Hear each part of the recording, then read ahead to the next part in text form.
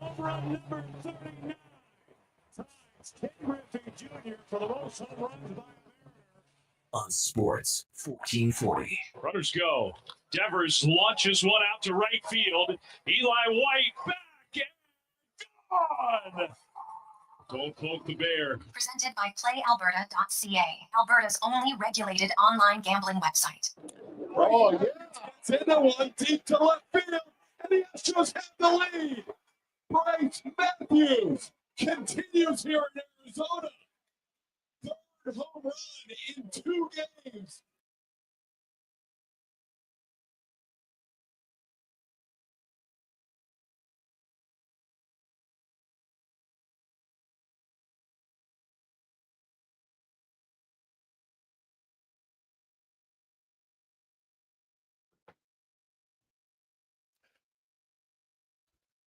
Well, a wicked Wednesday afternoon. How are you? And welcome to the Jason Gregor Show, Sports 1440, sports1440.ca, Oilers Nation, YouTube, Facebook, X, Instagram. Thanks so much for listening. Thanks for watching. As always, it's presented by PlayAlberta.ca, where tonight, 26 mil in the gold ball jackpot and the classic jackpot of $5 million. Get your tickets at PlayAlberta.ca, where tonight also is the rubber match. They got an odds boost going right now, and for the Jays to win, and but the Yankees to score 5+. Whew, plus 460, not bad. So check it out at PlayAlberta.ca. Alberta's only regulated online gambling website. Again, at home, Jays are the underdog tonight. Oof. You like the Jays, and man, what a game last night. Felt like a playoff game. Yankees get up early, a 3-run blast. Jays battle back. They ended up tying it, and then the Yankees win it in the 9th inning on a home run. And, you know, there is one thing that, as great as the Jays are playing right now, and, you know, hey, I know that last night he was 3 for 5, so it's probably not the best time to do it, but it's 3. Like, they need some more home runs from Vladimir Guerrero, right? Like, singles are great, don't get me wrong, but you need a big blast every now and then. I think he's got 1 home run in like his last 17 games or something like that. So you need a little bit more big bopperish from Guerrero, I think, at times for the Toronto Blue Jays. They're having a great year. It's not a bad thing, but it's just the truth. 1 swing gives you a run where 1 swing gives you a single. And the Yanks last night, 3 big blasts. So look at Vladdy's season. And I don't even care about the contract. Contract's contract. It just comes down to, you know what? Small ball's great. And the Jays, they grind. They force the opposition to make errors. And, you know, they beat out ground balls. They run the bases incredibly well. There's lots of things you like. But every now and then, you can make it a little bit easier with a few big bats. And I think it's great that George Springer's having, but George Springer at this stage of his career should not have more home runs than Vladdy Guerrero. I don't think that's asking too much. I just don't think that should happen. I would want a little bit more pop from Vladdy Guerrero. That's how, like, heck, Addison Barger has more home runs than Vladdy Guerrero. And hey, man, I love Barger. He's been a great story. And he's got 1 more home run, and he's had 100 fewer at-bats. Like, George Springer has what? I think it's 50 fewer at-bats. He's got 4 more home runs. Like, you need more big swings, I think, from Vladdy. Cons, where do you come out on this? Am I wrong? What do you think? No, I don't think that is a unreasonable request. He's only had 1 home run in the month of July. That came just a couple games ago against the San Francisco Giants. Then even going back, 4 in June. So no, I think that's totally fair. When you're Vlad Guerrero and, you know, you are known for your power, you're meant to be a power hitter. You got to drive in some runs. When the guys get on the field, you got to be the guy that gets them in. So I think that's totally fair. And, you know, hey, like you say, the contact's good. Had 3 hits last night, so you're not going to complain about it. But, you know, home run in that game, it's a different result. So I think that would be a fair request for him, especially guy. That's what he's known for, right? He's known for the power. I mean, you know, he's a streaky hitter. When he gets going, it's going to happen, but got to do it a little bit more frequently. Yeah. So 833-401-1440, 833-401-1440. Man, we got a loaded show for you today. Looking forward to it. Tyler Yaremchuk will join us. Isn't getting nervous yet. The big day is coming for young Yaremchuk. Although I think he's been engaged for like 19 years, so it's not. This maybe won't be that nerve-wracking for him. Dave Birkett will join us. We'll continue our NFL preview. The Detroit freaking Lions. Like, man, they're a lovable team. It's hard not. Now, I know Packer fans and Viking fans are probably like, what the hell are you talking about, Gregor? Maybe Bears fans, I get it. But like the Lions have been the lovable losers for a long, long time. And now they're competitive. They got a good team. Unfortunately, they got a key injury already. So we'll talk that. Steve Sir will join us. We're going to talk a little 3x3 basketball, some NBA. Also, he's coaching Mongolia. So we'll talk about that. Tony Granado, former NHLer. He's got a new show, a new documentary called Fight for Life that is coming out. It debuts on Monday, the 28th. The first episode is about Clint Malarchuk, which I think a lot of us saw what happened on the ice. But this is really about literally fighting for his life afterwards. Right? The doctors, the trainers on site that day were unbelievable. They saved his life. There's no, and you get a little bit lucky. I think if I was told by people that if he would have been at the other end of the rink, because he was at the end of the rink where the Zamboni entrance was right there. And if it would have been at the far end, that time might have been the difference between him living and dying. Like, it's crazy when you think about some of that. So Spec will be by.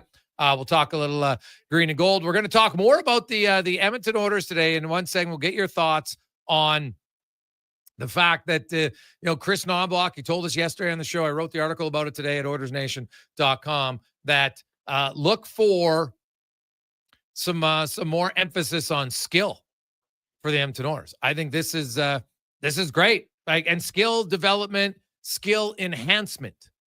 I love that. And I think skill enhancement's a better word. You're in the NHL, you've developed pretty good skills. Right? Even like the worst, like the number 6 defenseman in the NHL compared to 99% of hockey players is a very skilled player. But skill enhancement, even your best players, if they all can improve a little bit here or there. Like, look at the Edmonton Oilers. Last year, you look at where they were first in the NHL in shots on goal at 5-on-5. And they were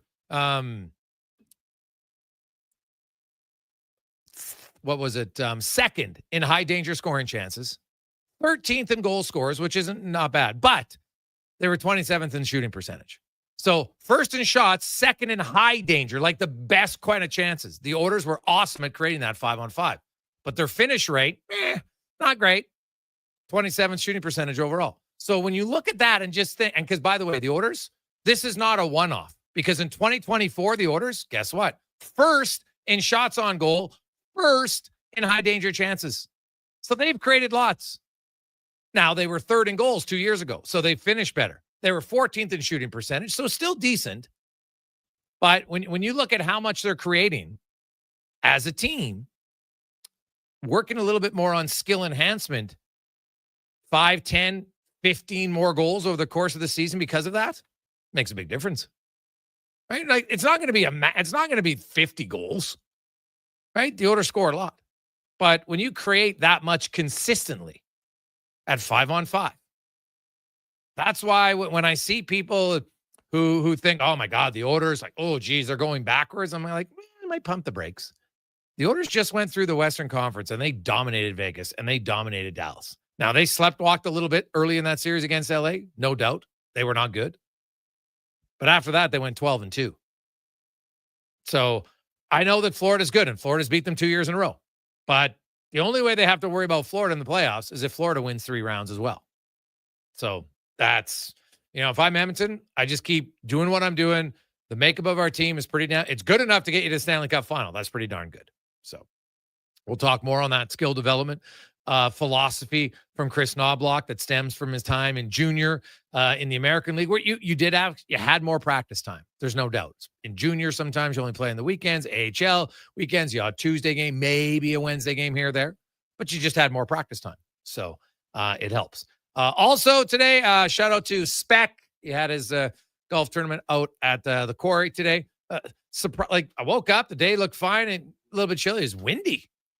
The wind did die down afternoon, but here's the big shout out.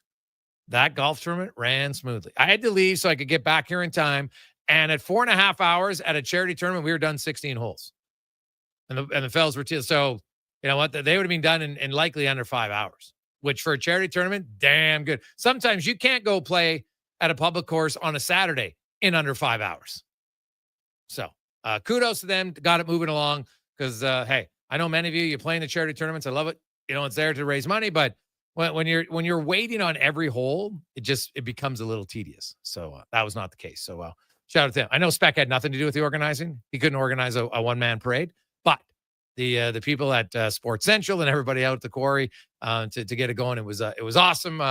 Shout out to the fellas from Fountain Tire that I got to golf with today, and we'll have a little fun with that later on in the show. Got a lot of texts coming in already. 833-401-1440. 833-401-1440. Hey, guys, curious on the Oilers. Do you think they'll get a goaltender? Well, they have two. Do you think they're going to get another one? I do believe the Oilers will be looking. And I think despite what some people suggest, I don't think they're looking for a clear starter. They're looking for somebody who's going to be an upgrade on Calvin Pickard. And that's not a knock on Calvin Pickard. It's just that's more attainable. That's just the truth.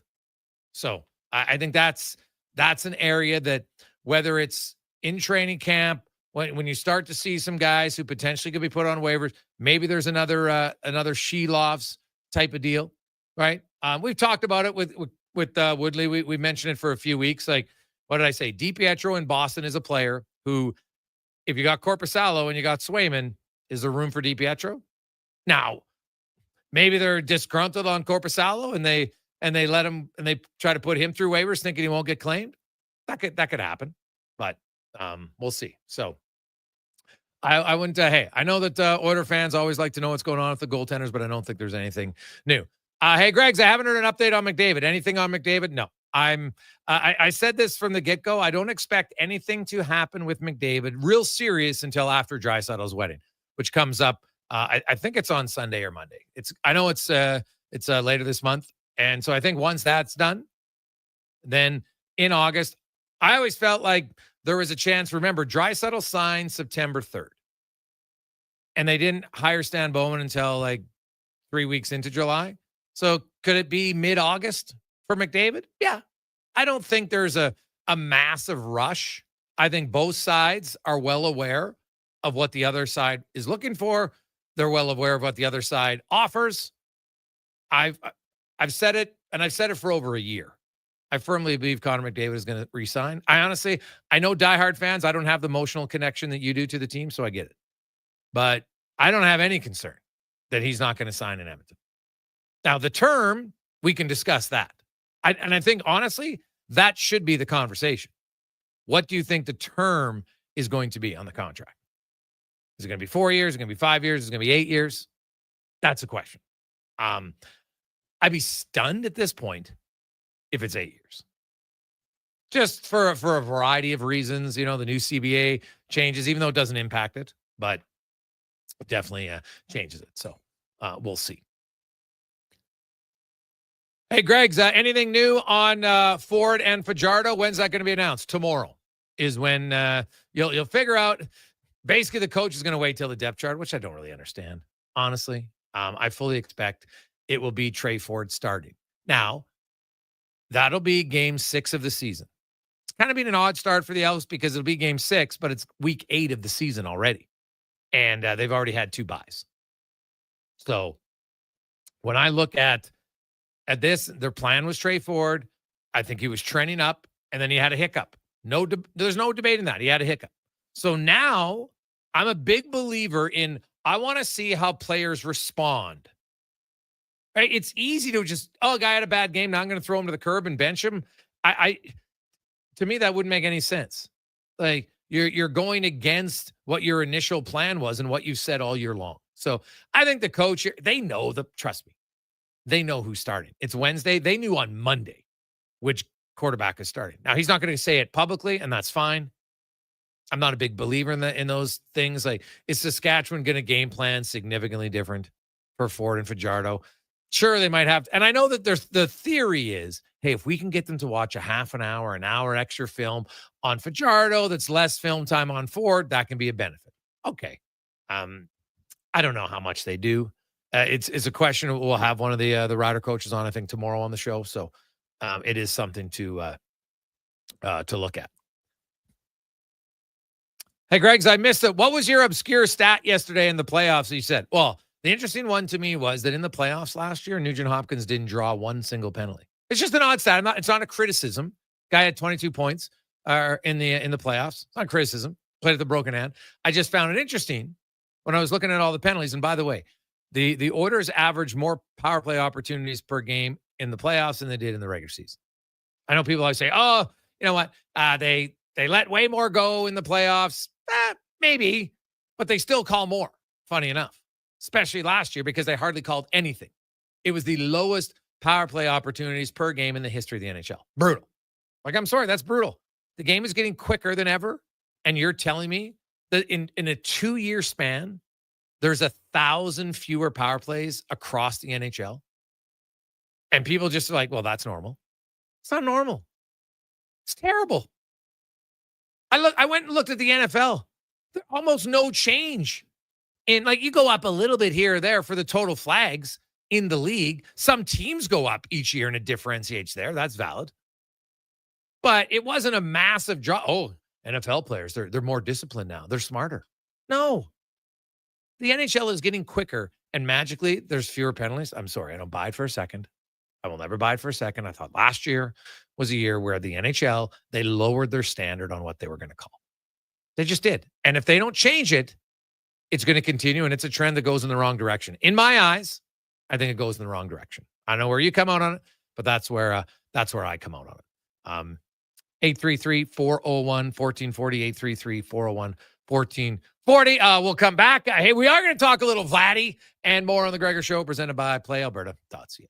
Want some good news? St. Albert Dodge is holding the biggest sale of the year on their in-stock Ram 1500 Sports. Every single one on the lot is discounted by a whopping $14,000. Yeah, 14 grand. And St. Albert Dodge has the best selection in Alberta. Over 90 Ram 1500 Sports to choose from, with great packages, including the Night Edition and GT models, all $14,000 off the ticket price. Get down there and see how easy it is to do business at St. Albert Dodge.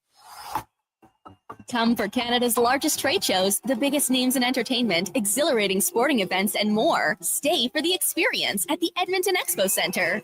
TNA Wrestling makes its explosive debut at the Expo Center on Friday, September 26th and Saturday, September 27th for back-to-back nights. Buy your tickets online today. Learn more about what's happening at the Expo Center by visiting the calendar of events online at edmontonexpocenter.com today. Reports suggest that Canadian taste buds are bored to tears. Another dull drink. Summertime smoothie experts everywhere are recommending a watermelon wake-up from Booster Juice. It's so smooth, cool, and refreshing. And ridiculously delicious. Enjoy the Watermelon Wave and Watermelon Explosion smoothies, available all summer long at a Booster Juice near you. Stay cool, Canada. Booster Juice, Canadian-born, blending since 1999. The sun is shining, the weather's warm, and some of Edmonton's favorite sports are back in season.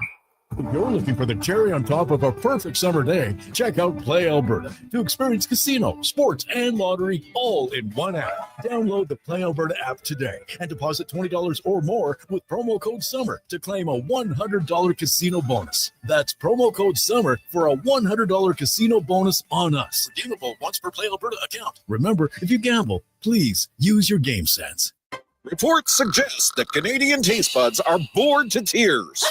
My mouth can't handle another dull drink. Summertime smoothie experts everywhere are recommending a watermelon wake-up from Booster Juice. It's so smooth, cool, and refreshing. And ridiculously delicious. Enjoy the Watermelon Wave and Watermelon Explosion smoothies, available all summer long at a Booster Juice near you. Stay cool, Canada. Booster Juice, Canadian-born, blending since 1999. Back by popular demand, the Operation 36 Junior Golf Program at Cattail Crossing Golf Club. Designed for kids ages 5 through 17, it combines instruction and on-course play, focusing on technique, strategy, and course management. Taught by certified CPGA pros. Only $325 for 4 weeks of instruction, plus 4 9-hole rounds of golf. Operation 36, Wednesdays 5:30 till 7:30 p.m. through August. Register at cattailcrossing.ca. Click on Junior Program or call 780-973-6686. The job isn't done until the last load is hauled, and having a semi-trailer out of commission is not an option. Whether replacing or adding to your convoy, Edmonton Trailer has a huge inventory of new and used semi-trailers, trusted by the gravel, logging, oil field, fluids, and freight industries. Find a trailer right for you online or at one of their 3 locations. For sales, service, parts, rental, and finance, when you're in it for the long haul, Edmonton Trailer. Missioner Allen Auctioneering's annual classic and collector timed auction is this Saturday at 10 a.m. Featuring vehicles from the 40s, 50s, 60s, 70s, and 80s, including sedans, coupes, muscle cars, restoration projects, and custom cars and trucks. Info at maauctions.com. Every morning, you look in the mirror and see less of yourself. Hair loss can feel like losing a part of who you are. But it doesn't have to be that way. Hi, I'm Dr. Vance Elliott. At Advanced Hair and Skin Surgery, we understand the pain of hair loss. Our advanced hair restoration solutions won't just bring back your hair, they'll help you face the mirror with confidence. Good morning, you sexy beast. Visit drvanceelliott.com today because it's time to be the man you remember. Mitchell Allen Auctioneering's annual classic and collector timed auction is this Saturday at 10 a.m. Featuring 1968 Ford Mustang 302 convertible and 1941 Chev 1573 pickup, plus many more classic collector and vintage vehicles to choose from. Info at maauctions.com. McDonald's sundaes in snack size shapes are $2, or get $1 cones exclusively on the McDonald's app. With those prices, your hands are going to be full of treats. Like Alex here. My phone. I got you. App download and registration required. At participating McDonald's in Canada. Taxes extra. Prices exclude delivery.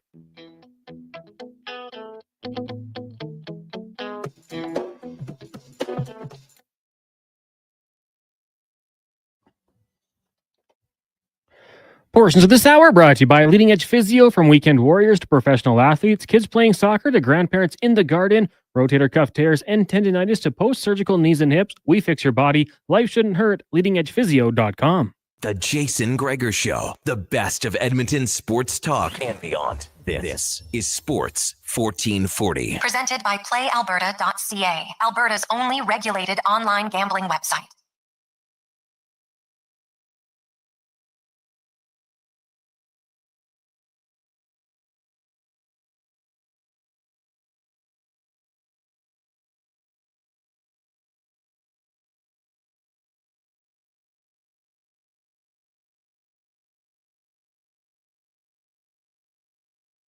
.22 Wednesday afternoon. Welcome back to the Gregor Show, presented by PlayAlberta.ca. We are going to talk a little the hidden gems. It's summertime, and the hidden gems right now of a movie that I don't care, that older movies that you haven't watched that should be watched now, because you probably have a little bit more time on your hands. And you know what? Like, you can get into some new shows and you're like, man, I commit 4 episodes and like, God, this sucks. It isn't that good. So what's something you know is going to be good that you recommend? Might be, you know what? They come back now. You get it on any streaming service. You can all find any movie you want. But today, our question is classics, or not even classics, because everybody knows classics. The underrated movie that you recommend for people to watch, and why? What makes it underrated? 833-401-1440. I got a few. We'll get to those a little bit later on. But first, we're going to get to the oil report, brought to you by Volvo Cars Edmonton. 13-time Excellence Award winner in sales and service. And they got just a week left on an unreal deal on XC60s, 90s, XC40s, where you can lease anywhere from 0.49% up to 1.49% and save $300 to $7,500 on the 40, the 60, or the XC90 plug-in hybrids. Check it out today at playalberta.ca as Tyler Yaremchuk joins us. Ty, how you doing? I'm good, Greggs. It's a beautiful summer day.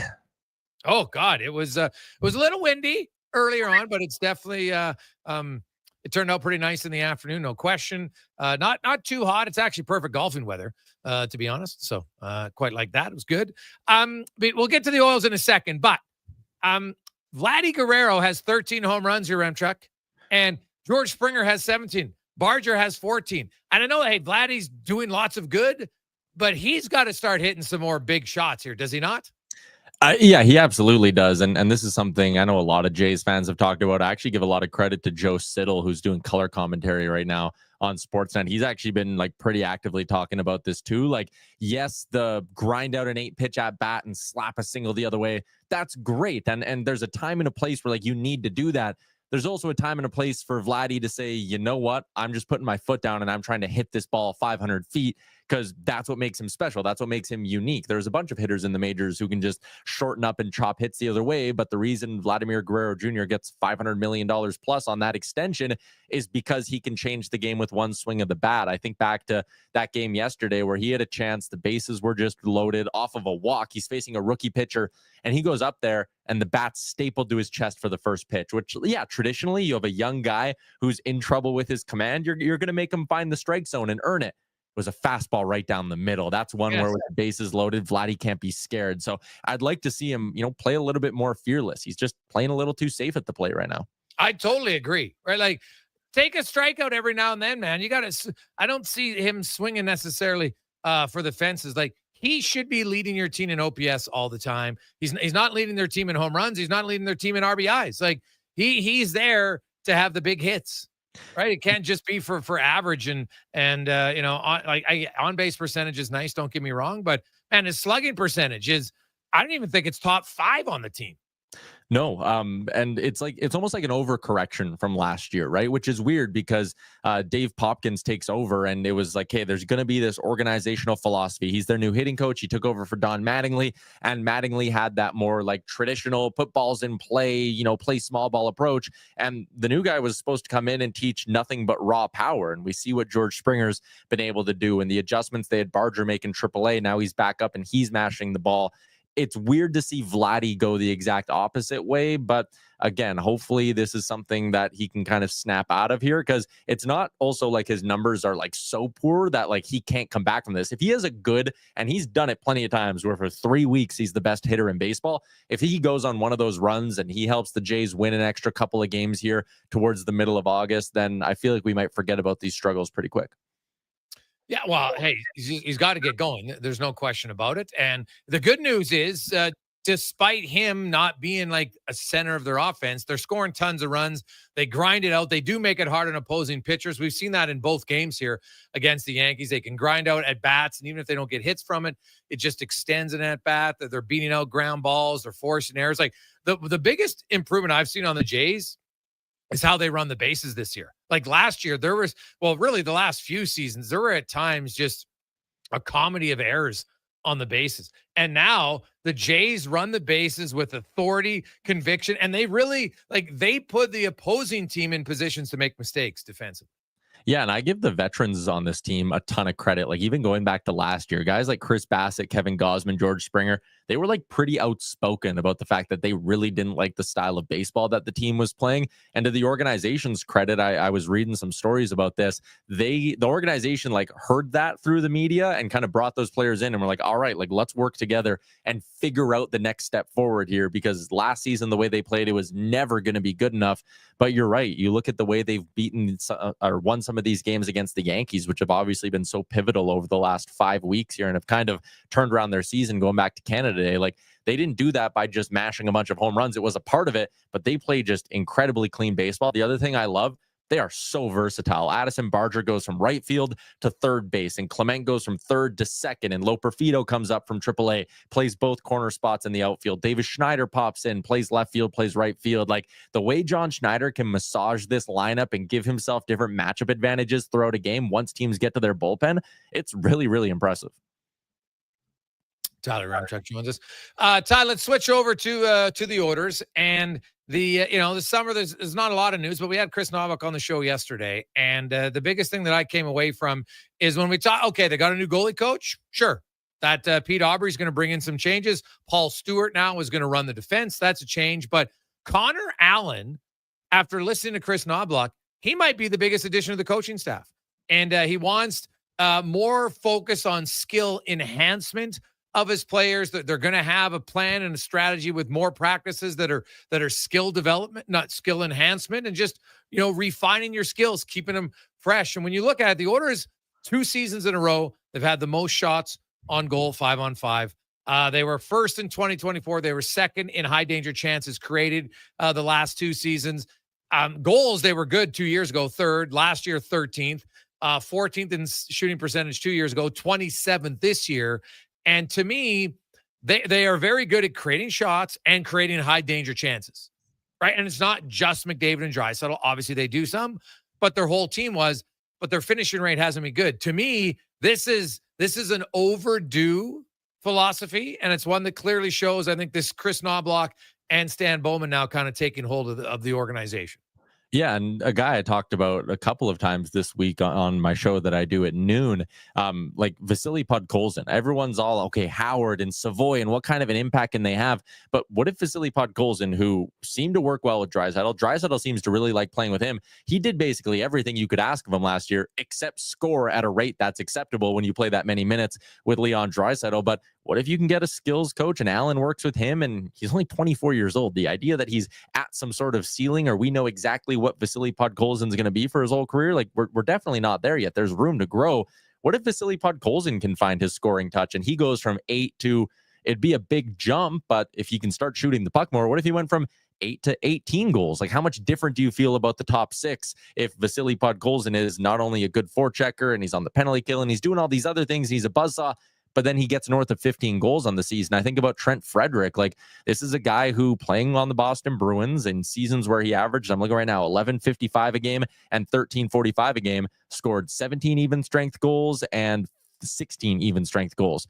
Okay, what if Trent Frederick on a third line can score you 16 or 17 goals away from McDavid, away from Draisaitl, just doing his own thing in the bottom 6? What if he can get a little bit more of his touch back? I know he didn't really have it last year, even in the regular season with the Bruins. Like, yes, there's a lot of talk about what the Savoys and the Howards can do, but that emphasis on skill development, I'm very curious about what it can do for guys like Podkolzin and Frederick, because those guys can be difference makers in the top 9.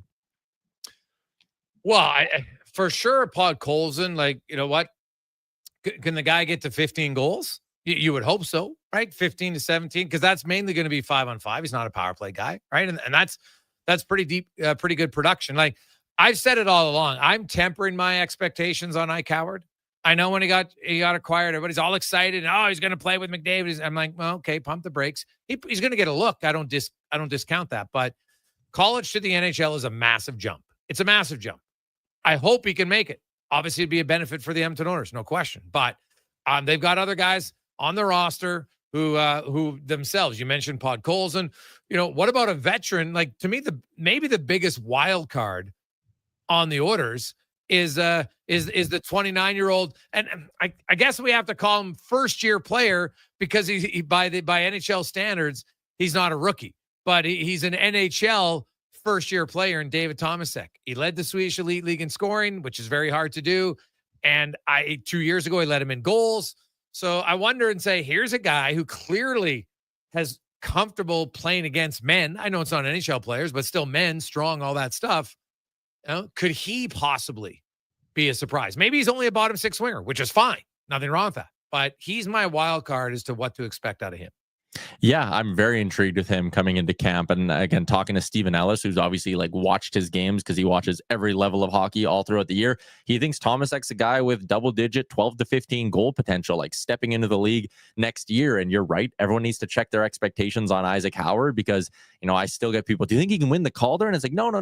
If Isaac Howard gets you 15 to 18 goals next season, assuming he doesn't get a ton of power play time, so that's all 5-on-5, that's a massive win. That is an unbelievable rookie season. And for a guy like Tomasek, I feel like the floor is actually maybe a little bit higher than a guy like Howard. Howard might need to be someone who's in your top 6, or he's down in Bakersfield working and developing and getting those important minutes that he needs. Tomasek might be able to fill a role where it's third line playing with whoever, Nuge, Frederick, throw the names out there.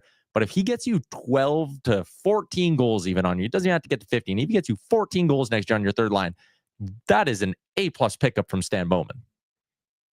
Oh God, yeah, 100%. And when you look at it, because we have some text saying, "Hey, Gregor, Calder Trophy winners are rarely on playoff teams." Not lately.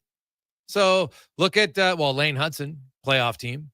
Matty Beniers, 2023, Seattle, playoff team. Makar with Colorado, playoff team. I think I got to double check, but I'm pretty sure the Wild were a playoff team with Kaprizov in 2021. I think the Islanders made the playoffs with Barzal in 2018. I know Matthews did in 2017. So that's quite a few here in the last decade that are like, obviously Connor Bedard wasn't, Mo Sider wasn't, sure, but there's been more who have. So yeah, you can do it. It's going to be obviously very difficult. You know what? If he wins Rookie of the Year, that means he's having an unreal season. Let's call a spade here. So, just having a good year would be fantastic, whether it's him or Matthew Savoy. Like, who do you think at the end of the year, if both players are healthy, who averages more minutes in the NHL and who has more production? I'll say Savoy averages more minutes. Again, he got his little cup of coffee last year. I know they're happy with how he killed penalties down in Bakersfield. I know that's something he was really focused on last year down in Baco. So I think Savoy, in terms of minutes, if they're both, let's say they're both playing a top 6 role out of the gate, I actually maybe like Savoy's chances of sticking up there a little bit more. I liked what he did in that little bit of games in those few games last year. I think he's stylistically a really nice fit with Leon Draisaitl. And if he's going to get you 45 seconds to a minute on the PK every game, every other game, however those numbers usually break down, then I'll go ahead and say that Matt Savoy ends up playing more minutes. And again, you talked about the jump from college to the pro level. Matt Savoy's had a season of playing against men, and he was productive down in the AHL. Those are really good numbers when you look at NHL equivalency things. The idea of Matt Savoy being a 40-point guy next year in the NHL, it's not that all far-fetched. And if he's playing with skill, maybe he gets more than that. I think I'm higher on Savoy than Howard in terms of making an impact over 82 games next year. Totally random question for you. Did you happen to see the new Cleveland Browns unis this year? Did you see? I saw the release video of the helmet where someone fell into the river. I did see that. Yeah, I'm gonna look them up. But it's basically all brown, right? The number is orange, and you saw the helmet how it has just 2 stripes down the middle with the orange, and then it's brown on the side. It's a lot of brown. It's brown everywhere. The pants are full brown. There might be one little, I think it might be the Nike logo, the orange logo just on the in the top left. But is that not the darkest solid color almost other than a number that you can think of in the NFL? Yeah. And usually I'm a big jersey guy. I'm usually a fan of a nice crisp 2-tone jersey. I don't think brown is the one to, especially brown with orange. If it was brown with just white, maybe it's got some pop, and that's similar-ish to what they wore last year, just looking through some of the photos. But the all brown it's certainly a choice. I kind of like Cleveland's orange helmets. Thought it worked. So this is, now I'll be curious. And I think they call it they're only going to wear it, I think, 3 times a year in their Alpha Dog games, DAWG. And hey, I do love the dog pound, by the way. No, it's fantastic. Those guys who show up with the big dog heads, that's pretty awesome, actually. That's a place I would like to go just for that.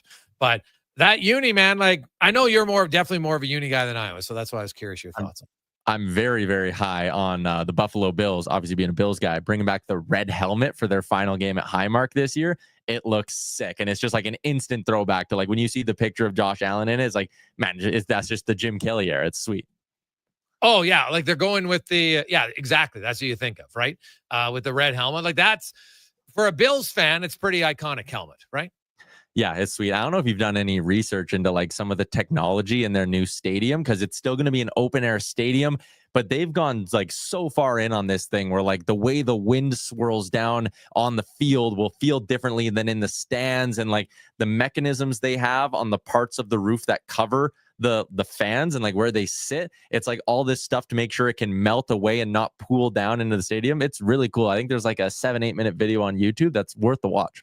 And so that stadium is going to be open next year? Yeah, not this coming season? This is the last year at Highmark, which is why they're doing the red helmet for their final game at the old stadium. Final game. And what's the capacity at the new one? I think it's like well north of 20. I don't know what the capacity of. Oh, it's got to be more than that. Yeah. It's got to be close to 40, isn't it? Oh, yeah. Sorry. Wait, I don't know why I was thinking 20. The current one was 70. So, yeah, I bet you the new one's probably right around there. 63,000. Stadium is 70? Holy, I didn't even know that. Wow. Yeah, that is wild to see. I've been in there when it's full too, and it's like they desperately needed a new one because trying to navigate your way through that old stadium when it's full is tough. But yeah, Google's telling me the new one's 63. Yeah. So now, are you saying the new stadium, because of how it's constructed, that they won't be hiring fans to shovel snow at $20 an hour now? Like, is this going to have like self-melting in the crowd, in the stands? And I think it's like covered enough so that the snow should never really get to the seats all that much. It should just be like just the field is almost in the elements and the fans are out of it. But I also thought that was always ridiculous. It's like a multi-billion-dollar team. And they're like, can someone please come $20 an hour, shovel snow? So you can't hire like an actual business? Yeah. Well, I don't think a business has that many shovelers. That's probably the problem is. Now, have you been to Seattle for a game? Yeah, I've been to a couple. I've been last couple of years. Because it is so loud there. Like it's built where the sound, like I remember the first time I was there, I was like, oh my God, like this is almost too loud. Like when the opposing offense gets on the field and the fans are just, like that's what they do. Like, I'm like, what? It's not even like, it's just, it's like the Jim Carrey. Is this the most annoying sound ever? I'm like, yeah, it was so loud, but I get it. And the fans are into it. And the way the sound is, I'm just like, oh my God, I am deaf and I'm in the crowd. I just imagine what it would be like on the field. So it'd be kind of unique if they could somehow take what the player sound is on the field and you understand. Because I talked to the Elks in their home opener, the season opener this year in BC Place, 52,000 fans. And they said, you literally could not hear anything. Like for a lot of players, like that was the loudest they'd ever been in. And so and on TV, it seemed loud, but it's how the airflow funnels and how the sound comes down. And when the crowd's going bananas, you can't hear anything. And I think that's the thing Seattle does too. Like, do they not have some sort of the technology that keeps everything in? So like that sounds ricocheting and echoing all over the place. And yeah, I mean, it was loud. I went there for a Seahawks Commanders game a few years ago. That was crazy. When I went last year though, Seahawks Bills, it was like 40% Bills fans. So it definitely wasn't the same. No, and it's just incredibly loud in there. So I'd be wild to go to a Bills game for that. Any other of the teams that are bringing out their unique unis or helmet that you enjoyed that aren't the Bills? That aren't the Bills. Who else? I haven't even really been all that. The Saints have that new cream colored one, and I think that's pretty sharp. I think that's an underutilized color in sports. And I think the Steelers were the ones who have like the vintage ones, the throwbacks to 1933. If you look those up, those are pretty cool. Like they're unique. If they wore them every game, I'd be like, that's gross. But like as a one-off to do a throwback to like 90 years ago or whatever, I think that's kind of cool.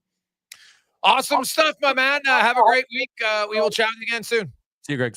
That's Tyler Yaremchuk from Oilers Nation and Daily Face. I'm curious about Browns fans. Do you like that? It's a little different.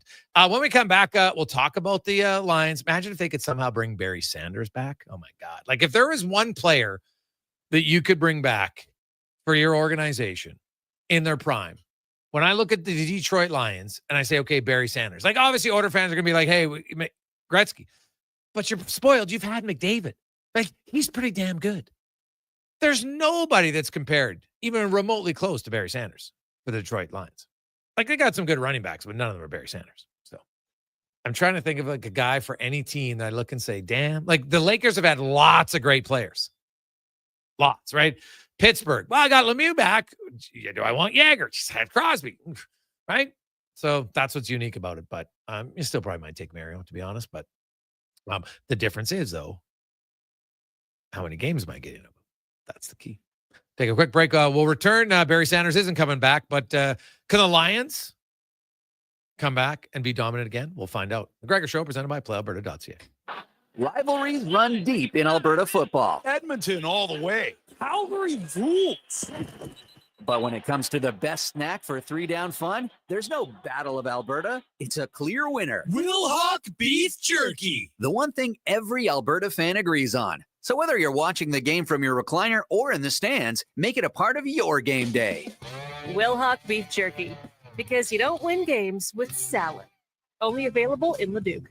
You have a choice, and it's a hard one. GMC employee pricing or 0% financing at Wolf GMC Buick. A hard choice, but also super awesome. Get GMC employee pricing on our Sierra lineup, from the Sierra half-ton to the heavy duties. If you have cash, get discounts over $12,000 on many of our Sierras, along with GMC pricing. Or choose 0% financing on our Sierra half-ton lineup. And what a great selection of GMC terrains and fabulous Buick SUVs to pick from. So many choices. But one thing's for sure, you are getting the best deal at Wolf GMC Buick. Whether you're a craft beer connoisseur or more of a wine aficionado, there's always something new to discover at Sherbrooke Liquor, a unique, family-owned, independent liquor store. The selection? Incredible. The non-alcohol section is also very impressive. Sherbrooke Liquor, expert, knowledgeable staff with a passion for unique finds. More than just a liquor store, we're a community. Alberta's best, the one and only Sherbrooke Liquor. Wine, spirits, and oodles of beer. Visit SherbrookeLiquor.com. Scott McGilvery here, HGTV host and renovation expert. The one upgrade I know homeowners will love: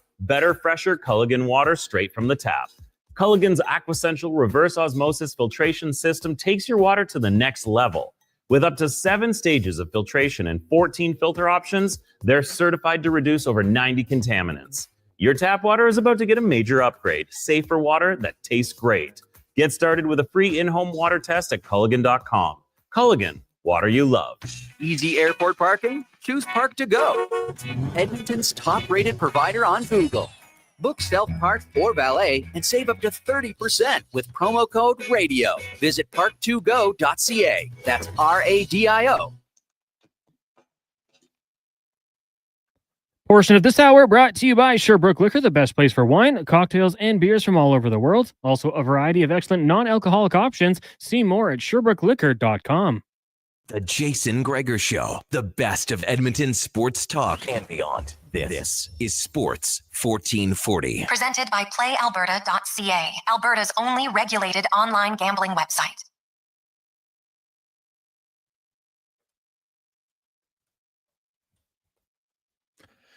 Rolling through a busy Wednesday afternoon. Welcome back. It is the Gregor Show, presented by PlayAlberta.ca, where you can get in the OG of lottery tonight, the Lotto 649. Get your tickets. PlayAlberta.ca, $26 million in the gold ball jackpot and the classic jackpot of $5 million at PlayAlberta.ca. As we get to our NFL report, brought to you by Legacy Heating and Cooling, home of the no payments, no interest for 1 year on your AC unit. Stay cool all summer long at legacyheating.ca. And today in the NFL, we're going to stop in Detroit as Dave Birkett joins us from the Detroit Free Press, longtime Lions reporter. And Dave, the Lions are good. And they look like on paper, they should be really good. The unfortunate part about the Lions is that injuries have arguably been their biggest opponent here. I don't know if there's a team that's been decimated by more serious injuries than the Lions lately, and this season's already off to a bad start. No, you're right. I mean, a lot of people in and around the team think that, their hopes were sort of torpedoed by the injuries they had last year. And just to recap, half their defense, 5 starters at least, finished the season uninjured reserve. Aiden Hutchinson, Aleem McNeil, Marcus Davenport, obviously some key players on the defensive line. And, Aleem is not healthy yet. I know Brad Holmes has said this week that he's maybe a little bit ahead of schedule from the sort of mid-season return they were expecting. But Levi Onwuzurike, another starting defensive lineman, out for the season. Josh Paschal, a guy who was going to be in the rotation up front, he's out for at least another month, probably a little bit longer. And so, yeah, it's life in the NFL. There's a lot of injuries to deal with, and the Lions certainly have their share already. Yeah. So kind of give us a rundown. Which early injury is the one that has you the most concerned? Well, I think the Levi Onwuzurike one was the most unexpected one, right? Lee McNeil was hurt late last season, and they knew he was going to be out. Malcolm Rodriguez was hurt late last season. They knew he was going to be out. Levi was a guy that, early on in the spring, they were counting on to play a rotational role up front, probably be a starter right away at defensive tackle, play some big end. And, without him, it's the rookie first-round pick, Tyleik Williams, has been the one that's taken all the starting reps at defensive tackle next to DJ Reader. So, they have some depth up front to combat some of those injuries, but you never like losing bigs early in the season. And, the reality for the Lions is that they're still a little bit thin at the pass rush spot too, at the defensive end spot. And I expect them to make a move here before, the real games begin. But, to me, they still need a little bit of help on that defensive line. Now, when you say expect them to make a move, talking trade? No, I think it's, far too early for that. But, obviously Zadarius Smith is out there who they cut. I don't know what the money situation is there, if he's going to come back. Matt Judon's a free agent. Just one of those sort of pass rush vets that you could get for a couple $1 million and plug in, sort of like Von Miller signed here recently. Yeah, okay, that's fair. And hey, you know what? A lot of those signings, man, it just makes a difference, especially because if you look at it, I think like what's the status on Paschal and Wingo? Like how hurt are they? So, Dan said Mekhi Wingo, obviously he finished last year on injured reserve too, played a little bit as a rookie. He's going to be back somewhere around the start of the season. He's on the PUP list right now. Whether that means he'll be ready to start the year or have to spend the first few games on PUP, I guess remains to be seen. And Josh Pascal's about the same boat. Both those guys Pascal at least has been dealing with injuries his entire career, sort of like Levi Onwuzurike. So while the Lions were counting on him, if you take a step back and you look at that, maybe he's the guy that they shouldn't have been counting on for very much, given his injury history. Dave, look into the offense now.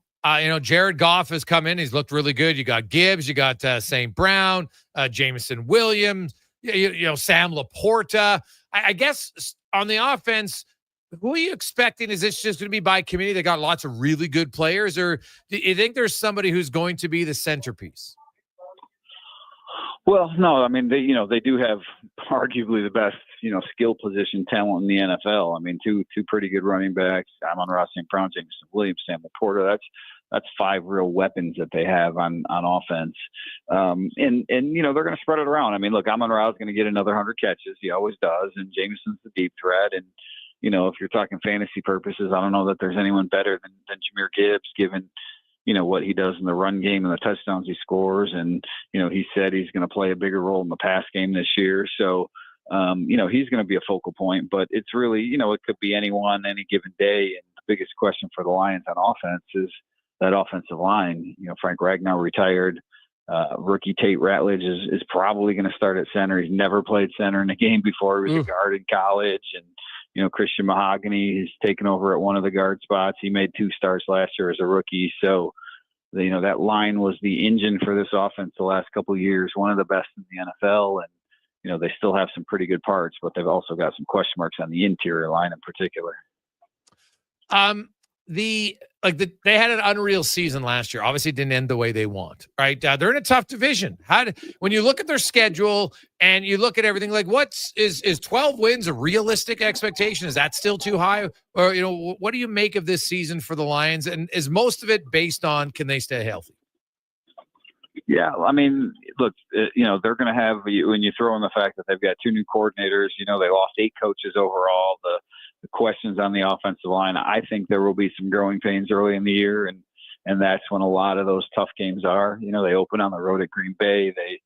First half of the season, they're going to Baltimore and Kansas City and Philly and Washington I think all those games are before Thanksgiving. So, if I'm, being realistic about this team, I think they're probably a 10 or 11 win team. It's a step down, a significant one from 15 wins last year, but I also think they're the type of team that if they stay healthy, they could maybe catch fire late in the season when that schedule lightens up a little bit and be a really hot team going into the playoffs.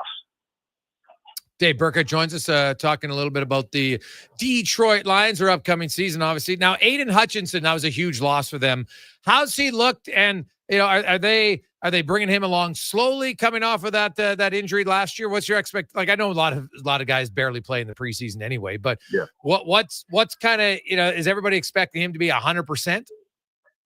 Yeah, he's not going to play in the preseason, but he's out there taking, every first team rep with the defensive line. So, I haven't got any sense that the Lions have any great fears or concerns about him coming back.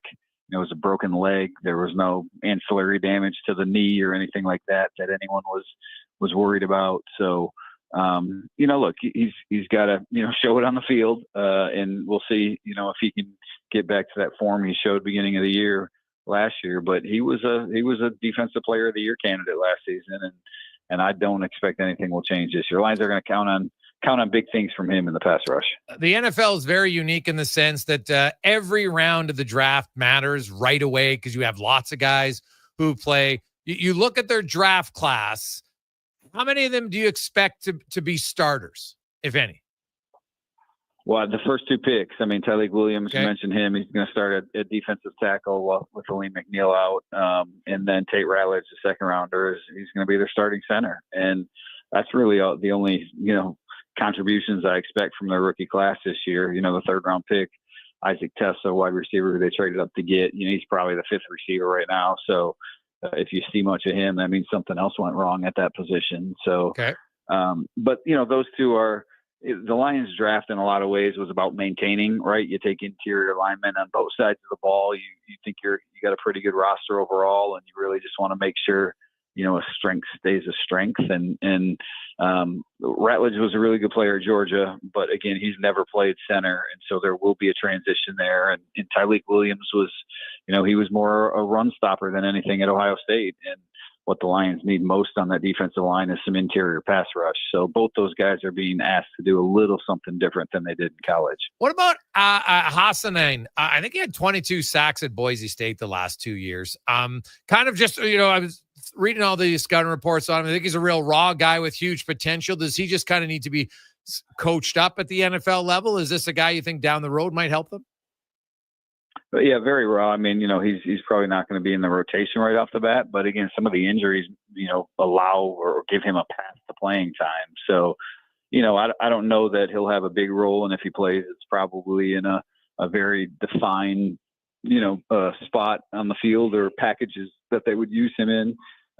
Right now, it's going to be Aiden Hutchinson, and it's going to be Marcus Davenport and El-Kadin Muhammad, who, played well in the second half of the year last year. If they started to sign him off the street, I would expect him to be the number 3 defensive end until they start getting some of those players back up front. Pat O'Connor, another vet, will have a role too. So, Hassanian, I think he'll be hard pressed to crack the lineup week 1.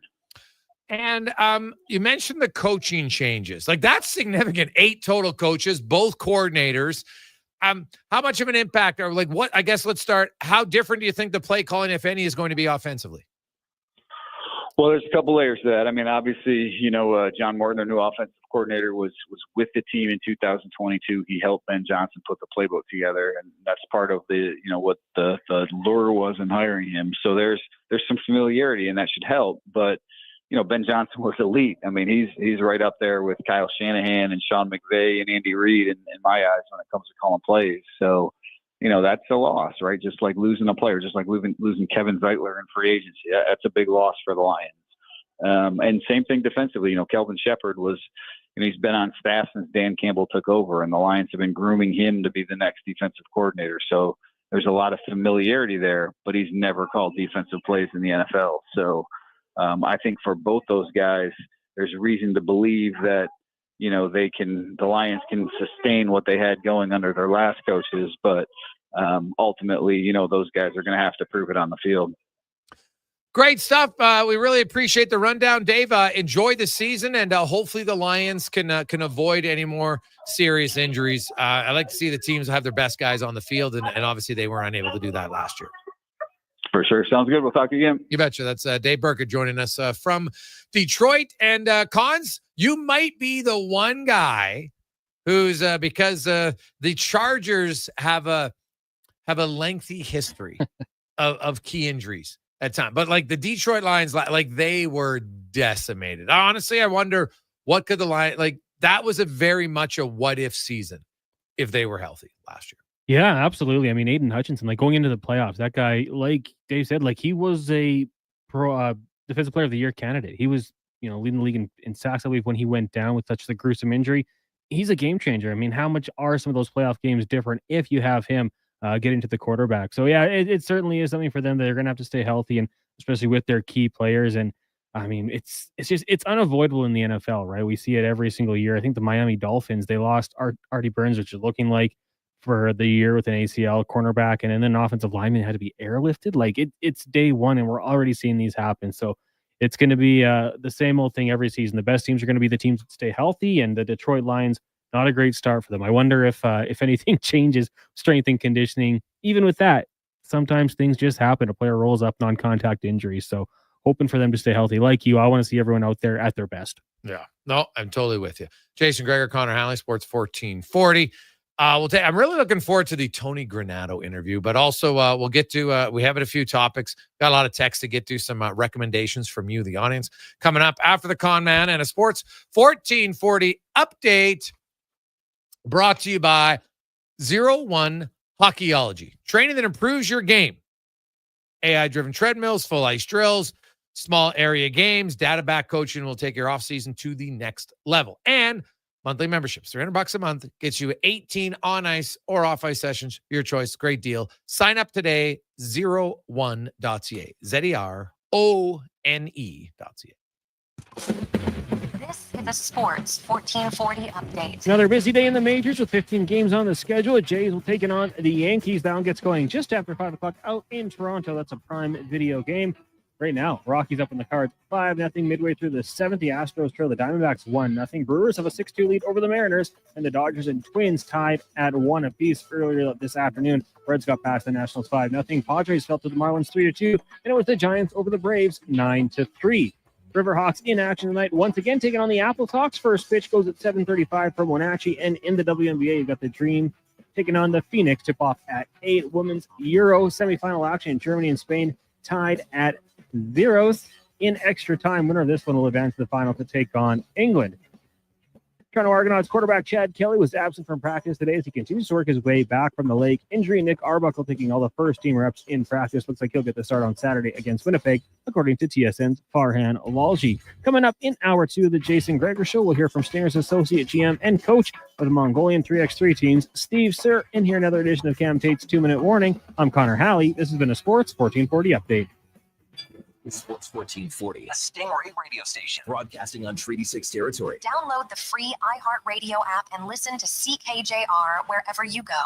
The sun is shining, the weather's warm, and some of Edmonton's favorite sports are back in season. If you're looking for the cherry on top of a perfect summer day, check out Play Alberta to experience casino, sports, and lottery all in one app. Download the Play Alberta app today and deposit $20 or more with promo code SUMMER to claim a $100 casino bonus. That's promo code SUMMER for a $100 casino bonus on us. Redeemable once per Play Alberta account. Remember, if you gamble, please use your game sense. For Arcelli hockey fans, your partner in power just skated onto the ice. EWEL.ca, the new e-commerce website for electrical wholesalers Edmonton, is ready for the power play 24/7, 365. UL skates to where the puck will be in 5 years. Now that's forward thinking. Killer selection slamming products from the best. Oh, wicked Wednesday afternoon. How are you? And welcome.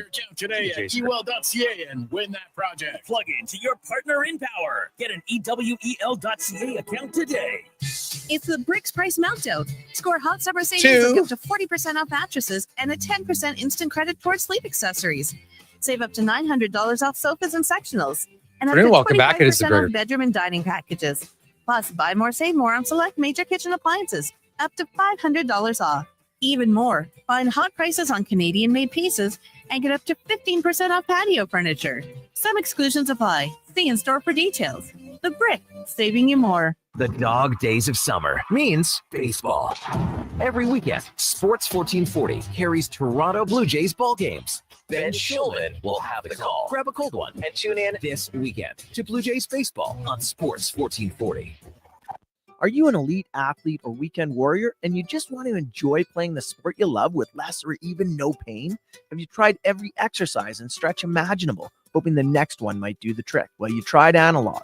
At Leading Edge Physiotherapy, we believe healing can move along better and sometimes even faster with evidence-based technology techniques and the people who know how and when to apply it. StimPod, zero-gravity treadmills, radial shockwave, and so much more at your fingertips when you click to find us at leadingedgephysio.com. Mr. Rooter rides in a hot air balloon. Oh, wow. You can really see it all from up here. The river crossing the city like a water line, the Walterdale like PVC pipes, and the cars circling the Anthony Henday like waste swirling a toilet bowl. Which reminds me, which way to the bathroom? There's no toilet in a hot air balloon. Well, I will have to remedy that. For a plumber who soars above the others, trust Mr. Rooter. I'm Colin Livingston, president of Cantork. Since 2016, we've been at the forefront of hydraulic torque wrenches in Canada. I'm delighted to share our latest venture, in-house production for quicker turnaround, superior quality, and heightened versatility. Experience excellence at cantork.com. It's road trip season, and that means loading up on the road trip essentials like snacks, tunes, and Hondas. Sherwood Honda has fuel-efficient, dependable SUVs, hybrids, crossovers, and more to take you up, down, and all around this province and beyond. Travel in comfort and safety, going where you want to go, when you want to go, stopping to see whatever catches your imagination on the way. Summer road trips make memories that sure would last. Start yours off right at Sherwood Honda.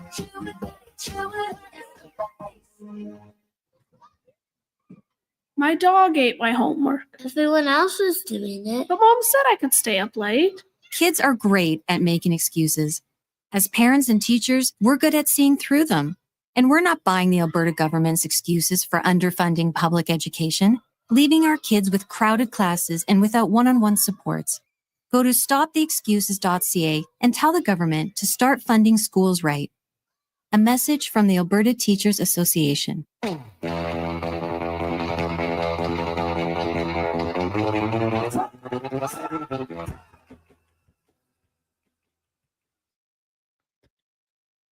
Portions of this hour brought to you by Crystal Glass, your clear choice for residential windows, locally manufactured and installed. Crystal Glass provides a beautiful product and incredible customer services for all of your residential needs. Call 310 Glass or visit crystalglass.ca for a quote. The Jason Gregor Show, the best of Edmonton sports talk and beyond. This is Sports 1440. Presented by PlayAlberta.ca, Alberta's only regulated online gambling website.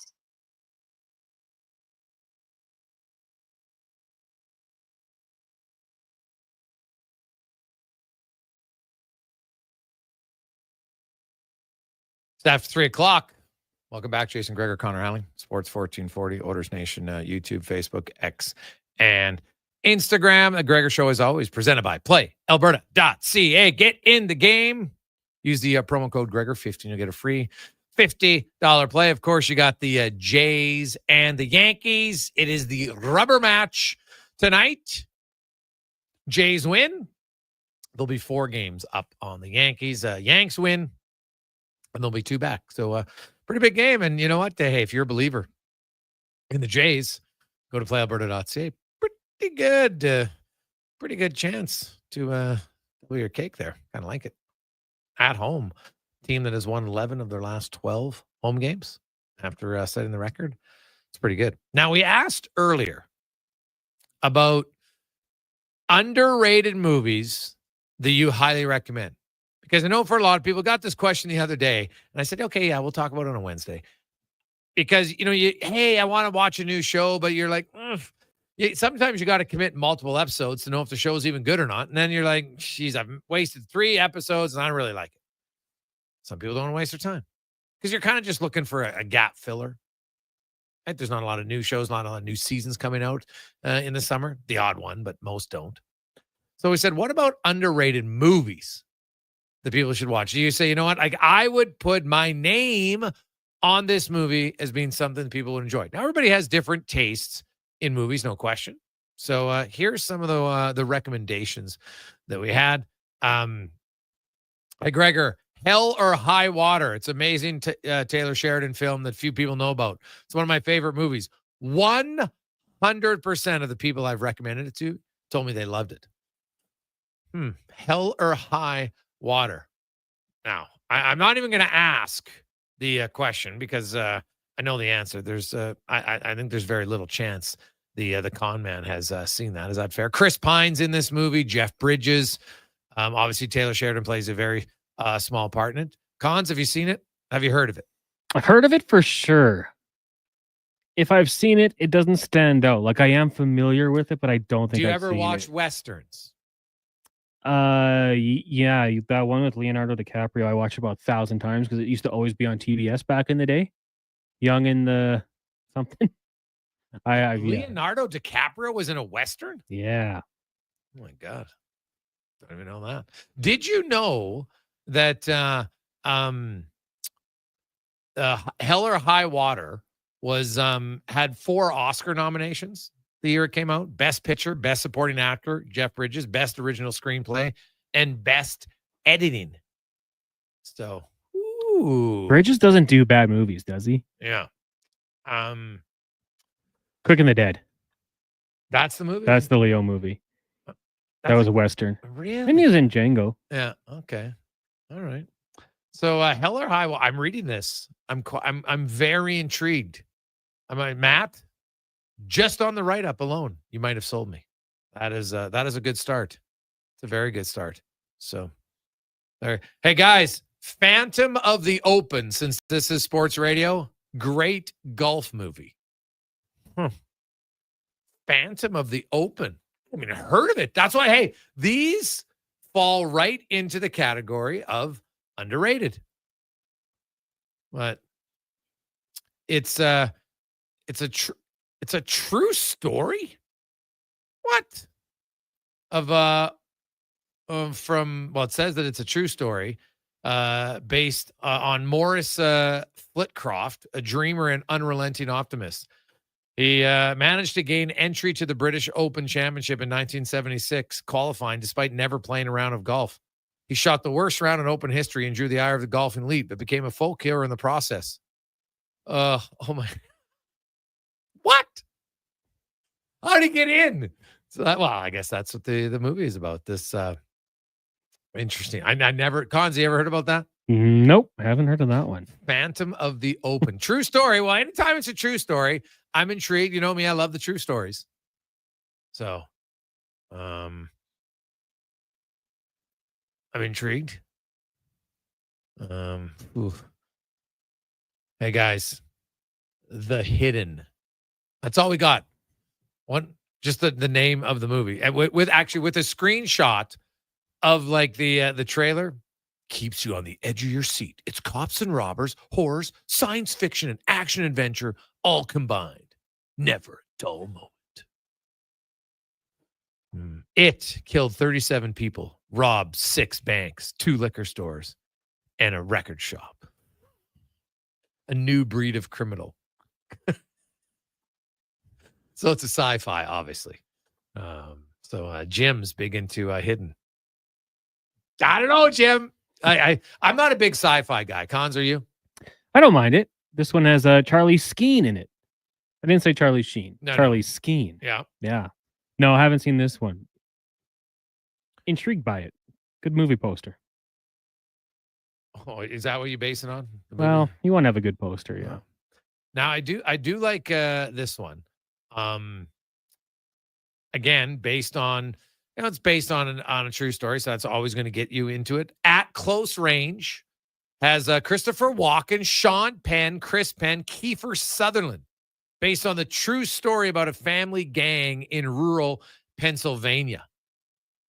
Whew. Guys, the movie grossed less than $3 million and lost money, but thank me later. Unreal. At Close Range. Well, man, I tell you right now, Sean Penn, really good actor. So this is like an 80s movie. So here's my question, though. Does it age well? Because it's hard. Some 80s movies just don't age well. Just how they were shot. Obviously, a lot has changed in the digital world in what movies can do now. So I'm just curious. Has it aged well, Northside Lou? So there you go.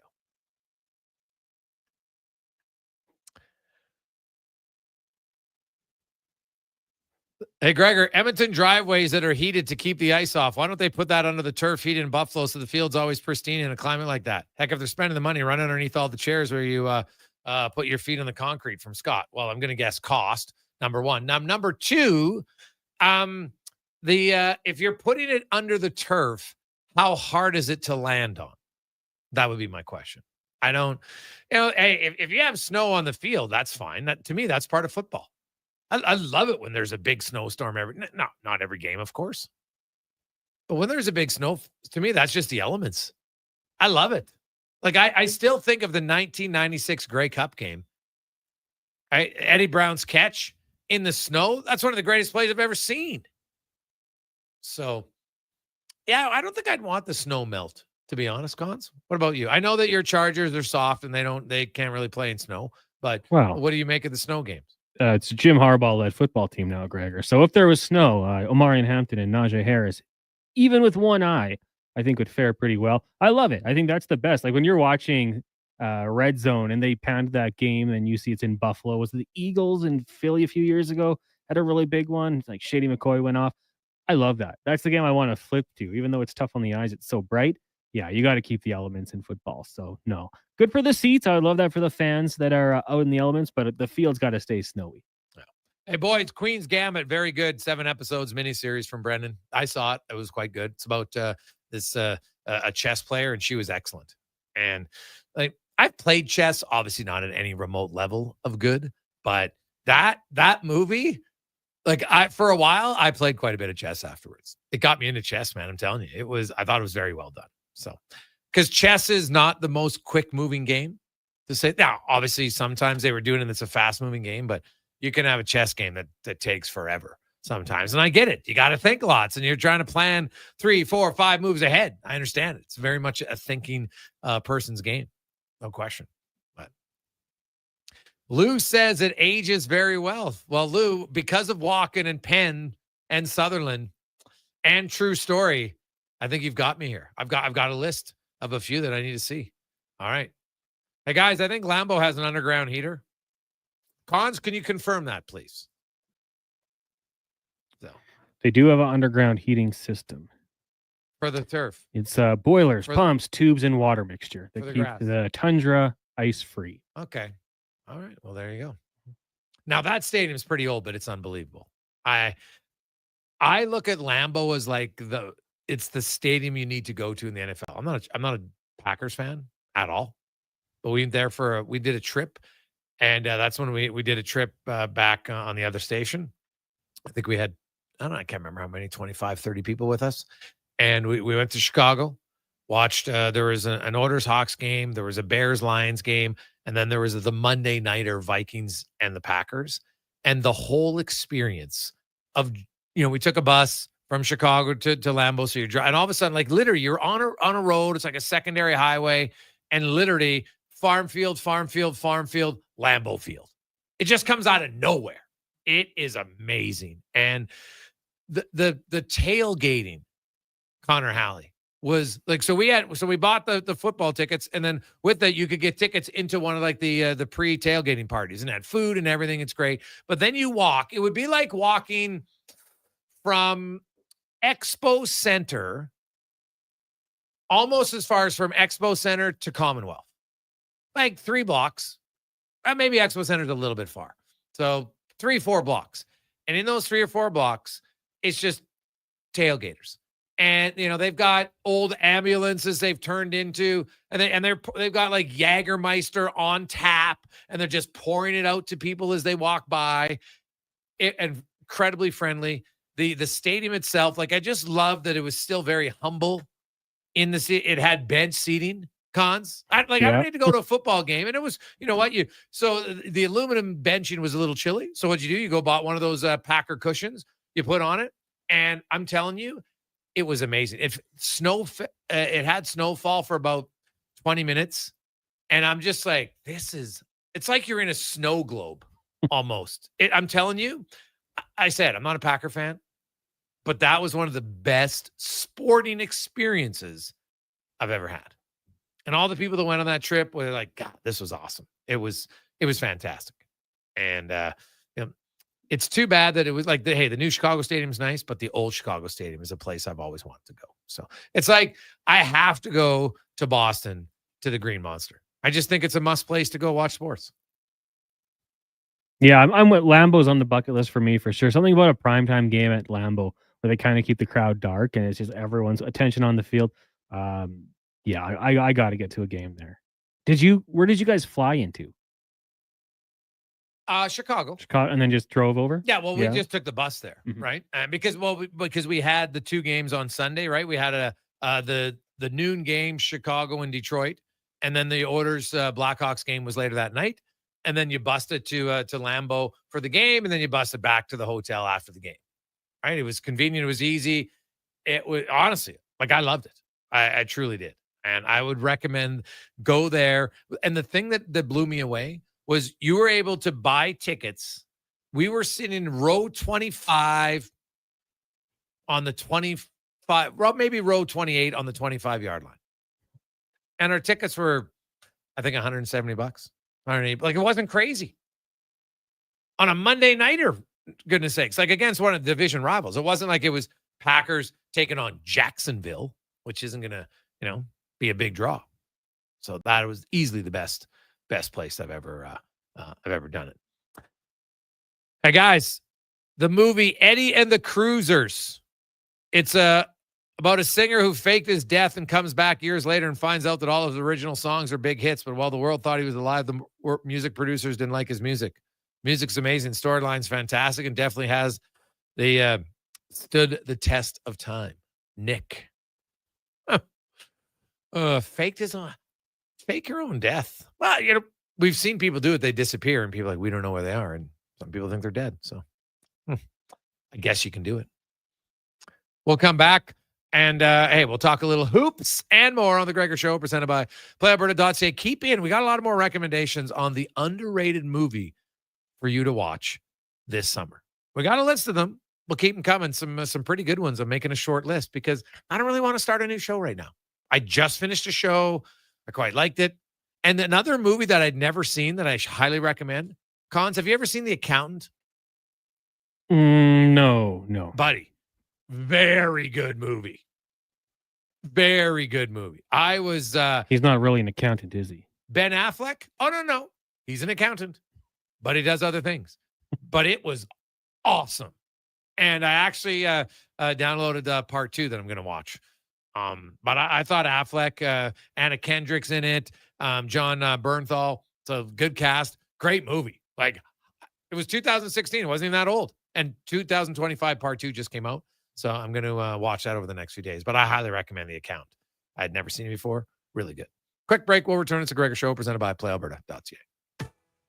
Summit Restaurant, located in the heart of the Silent Ice Center and just minutes from South Edmonton Common. Summit is your destination for exceptional house-made pizza, delicious entrees, and expertly crafted cocktails. Experience the perfect blend of flavor and ambiance in a modern setting.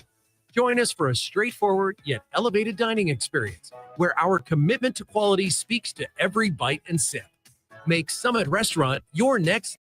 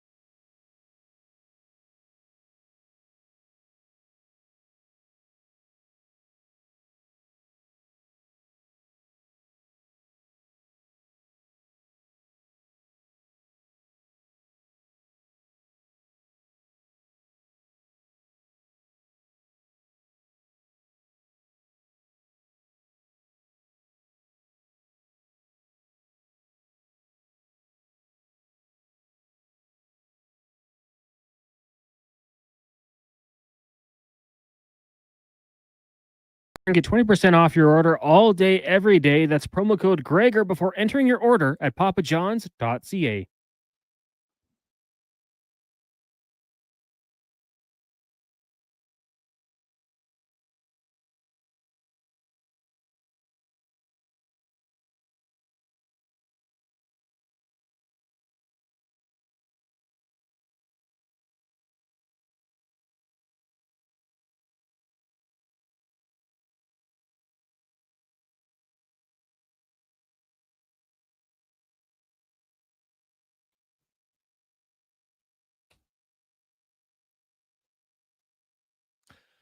.327.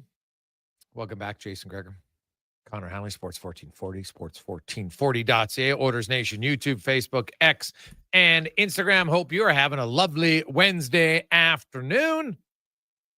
We got lots more coming in on the great underrated movies to maybe watch. Do you haven't? Hell or High Water? Definitely one. Phantom of the Opera. Phantom of the Open. True story. Very weird. Some guy who got in to the Open Championship back in 1976, despite never playing a round of golf, but still qualified. Like, it's almost funny. At Close Range, Sean Penn, Christopher Walken is in it. Looks pretty good. From the mid-'80s that a lot of guys are putting their name on it, saying it ages well. So we shall see. Let's go in the room now, brought to you by Action Electrical. You know what'll age well? Any work that you get done by Action, an incredible company that does tons in the community, but top-notch work in project, service, tag, and energy. That's actionelectrical.net. As we welcome back to the show, he is the coach for Mongolia's 3x3. Of course, former player himself. He's the associate GM for the Edmonton Stingers. Steve Sir joins us once again. Stevie, my man, how you doing? I'm good, man. How are you? Thanks for having me. Hey, I appreciate you coming on. Now, are you officially retired from playing yet? No, I didn't think so. Of course You're not. still They're gonna playing. have to drag my corpse off the court, man. It's just, it's actually been 3x3 is such a young sport and strange in certain ways where you can, in ways you almost have to be involved in the coaching aspect of it. So there's so much that happens within the sport itself. You need to act on the court. Oftentimes everyone takes on some kind of role of leadership. So it's not altogether unfamiliar for people to say like, well, they're also doing some coaching and playing. I played for Canada most recently at the World Cup qualifier in May in Baku, Azerbaijan, and then a week later I'm back in Mongolia coaching our men's and our women's 3x3 national team. So it's a little different. It takes a little bit of explaining at times when people ask, but I still feel good physically and have a little bit of playing left in me, but very fortunate also to be involved in the coaching side as well. So how is Mongolia's program overall? Well, you know what? We took it's a solid program, and I think they're the best example of what the value of 3x3 can provide, where it's still basketball, but obviously it's a different version, similar to how you would say rugby sevens are to rugby or beach volleyball is to volleyball. Mongolia basketball is the sport. It's extremely popular. When you're out there, it's what people are watching, involved with all the time. But 3x3 provides a legitimate pathway to compete at the highest levels in international competitions with national teams. And that's not something that would probably exist for 5-on-5 right now. Last year, both our men's and our women's teams won a bronze medal at the Asia Cup. And this past year, only a month ago, our women's team won silver at the World Cup. We hosted the World Cup in Ulaanbaatar, Mongolia, and our girls went on a pretty historic run to get to the final, which was something that had never happened before for any team sport in Mongolia ever, to finish that high of an international competition. So our program is really trending in a great direction right now. There's been a lot of hard work from the people who support the sport, the sponsors, the leadership, people in those positions.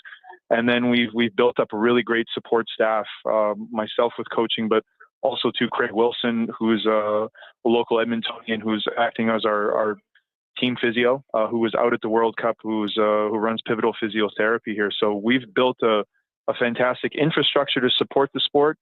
And the team and the program itself has taken huge steps forwards in the last 2 years in particular. Now, you mentioned 3x3 is still pretty much a young sport, Steve, and you've been playing it for a few years. What's been the biggest change or improvement in the game in that short period of time? I would say talent level. More and more quality players are starting to come into the sport because they see the potential for what the sport is and what the sport can be. It's an Olympic discipline now.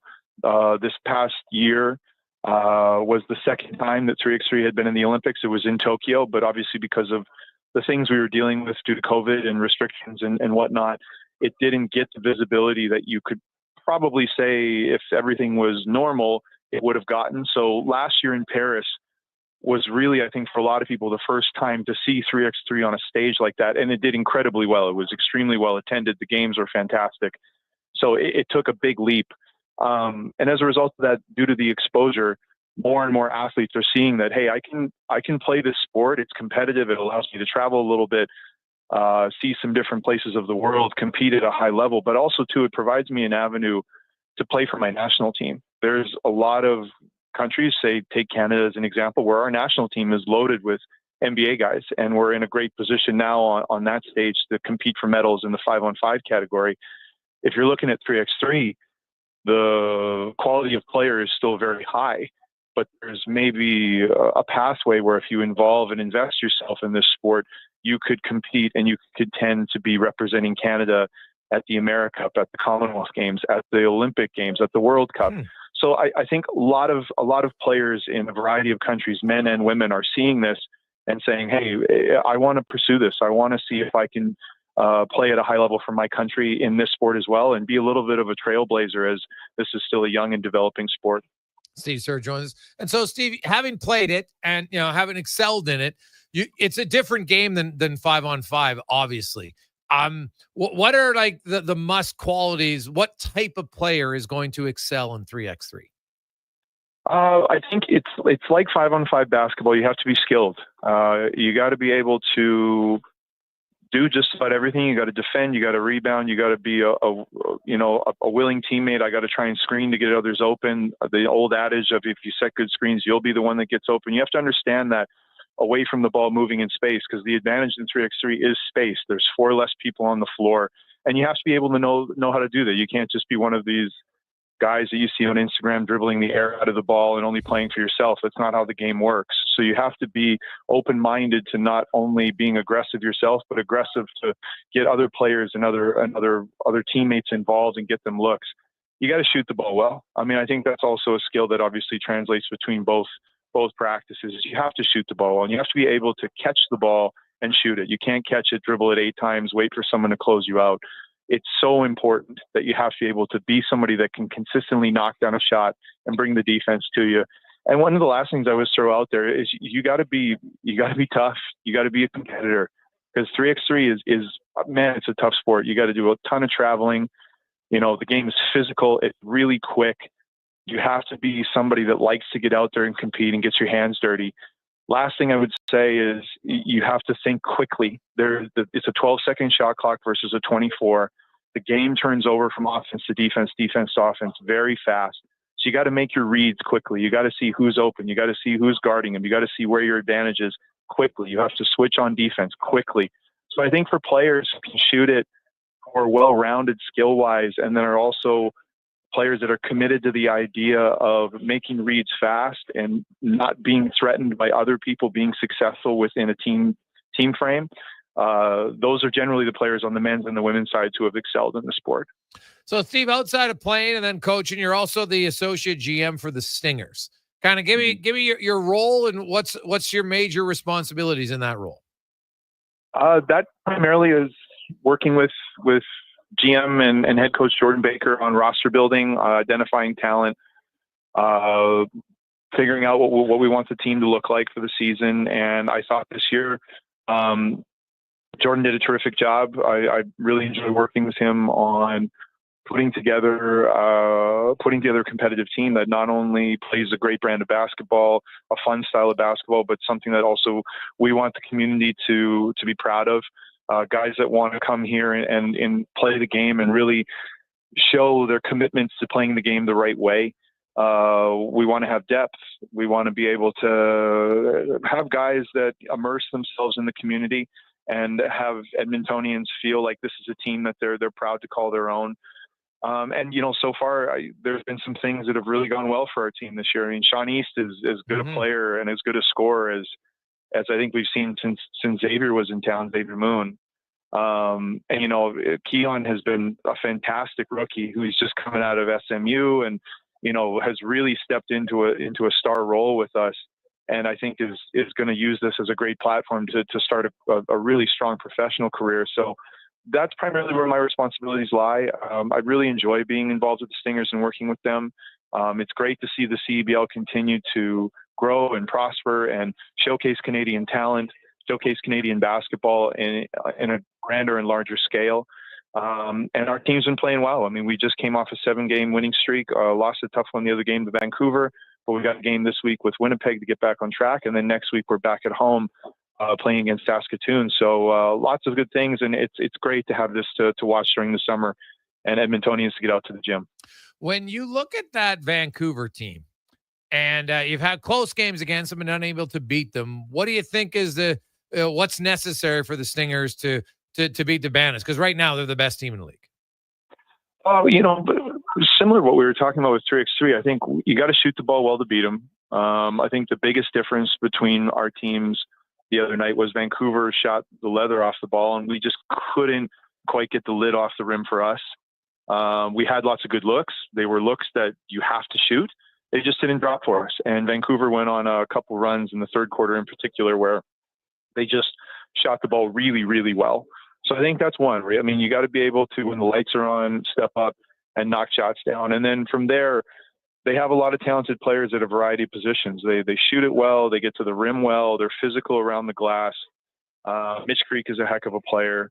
So I think also, too, we got to come ready to compete and ready to scrap under the bucket and not let their guys get to the spots they want to get and operate from with comfort. But, I mean, like you said, right now they've shown themselves to be the top team in the league. We've been right there with them. So I'm going to be excited to see how we do next time because we have a competitive group, and I know our guys are going to really take on the challenge of, we got to get these guys. And as we wind down to the end of the season and enter into playoffs, I like the competitiveness that our team has, and I think we're going to be right there scrapping with those guys to advance out of the West.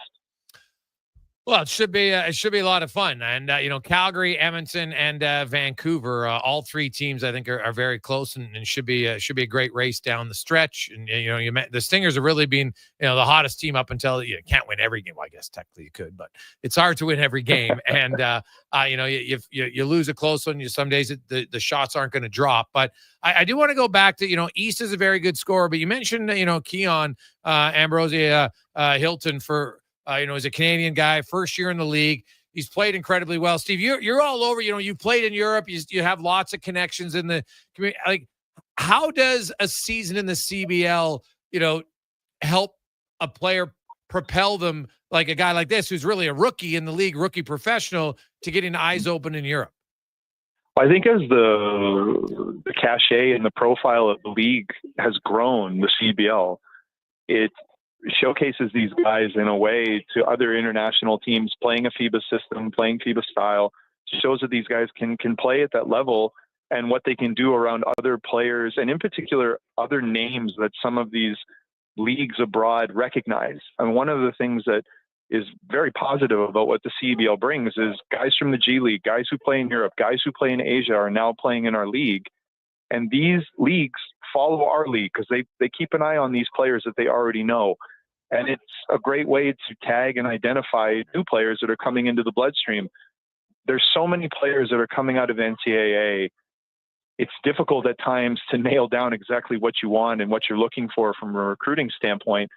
So what the CBL does offer a guy like Keon is now all of a sudden, a few months removed from playing for SMU, you're playing in a summer professional league against established professional players, some who have had a little bit of time in the NBA, some who have played at very high leagues in Europe, in Asia, all around the world. And it provides them a showcase, not just of them being able to show that they can play with these guys, but now valuable video that they can have used by their agents, other leagues that are following the results. They can point to statistics. They can point to measurables that say this guy can compete not just at the collegiate level, but at the professional level. So I think for a guy like him, it's only positives. It's only upside of being able to showcase his ability. Some kinds of guys, because Keon, I know, was coming from college and had a lot more to his game that I think he had probably been able to show. And now he's getting an opportunity to do that with extended minutes, a lot of time and activity around the rim, running the floor, showing his versatility. And I think it's going to really equal great things for him and good opportunities going forward in other areas for basketball. In your role, Steve, how much scouting are you doing? Like, are there 3-on-3 players that you talk to and say, hey, CBL is an option, or how's that work? Well, it's interesting now, having been in Mongolia for the last 3 years. When I first got out there, I was wearing my Stinger stuff, watching the games, telling people about it. And now there's quite a few people in Mongolia that follow the CBL, that keep tabs on players. A couple guys who have played in the CBL have ended up out in the Mongolian League. So, I like to wear my hat for Edmonton. No matter where I go, since I've been 18 and I left home to play college basketball, I've always felt like, Edmonton is what I've always wanted to rep and stand up tall for. But it's cool now to see this being a professional avenue and people around the world asking questions about it, tuning into it, seeing that it's also to other players in different areas of the world, saying like, how do I get involved in this? It looks like a great job. It is a great job. It's a great summer gig where you come to a beautiful country and play in these great cities positioned all throughout Canada. It's safe. You're going to get your money on time. You're going to play for some good coaches. These are not things that are always guaranteed when you go to some international markets. So it's a lot of early wake ups when I've been in Mongolia to watch some of our games tip off. But I love it. I mean, you know how it is, Jason. Like it's great just to be able to dig in and watch basketball, especially when it's got Edmonton on the chest. So no matter what, when players are asking about it or when people are asking about it, I'm proud to go on because it's proven to be nothing but positive for our local city, for the city that we really care about, and also too for basketball in our country. And one last one for you, because I haven't talked to you about it since it happened, but OKC Thunder, Shai Gilgeous-Alexander, and just that team, they win. And hey, I give the Pacers credit to push it as far as they did, and then unfortunate injury to Halliburton. But when you look at, as a Canadian, you look at where, Shai Gilgeous-Alexander, one of the best, top 5 players in the league. And I know Steve Nash won 2 MVPs, but I think Shai's a better player. What do you make of Gilgeous-Alexander and kind of just that team and how young they are, and they could be a force here for the next 5-6 years? It's impressive to see how they drafted, how they developed the players they drafted, how they traded. I mean, obviously they got Shai in that trade with the Clippers. They definitely won that one. And how they've continued to stockpile assets and really operate under some of these new collective bargaining agreements that the NBA has. It was crazy to see what guys were re-signing for and how much money they spent on Chet, SGA, and Jalen Williams after they won the title. That'll be interesting to see continue to develop how everybody is able to keep under that umbrella with the current contract situations. But if they stay together, it kind of becomes the new model where you have all these guys that really seem to enjoy playing with one another. It isn't just about grabbing 1 or 2 big profile, big name guys and then just plugging in, playing and making trades to see how it works. Like, there clearly has been an effort to create cohesion and an effort to create chemistry. And even with the Pacers as well, it was a similar look of how they traded really intelligently, like getting Halliburton from the Kings. Yeah. And then developing some other guys that they've drafted and a couple guys who have bounced around the league. It's been really interesting. And I know there was a lot of talk before the finals of, the ratings are going to be down because of this. It was a great finals. Yes. And I think it bodes well for the NBA that you have these smaller markets that are doing this intelligently, building guys up, improving them as players, 2 really good coaches, great coaches.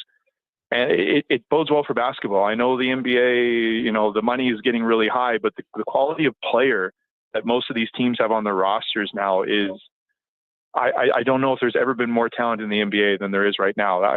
pretty safe to say there isn't. There hasn't been. So I think it's tracking in a great way, and you can see that Oklahoma City is going to probably be the ones that are leading that until, I don't know, maybe one day one of the superstars gets grumpy and asks for a trade, but you don't see that happening anytime soon. They all seem to really enjoy playing with one another. Yeah, they do. Well, Steve, continued success with the Stingers, Canada, Mongolia, and it's always great talking basketball with you, my man.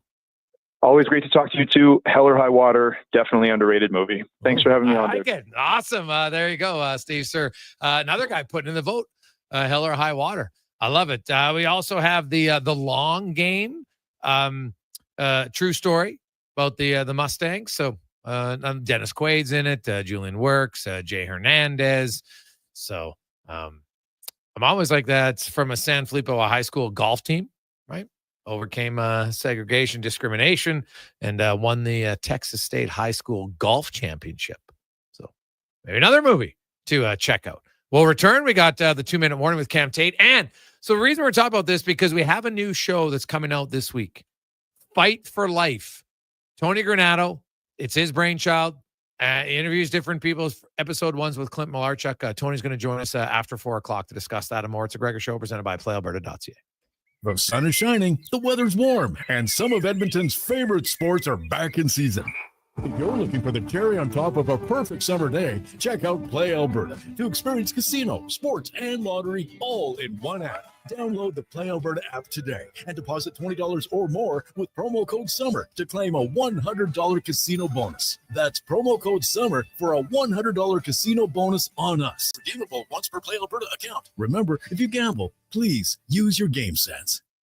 Japa Machinery Group knows that XCMG may not roll off the tongue, but Japa's team will help keep your construction jobs rolling on time and on budget with heavy equipment sales and rentals. Visit japamachinery.com to find out more. Day or night, tasting just so right. You can order noodle at oodlenoodle.ca, delivering you the news almost right away. Remember, you can order oodle at oodlenoodle.ca. So stay on your couch all day and order oodlenoodle.ca. Oodle noodle. You got a go-to coffee spot, a trusted barber, even a lucky game day jersey. But when it's about looking your absolute best, there's only one name you need. Mr. Dirk. Family run since 1939, we're experts in crafting impeccable tailor-made suits and offering a wide variety of everyday styles. Pair that with personalized one-on-one fittings and the convenience of on-site tailoring. Mr. Dirk elevates your style game. Visit our Edmonton store or explore MrDirk.com. Score big on style with Mr. Dirk.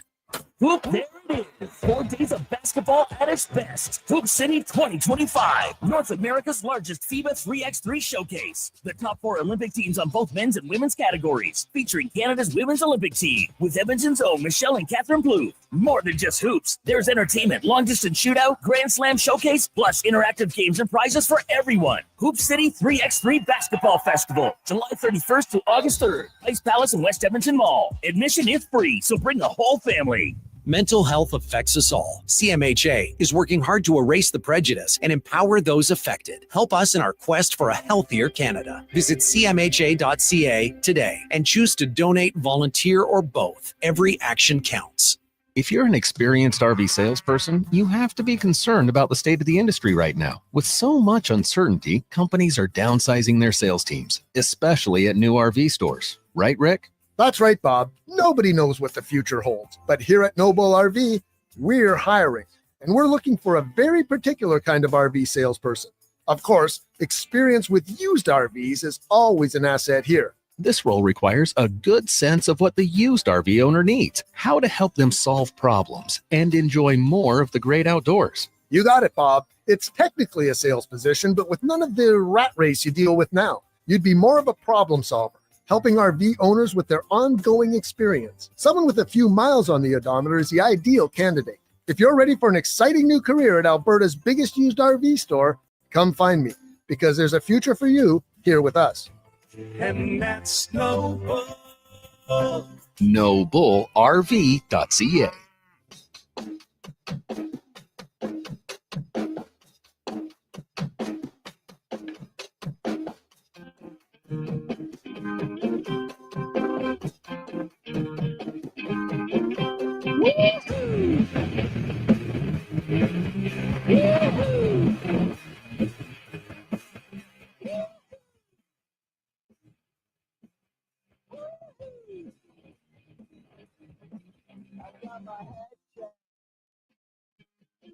By a jumbo jet.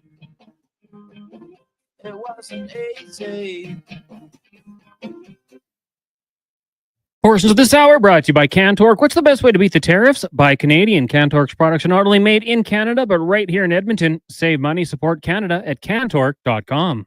Hat-tricks, touchdowns, and home runs. Get it all with the Jason Gregor Show on Sports 1440. Presented by PlayAlberta.ca, Alberta's only regulated online gambling website. 3:52. Welcome back. Oh, Cam Tate is fired up. Oh, the 2-minute warning's coming in hot. I can just imagine Tater. He was like, as he was getting this transcribed to audio. I wonder how many takes he had to do just to eliminate the swears. So let's get to the 2-minute warning with Cam Tate, brought to you by Legacy Heating and Cooling. Home with the no payments, no interest for 1 year on your AC unit. Stay cool all summer long at legacyheating.ca. Cam Tate, longtime journalist in town. Of course, Cam, born with cerebral palsy. He's in a wheelchair. Due to the wonders of technology, Cam finally gets to be on radio. He's always wanted to be. Now he is. Here in the 2-minute warning.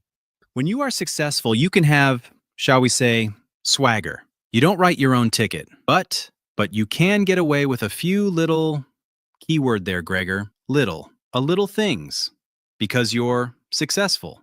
And in sports, success means one thing, and one thing only. You're a winner. You win. But when you have a 1-4 Canadian Football League record, any type of swagger should be tucked somewhere in a dressing room with a paper sign on it that reads, use only when needed. Sources close to the Edmonton Elks. They are 1-4, you know. Confirmed public relations staff from the Elks told reporters. Pay attention here, Gregor. Not to tweet about the quarterback question. Who starts Friday night against the Saskatchewan Roughriders? Gregor, get ready to say your favorite 4-letter word on 3. 1, 2, 3. Surprised. What? Are the Elks going down to Hollywood to find the famous cone of silence from the 1960s sitcom Get Smart, to see if it could be expanded over Commonwealth Field? Sounds like censorship to me. They are not even playing a game. And there are flags. More importantly, red flags. Flying all over the damn place.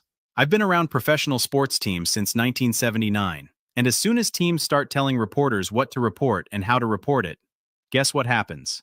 Reporters start wondering why this is happening. And we start focusing, questioning too, what the reason is. The PR staff is trying to dictate the ways stories are told. With all due respect, that's not their job. PR staff are facilitators, not content editors. Troubled. I am troubled by this. Because the Elks have slid the door open just enough to peek see into if things could be aren't good in the team. Worse, dare I suggest, than a 1-4 start. But what do you think?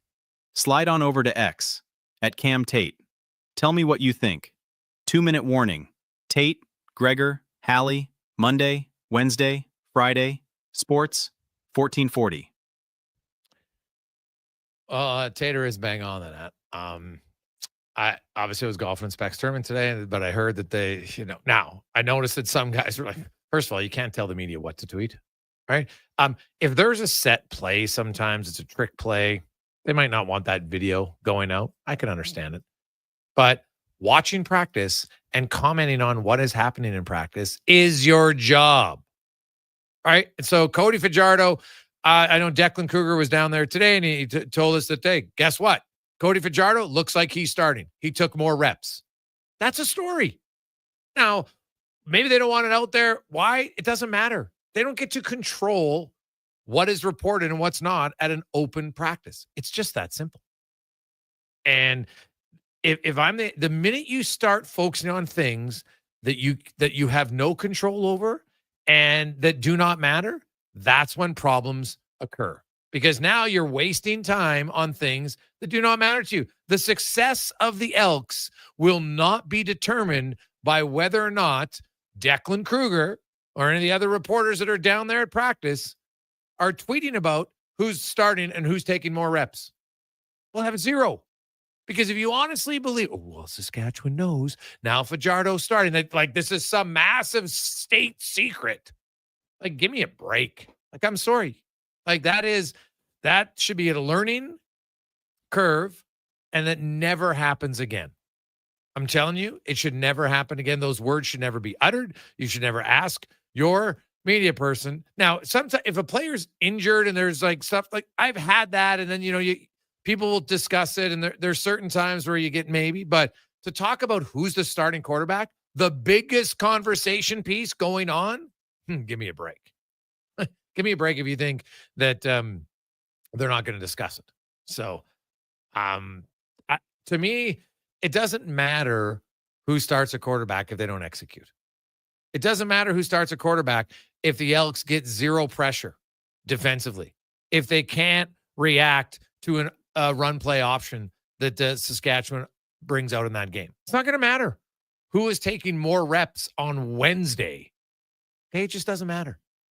So focus on your team, focus on your job, and don't ask PR people ever to try to tell the media what they should be able to tweet about. Like, I'm sorry. That's a bad look. It's a bad decision.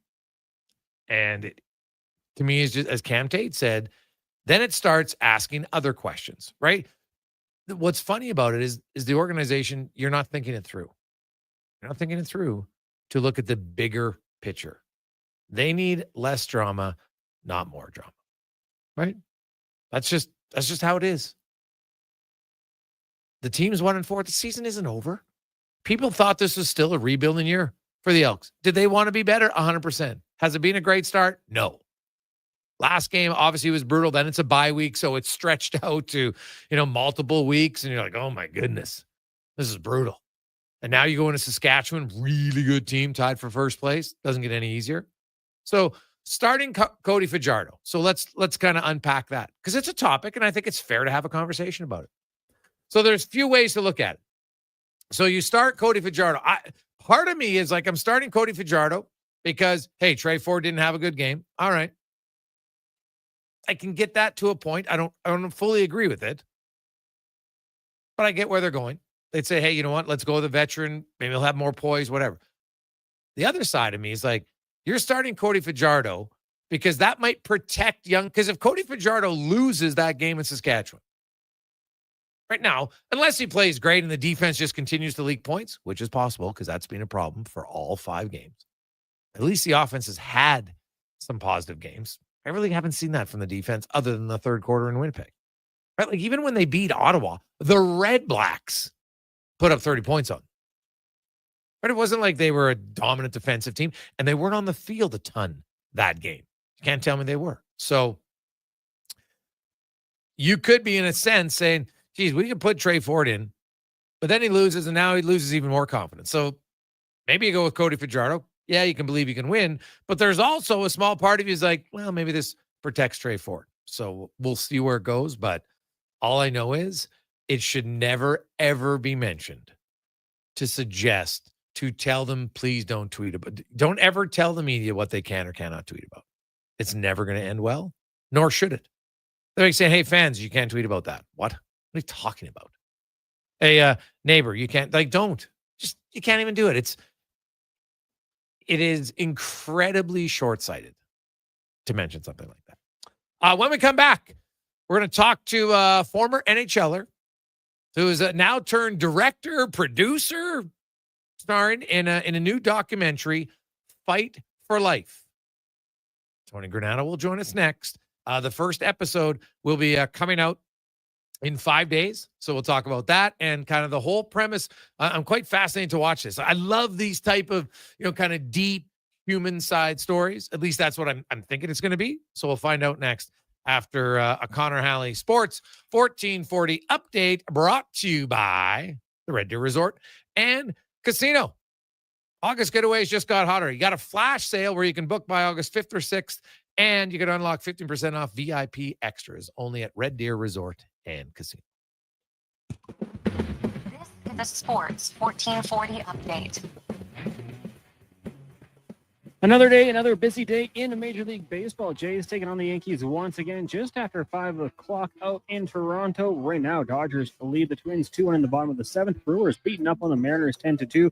And the Astros, Diamondbacks tied at 3 apiece heading into the 9th. Earlier today, you had the Giants getting past the Braves 9-3. Pirates over the Tigers 6-1. Mets doubled up the Angels 6-3. And the Royals did the same to the Cubbies 8-4. Riverhawks back in action this evening, taking on the Apple Stocks once again. First pitch, 7:35 from Wenatchee. One game in the WNBA with the Dream heading to Phoenix, taking on the Mercury. Tip-off just after 8. From the CFL, Toronto Argonauts quarterback Chad Kelly was absent from practice once again as he continues to rehab his way back from a leg injury. It looks like Nick Arbuckle will get the start on Saturday when they take on the Bombers. And Arizona Cardinals began training camp with first-round defensive lineman Walter Nolan on the sidelines with an apparent calf injury. Head coach Jonathan Gannon made it sound like it was significant, saying he would not know if he would miss time in the regular season. Coming up in hour 3 of the Jason Gregor Show, we'll be joined by former NHLer Tony Granado and Ask 5 Questions. I'm Connor Halley. This has been the Sports 1440 Update. Stingray Radio Station. CKJR broadcasts from West Edmonton Mall and Wetaskiwin. Download the free Stingray music app and listen wherever you go. Excavators, loaders, lifts, compaction equipment, and more. Find the XCMG construction equipment you need. Available for rental or sale at Japa Machinery Group. Japa, helping build Alberta from the ground up for 50 years. Visit japamachinery.com. Oodle Noodle Origins. In 1864, Francis Oodle took over his dying father's business as a leatherman. He was quite proficient, but his heart was never truly in the trade. After his father's death, Oodle met a cocksure young man named Vladimir Nudell, who was a trailblazer in the popular new art of food boxes. They formed a partnership and aimed to ply their trade in the new world. At Ellis Island, Nudell was renamed David Noodle, and henceforth, the franchise has been known as Oodle Noodle. Silent Ice Sports and Entertainment is an innovative market leader across Western Canada with sports and entertainment properties, including the Spruce Grove Saints, the Junior Prospects Hockey League, Silent Rides Charter Company, the Hockey It's after Super 3 League, o'clock. and the newly launched female Super Connor League. Halley. Silent Ice also owns the Western Hockey League's Seattle Thunderbirds and operates the Morinville AAA Arena. The Silent Ice Center, a new state-of-the-art entertainment facility, is open in Nisku, which features 2 sheets of ice, including a 1,600-seat arena and a restaurant with a viewing area. Welcome back to Party never Connor stops. Halley. Check it out. Mondays, bingo tunes. Tuesdays, tacos and tequila. Wednesdays, it's wings and karaoke. Back. Oh, Also lessons on Thursdays and the best Latin DJs. Plus live music every Friday, Saturday, and Sunday, along with DJ Kenny K. Hold on, let's not forget $5 happy hour, 7 days a week. Your bar, your party. You're on the rocks. On the rocks. Just Brab and 118th. You got a go-to coffee spot, a trusted barber, even a lucky game day jersey. But when it's about looking your absolute best, there's only one name you need. Mr. Dirk. Family run since 1939. We're experts in crafting impeccable tailor-made suits and offering a wide variety of everyday styles. Pair that with personalized one-on-one fittings and the convenience of on-site tailoring. Mr. Dirk. Elevate your style game. Visit our Edmonton store or explore MrDirk.com. Score big on style with Mr. Dirk. McDonald's Sundays and snack size shakes are $2 or get $1 cones exclusively on the McDonald's app. With those prices, your hands are going to be full of treats. Like Alex here. My phone. I got you. App download and registration required. At participating McDonald's in Canada. Taxes extra. Prices exclude delivery. It's happened again, and construction season is in full swing. Job delayed, money lost, and clients disappointed because your rigging failed and it wasn't inspected. Don't let this happen to you. Have your lifting slings, fittings, hoisting tools, and safety harnesses checked with Titan Supply. Titan Supply offers certified on-site and in-house rigging inspections and service so they can repair it, replace it, and recertify it. Titan Supply in Edmonton, Grand Prairie, Red Deer, and Calgary, and at titansupply.ca. Lift, dig, haul.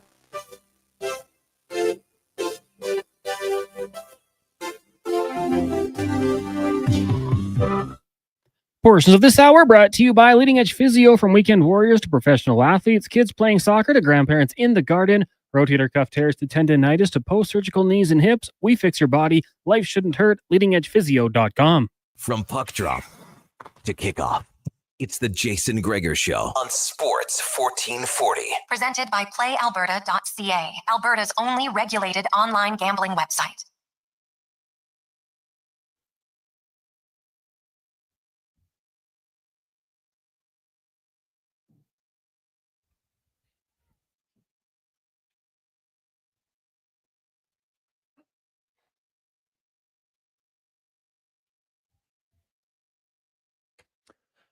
Just after 4 o'clock on a lovely Wednesday afternoon.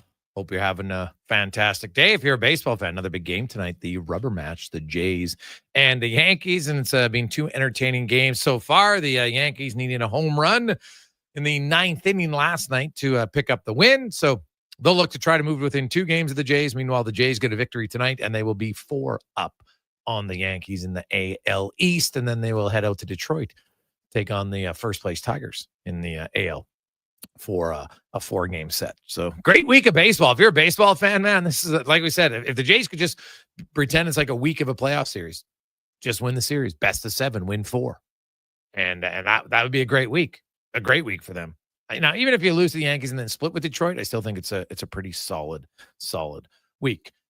We are going to go to our big guest of the day now, brought to you by the Female Super League, creating more opportunities for girls in 12U, 14U, and now new division of 16U to expand their skills and opportunities in the future.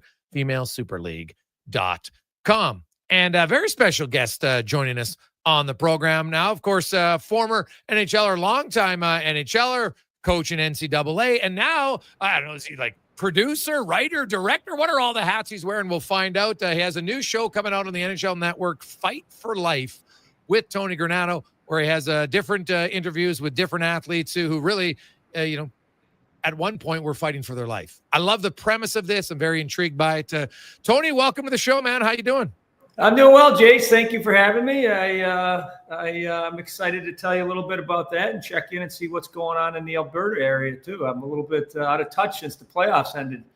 I haven't followed what's happening out there. Everything good out there? Everything's good. Can you, you know NCAA. Quickly give us a Tony Granado scouting report on Ike Howard, who the Oilers acquired. Isaac Howard.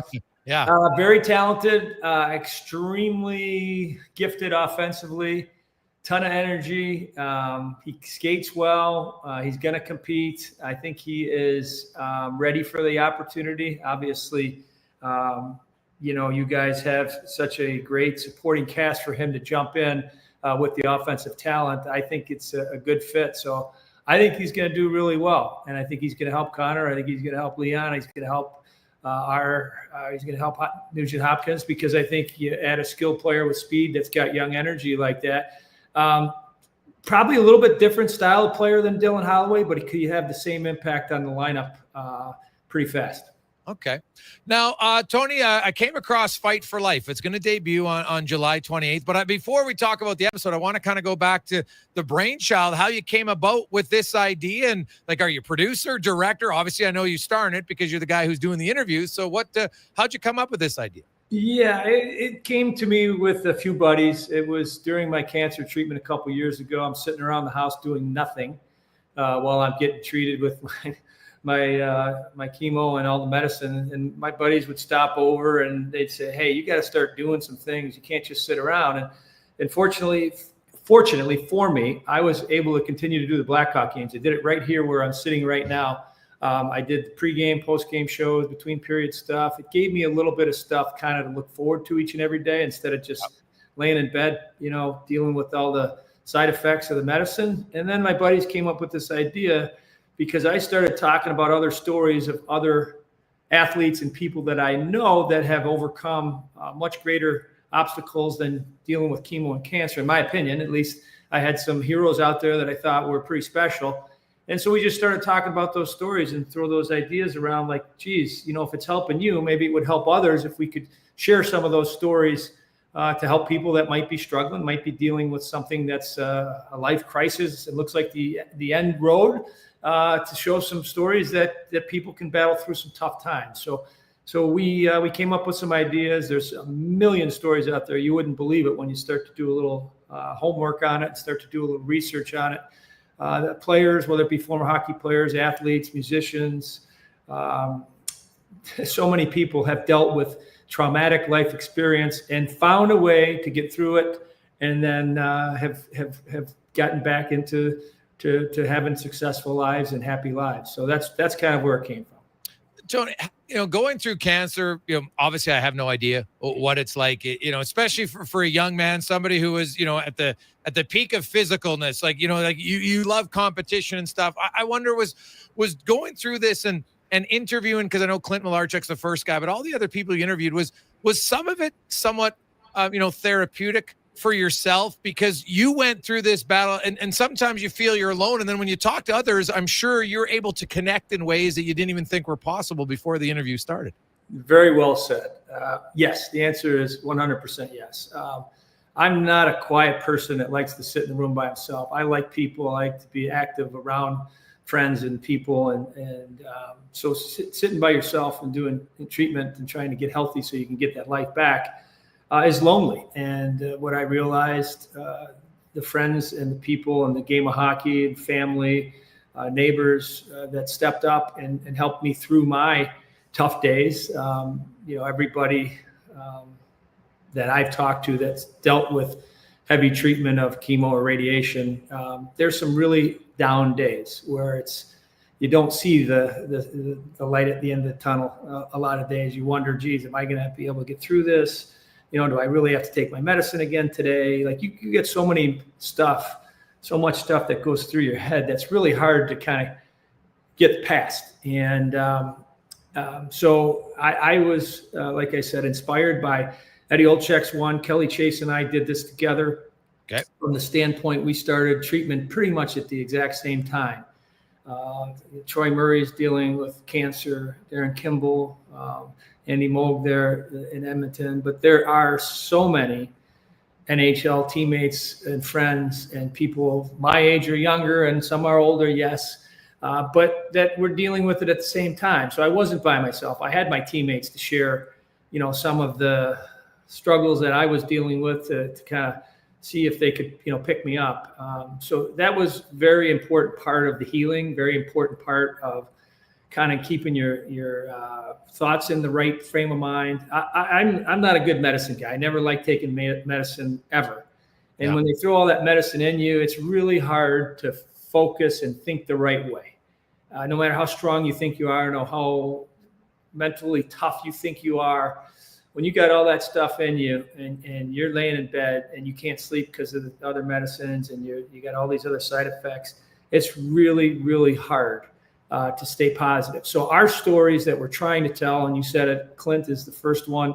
It wasn't cancer, but he's had lots of struggles in different situations, PTSD after his neck injury, some depression and some OCD, alcoholism, different things have come into his life that, he's been able to deal with, figure it out, and somehow survive it. And what his purpose in life is, and it's what my purpose is now from the standpoint of this is a nonprofit. There's nobody going to make a penny off of this project we're doing. Everybody that's been part on my side is doing it for free, doing it for the idea of figuring out how we can help the next person out there that might be struggling, might not be cancer, might be something completely different. And we give them a little idea on how to think through it a little bit differently, give them a little bit of hope and inspiration. And if that works and it helps people, then we're doing what we want to do. And Clint was the first one I called. I called Eddie Olczyk too. I called Craig Cunningham too, and I called about 5 others immediately on all stories of people that I know that have gone through really, really hard situations. And every one of them said the same thing to me. They've never been able to share their story in the way they wanted to share it, because when you get interviewed, you get a mic in your face, hey, Clint, how was it when you got your skate went across your neck? How long did it take you to recover? What did it feel like? And you don't really get that conversational piece with somebody that's gone through something similar or, was a hockey player and a teammate or whatever. And so I feel we've been able to have some great conversations with some people that are saying things that aren't going to just help the patient or the person going through the trauma, but probably just as important, it's helping the caretaker think of some ideas on what they can do to take care of themselves so they can take care of the patient. I mean, that's the biggest lesson I've learned so far. We had Diana Olczyk, Eddie's wife. We've had Joni, Clint's wife. My wife shared some of her experiences through my brain injury that I had brain surgery on a long time ago, and then my cancer stuff. And a lot of times the patient can't think and worry about the caretaker because they got to focus on their own health and they're getting better. And so sometimes they're I don't want to say forgotten, that's not the right word, but neglected to take care of themselves because they're so focused on the health part of it that they get run down. And that's a really important piece that we found has been consistent through all of the stories that we've begun to get through our conversation with these guys. We filmed Eddie, we're filming Craig Cunningham in about 10 days. Clint's, like you said, will be on the air on NHL Network on Sunday, the 27th of July. They're going to run it for a month straight. We gave them the rights to run it for a month. And again, it'll be available to whoever needs it. Like, we're going to have it on our website. We're going to give it to whatever platform wants it. We're not trying to sell it. We're not trying to, we just want to distribute it and get it into people's hands that might, find something that's going to help them through whatever they're dealing with. So that's our goal of what we're trying to do here. Tony Granado joins us. And Tony, I love the premise and the idea of it. The one thing I've learned from working with a lot of different charities, Alzheimer's, and I love what you spoke about, the spouse or the partner or that support system, and how a lot of times we don't talk about them, and they're so vital. And when I was reading up this, I love the fact that you interviewed Clint's wife, because in a lot of times I'm sure your wife was able to tell things to other people that you didn't even know, right? You didn't really know how it impacted her. And it's not that it's a negative. It's not to make you feel bad. It's just, this is another side, another point of view of the story. It's a huge part of the story. I'll give you an example. When I got out to see Clint, we brought our crew out to Nevada on his ranch to kind of settle in the day before we interviewed him, and we got to meet Joni, and we were driving around, and we started talking a little bit about,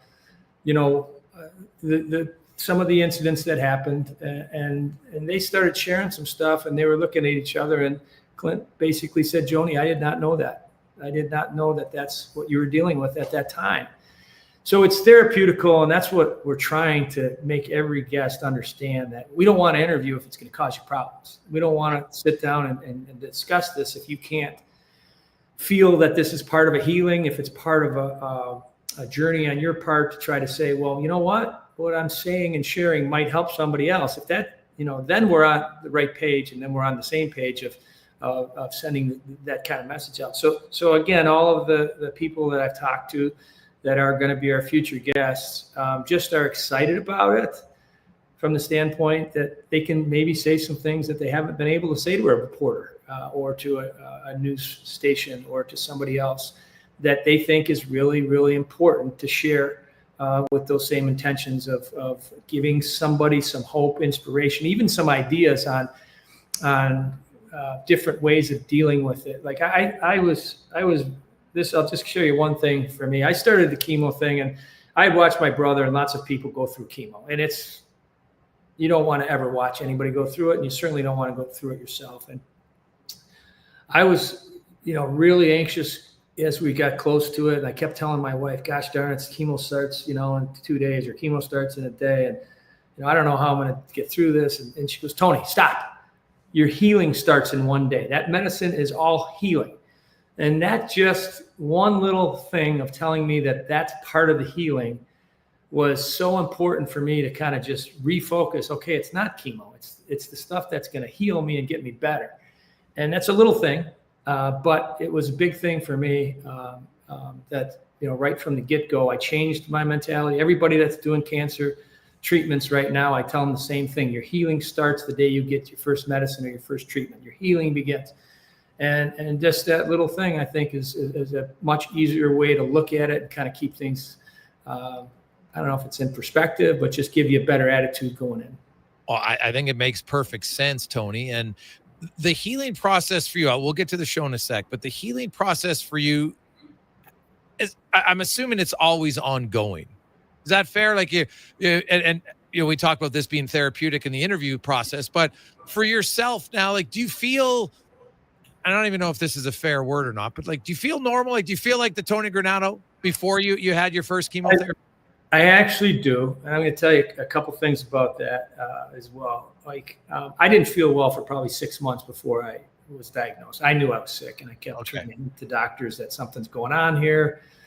And it took a while for them to kind of, understand what I was trying to tell them. And, when you tell them certain things, they go, well, it's possible it's this, but, you're healthy, you look good. We're not seeing a whole lot of other stuff going on. So we'll watch it. But, I knew I was sick. And then, when I was dealing with all the stuff, it was hard. But when I got out of it, try to answer your question, do I feel normal? Yes, I do. I feel normal, but I feel privileged from the standpoint that I was blessed, that I am healthy. I got to ring the bell at the end of my treatments. It doesn't mean I'm free of cancer forever. It means I did my 18 weeks of chemo and then my 1 month of radiation. And you have a little celebration. You completed your journey of what the doctors prescribed for your regimen for the cancer round. My scans have been good. My blood work's been good. I'm 1 year. I hit the 1 year anniversary, which is a big date. Probably about 3 weeks ago now. Okay. There's a lot of relief to get to that 1 year point. You go every 3 months. You do your scans. You do your blood work. I work out hard. I try to get back into that. I don't want to say game playing shape, but it's pretty close to it. I push myself. I still think I'm going to make a comeback here someday. I'm waiting for somebody to call me. But I do feel good, but I'm still on that cautious side. I know and understand that, when you have cancer, there's certain anniversaries, like I said, at 1 year. The 5 year one is the big one, I believe. Okay. So I'll continue every 3 months to go in and get checkups and see my doctors, but they're optimistic on the treatment did what it was supposed to do. And I'm just happy to be healthy and hopefully at this point, this is where I wanted to get to. So halfway through my treatments, I get a knock on the door, and I had spent the whole day in bed. I didn't come down. It was one of those days I didn't want to see anybody. I just wanted to get through the day by myself. And finally I get downstairs. I know I got to eat because I got to take more medicine. So I get down to the table and I'm sitting there by myself, and Linda knew to be, quiet and just kind of leave me be myself. And the door, I hear the bang on the door, and I said, Linda, I don't want to talk to anybody. Just tell them I'm not here. Just tell them whatever, if it's for me. And it was one of my doctors that was going to be doing my radiation, which was a couple months later. Okay. And I hear him talking to Linda, and I said, Linda, let him in. I said, get him in here, because it's a friend of mine, and he was the head of the Carbone Center radiology. And so he sat down with me and he told me something that night that's helped me so much the rest of the treatment. He said, Tony, I'm watching your scans. I'm watching everything to be ready for when I do have to set up for the radiation. Everything is looking good. I'm going to tell you this right now. You're a coach. You're a person that leads and whatever else. And when you get and beat this and you get healthy, you are going to have the ability to help so many people that you'll have a new lease on life and what it's all about. And I looked at him and I go, man, that's really nice of you to say. I hope that day, whatever, I realize what that day means. Sure enough, when I got through that treatment, I had a couple opportunities to go speak at some different cancer events. And I got on stage one day in front of about, I'm going to say 3,000 people. And there were cancer survivors. There were people that had just volunteered their time to go for walks. There were people that were just donating. And there were also family members of cancer patients that lost their lives to cancer. So I had a wide range of audience. And I told that story. And I told a little bit about what I felt like that night. And I know what he means now, because as a cancer survivor, I guess I can say right now, you are very much influential on lots of people's lives that are dealing with cancer or family members are dealing with cancer. And I'm not saying this to pat myself on the back because it's not the greatest thing to have to do every day, but I got a bunch of buddies and friends that are dealing with cancer, currently. Yeah. And I'm hopefully their support cast. And I take calls, I text them, I call them, I check in on them. I make sure I remind them about the healing. I give them all the things that helped me through it. And that's a very rewarding kind of feeling to have, because, you got your doctors, you got your people around you, but as someone that's had cancer, I know what they're dealing with. And you can build a relationship with people in a special way because of that experience that I had going through the treatments. Well, and I think, Tony, not to shortchange yourself, I think it's not even just people with cancer. I think you can inspire lots of people because it shows that, hard work and commitment and belief and faith and lots of different things. You don't have to be religious when I say faith, just believing in that, hey, I'm going to do the right things here. I'm going to eat right. I'm going to exercise. And, this is beatable. Not always, unfortunately, not for everybody, but for lots of people it is if you go in with the right mindset. And the mindset is so much half the battle that you probably learned that it's, the power of the brain. I love reading books about, that power. And it's something that in North America, we probably really don't dive into deep enough. We're not necessarily, as an overall society, really big on the spirituality side of things, but the power of our brain. And when you tell yourself, I'm going to do this, and I'm going to, now you got to take the steps. You can't just say it and then sit there and eat a bag of chips, but you know what I mean? And so that you inspire a lot of people in different ways. And so I'm going to ask you, we're going to take a quick break because when I come back, I do want to talk about the show, Clint Malarchuk and the other episodes, because I love the fact that you pointed it out earlier. This is not just about cancer survivors. There are people that have cancer like yourself, but it's Clint Malarchuk who just had a very traumatic experience. And that's something that I think a lot of people out there listening can relate to. So we'll get to that when we return on The Gregor Show with special guest Tony Granado on Sports 1440 presented by PlayAlberta.ca. McDonald's Sundays and snack-size shakes are $2, or get $1 cones exclusively on the McDonald's app. With those prices, your hands are going to be full of treats, like Alex here. My phone. I got you. App download and registration required. At participating McDonald's in Canada. Taxes extra. Prices exclude delivery. It's the Bricks Price Meltdown. Score hot summer savings, like up to 40% off mattresses and a 10% instant credit towards sleep accessories. Save up to $900 off sofas and sectionals, and up to 25% off bedroom and dining packages. Plus, buy more, save more on select kitchen appliances, up to $500 off. Even more, find hot prices on Canadian-made pieces and get up to 15% off patio furniture. Some exclusions apply. See in-store for details. The Brick, saving you more. It's road trip season, and that means loading up on the road trip essentials like snacks, tunes, and Hondas. Sherwood Honda has fuel-efficient, dependable SUVs, hybrids, crossovers, and more to take you up, down, and all around this province and beyond. Travel in comfort and safety, going where you want to go, when you want to go, stopping to see whatever catches your imagination on the way. Summer road trips make memories that sure would last. Start yours off right at Sherwood Honda. Need the perfect ride? The Golf Cart people have it. They offer a wide selection of new and used models from top brands like Club Car, Yamaha, and E-Z-Go. Whether it's a lifted cart for adventure or a sleek ride for the course, they'll find your match. Customize with accessories or choose a ready-to-go option. Trusted by Albertans since 1997 for quality. Visit golfcartpeople.com to find your cart and hit the road or fairway your way. The Hoop City 3x3 Festival takes over the Ice Palace at West Edmonton Mall from July 31st to August 3rd. See professionals and Olympians battle for ranking points and cash prizes in 3 different FIBA 3x3 events. Free admission. Details at sports1440.ca.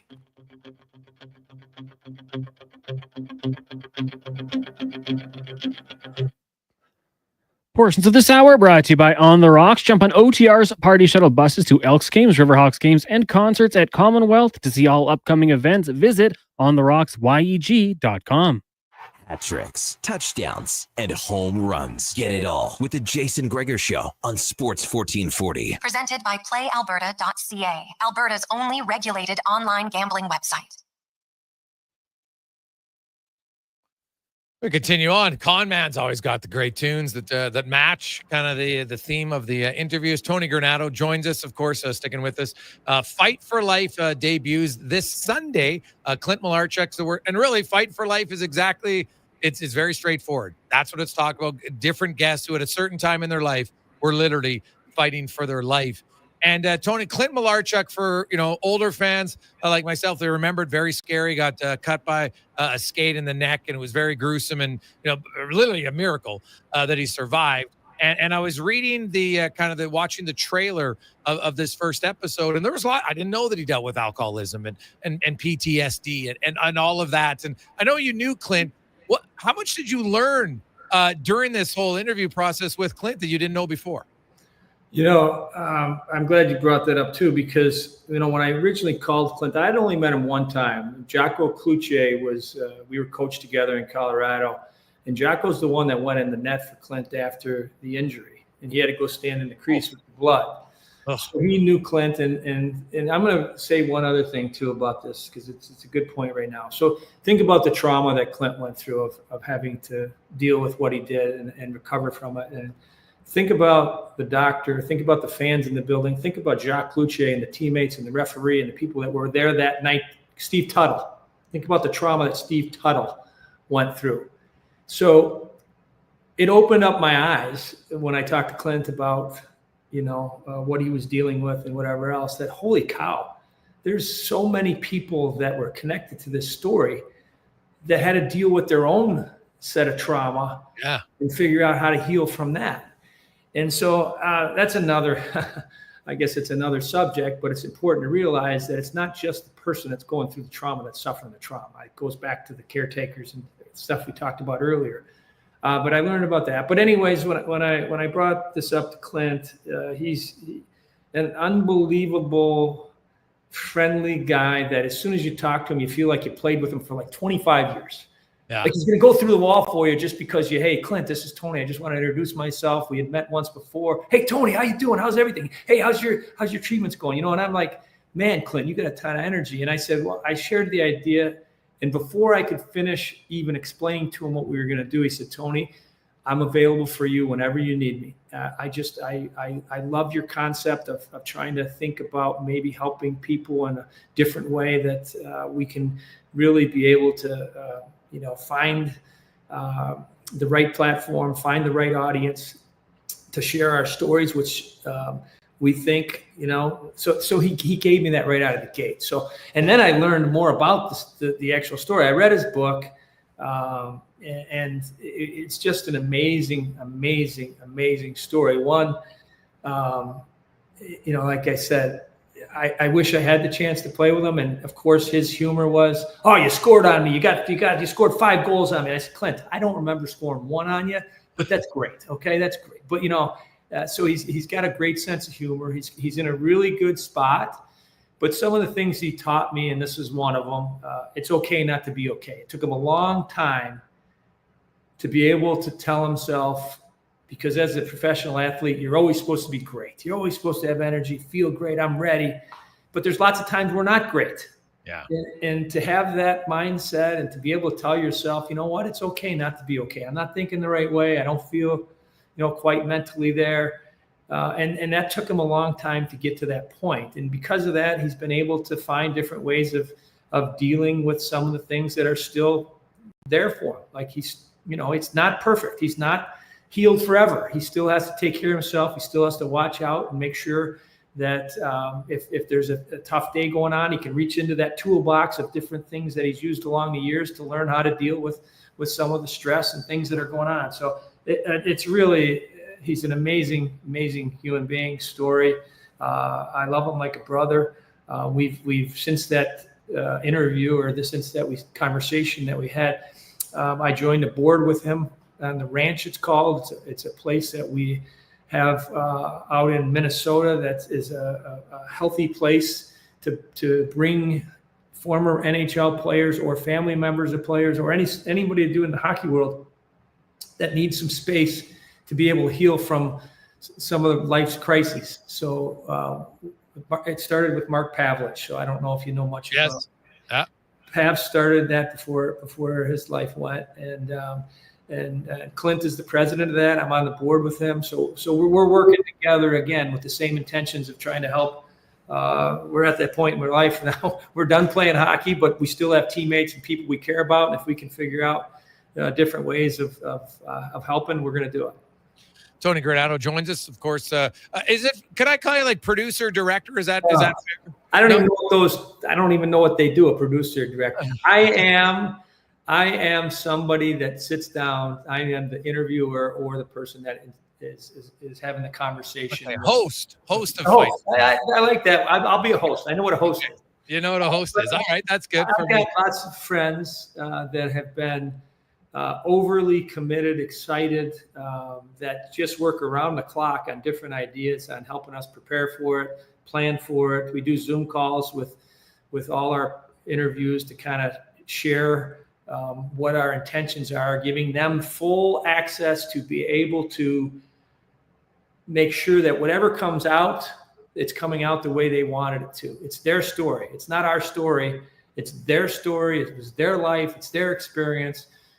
So we put a lot of effort into making sure that happens. So we put the time and energy in to make our guests feel comfortable. And then, like I said, give them full access to any sort of, if they want to redo something, something they said didn't quite sound right, or they just don't want to talk about it. That's perfect. It's your story. So I got lots of people that are helping me. That's for sure. Great friends and great people. So Tony, Clint Malarchuk's episode 1 comes out on Sunday. You mentioned Craig Cunningham. Well, who are some of your future guests that are going to be on the show? Well, Eddie Olczyk, his colon cancer journey was an incredible one. It wasn't an easy thing for Eddie to get through. It happened post-career, but him being the face of NBC Sports, of TNT, of hockey in general, everybody knew about it, and there was a lot that went into that, where he had so many people that he was able to kind of say, okay, I have to beat this. I have to help people and give them a story that's going to inspire them. I have to be able to teach people that, some symptoms might be that are out there. I have to open up and I have to tell people that this is what happened to me, and to help them recognize that they might have something going on, so they could make sure that they get in and get checked, for whatever they need to. And so Eddie's one of them. His wife, Diana, who is a big part of the story, is with them. Craig Cunningham, like I said, there's 5 guests that we have confirmed for the first season. Yeah. I'd rather not say their names yet because they still are, in the process of sorting things out before our interview. But we got a couple. Here's a couple interesting ones. We got a couple sled hockey players that went through some traumatic injuries overseas in the war, that came back and were able to get their lives back in order, and they became part of the Olympic team and the Paralympics. So a pair of those guys are coming in. One more cancer patient, someone that was paralyzed in the game of hockey. So we get a wide variety, and again, it's endless on the stories that are out there for that people want to share, to kind of have that same intention of helping people. So we're gonna go past the game of hockey as long as this year goes well. I think it is. I think we're getting some opportunities for some really good sponsors to kind of. All we need is somebody to help pay for the next episode, and we're good. And then if we do get extra money coming in, it's going to be distributed to the charities of our guest choice. That's okay. The intentions we're having, to try to raise awareness, also raise some ideas on how we can raise some money for their charities.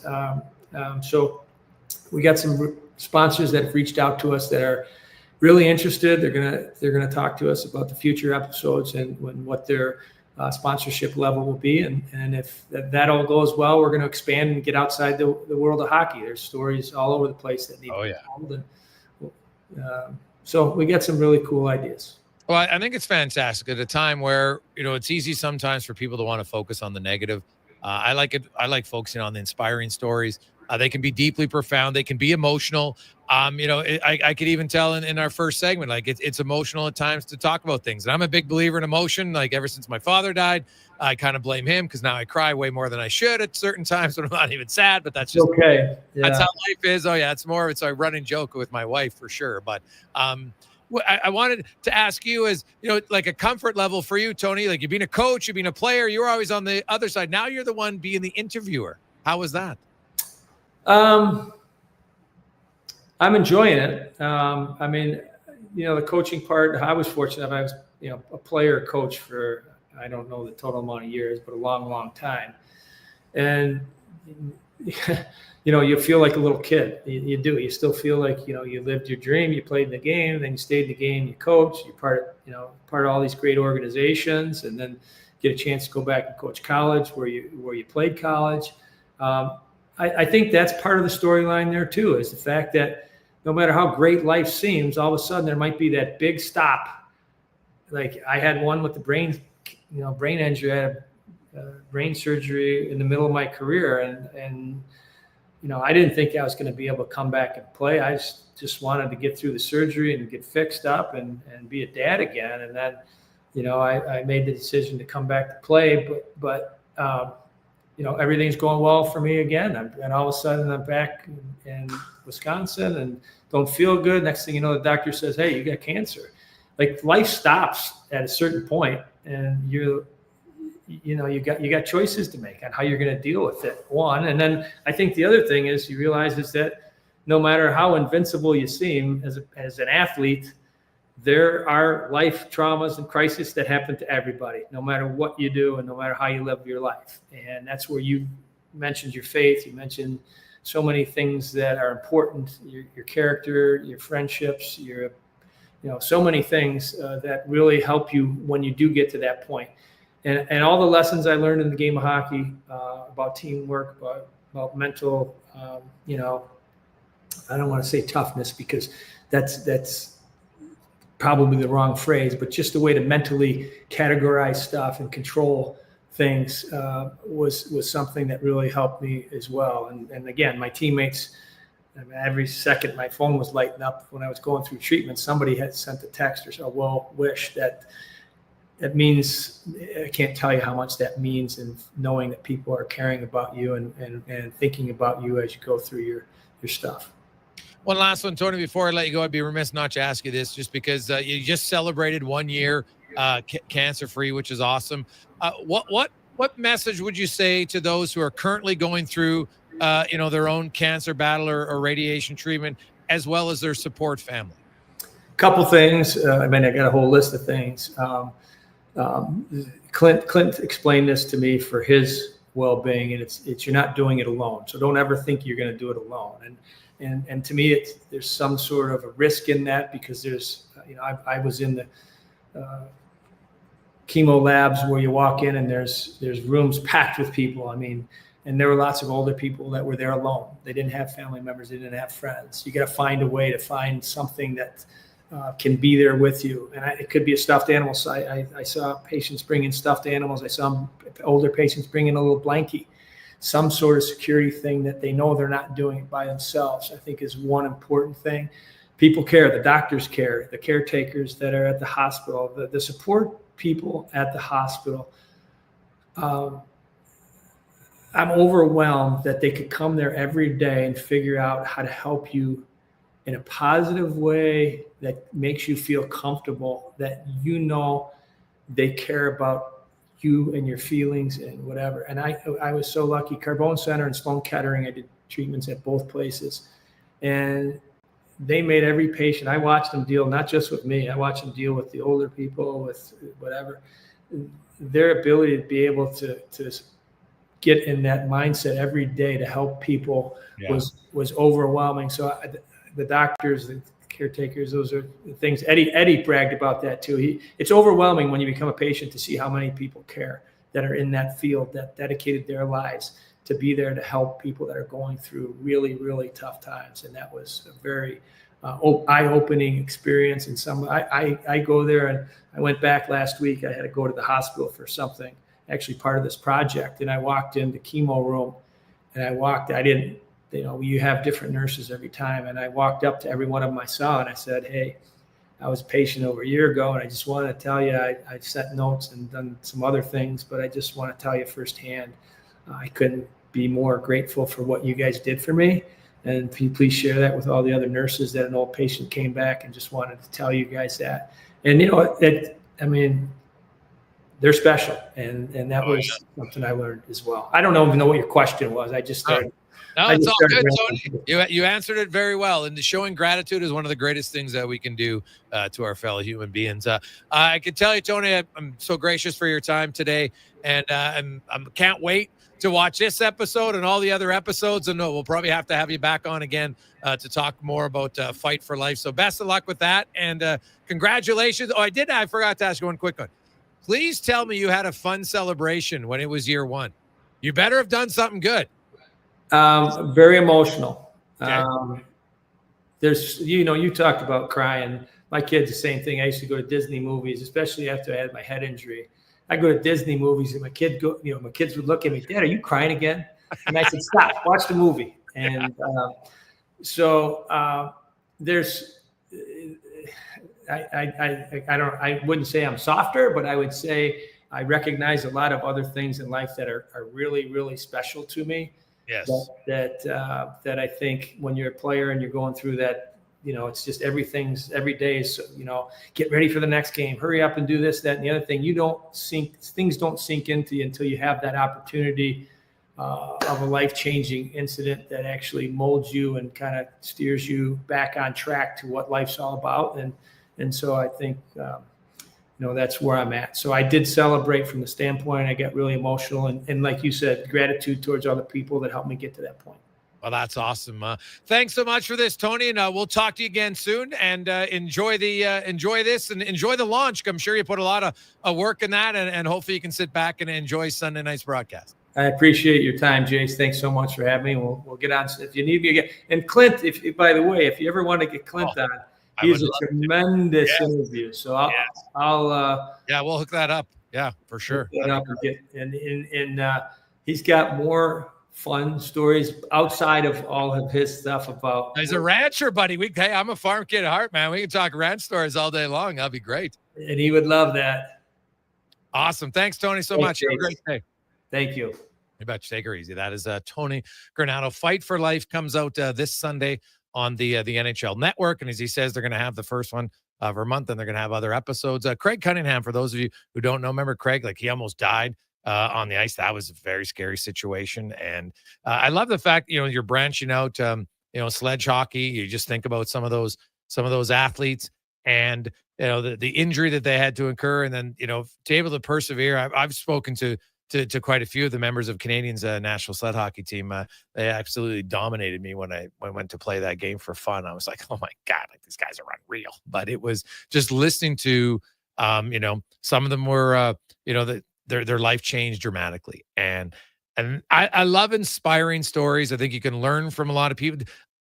I haven't dealt with cancer, knock on wood. Hopefully I don't have to, but listening to how they talk about perseverance, to me, that stuff's inspiring. When you can listen to someone else and I love Tony's like, we're not here making money. You don't even know when you inspire someone by just, know the person, they're watching the show, they're listening maybe to that interview, and they're like, hey man, something Tony said resonated with me. And that's going to give you the courage to keep going.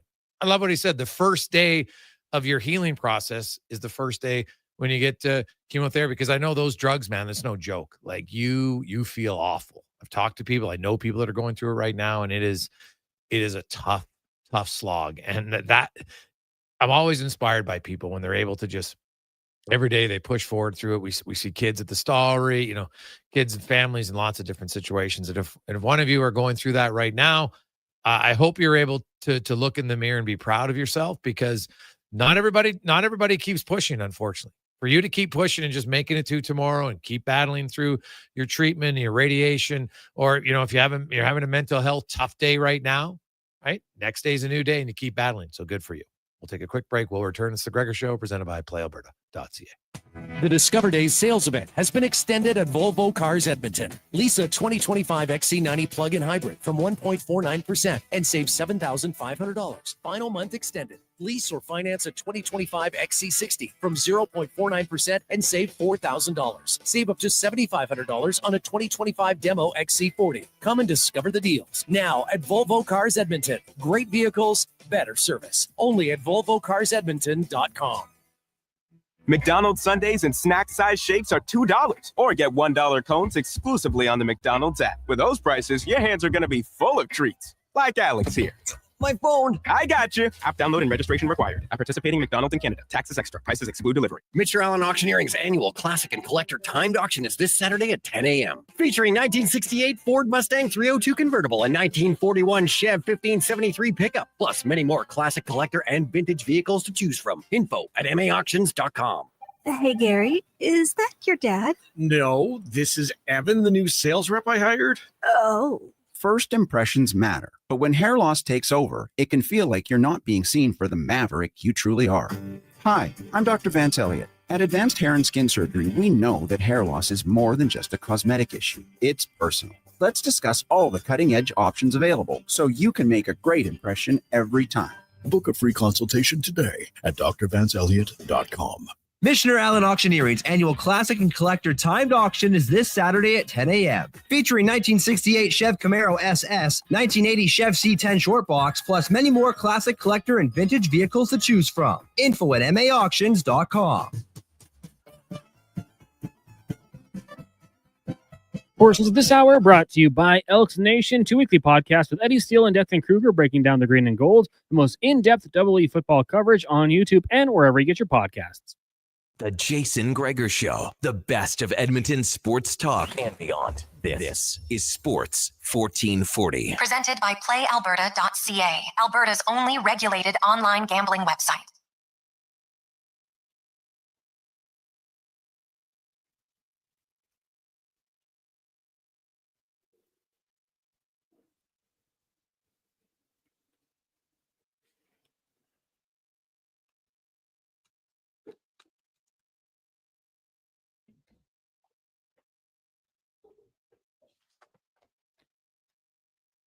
Welcome back. Big thanks again to Tony Granado, man. I can't wait to watch that show coming up on Sunday, and then all the subsequent episodes. It should be fantastic. A few quick texts, and then we'll get to 5 questions. Hey, Greg's, I was involved in a head-on crash with a 3-ton mining truck that was on the wrong side of the highways. We were going skiing to Jasper. At the time, I was a high-level master swimmer. I suffered severe internal injuries, fractures, and a couple of vertebrae. The only reason I walked again, was because of the shape I was in, but I lost all of that in an instant. People think they understand how I felt, but they really don't. Great interview. That one comes from the Mill Creek Dog Walker. Well, man, very sorry, first of all, to hear about that. I can imagine at times the emotional and the mental trauma might be even more challenging than the physical. So glad to hear that you gone through it and you're doing okay. So, hey, Greg's, I love the interviews with athletes and coaches, but ones that hit you just in the feels, I really appreciate this one. That one comes from Trey. Well, thanks for that, Trey. Appreciate it. Hey, I'll say it again. Nobody does these interviews better. Important for men to talk about their fear of sickness and the treatment that while it seems scary, you need to embrace and understand it's okay to be afraid and that there's support even for men. Not easy for us old schoolers from IMAC. Well, thanks for that, IMAC. And, it is true. And I think at times it's okay to admit that. Yeah, there's a little bit of an old school mentality and it's not bad. It's not wrong. It's kind of what you're raised. And it's really hard to change things sometimes. And, if you were raised in a generation where it's, shut up and don't ever talk about anything, right? That it's hard to suddenly do it. And now at the same time, we could have a conversation. Have we gone too far in the wanting to talk about everything? Like, there's probably a happy medium for different people at different times. Now let's get to 5 questions brought to you by The Brick. The Brick's Block Party Price Meltdown is ongoing right now. Bedroom and dining packages are up to 25% off. You can get a 65-inch Samsung Smart TV for only $7.99. Till the end of the month at The Brick and thebrick.com. It's time for 5 questions on the Jason Gregor Show. All right, Jason, of course, just wrapped up the interview with Tony Granado and his new show. It's going to be outstanding, I think. Clint Malarchuk being the focus of the first episode. We always talk about injuries. That injury always comes up. So I just want to ask you, not most gruesome, but when you hear injury problems, most memorable, which one comes to mind for you? Ooh. Well, the Malarchuk one for sure, because, I was 17 at the time. Actually, no, I think I was 16 because it was in March. So I hadn't turned 17 yet that year. And I remember, you saw that and it was just like, wow. And I love what Tony said. I didn't ever remember the name until he said it, Steve Tuttle. Because that's a guy whose skate hit Clint Malarchuk. He did nothing wrong. Right. But I couldn't imagine how he would feel in that moment. So for me, Malarchuk, the other one that I used to remember was the Joe Theismann one, just because that was oof. So I kind of, the neck, the broken leg ones are tough to look at. Yeah, I kind of think of like the ones for me that hit home would be personally the Philip Rivers ACL against the Colts. Right. Went on to play the next week against the New England Patriots in the AFC. And then you just think of those kind of career-ending ones. The one, and it was long-term, but just injury in total, like Greg Oden, like a guy like that whose career was wiped out just because he couldn't overcome that. And you know, how it was tough. So those ones always stand out to me as well. Another one I just thought of because I remembered and I talked to him about it afterwards, and I heard the Taylor Fadoon injury. That one was like on the broadcast, you could hear the scream. That was, and I talked to some of his teammates, and that's when you know, like there's like a scream where it hurts, and then there's the scream where you're in like just excruciating pain. And that one was a tough one. Yeah, and DeMar Hamlin, another one where just like you really like, who cares with the game? Yeah. It's just so much bigger.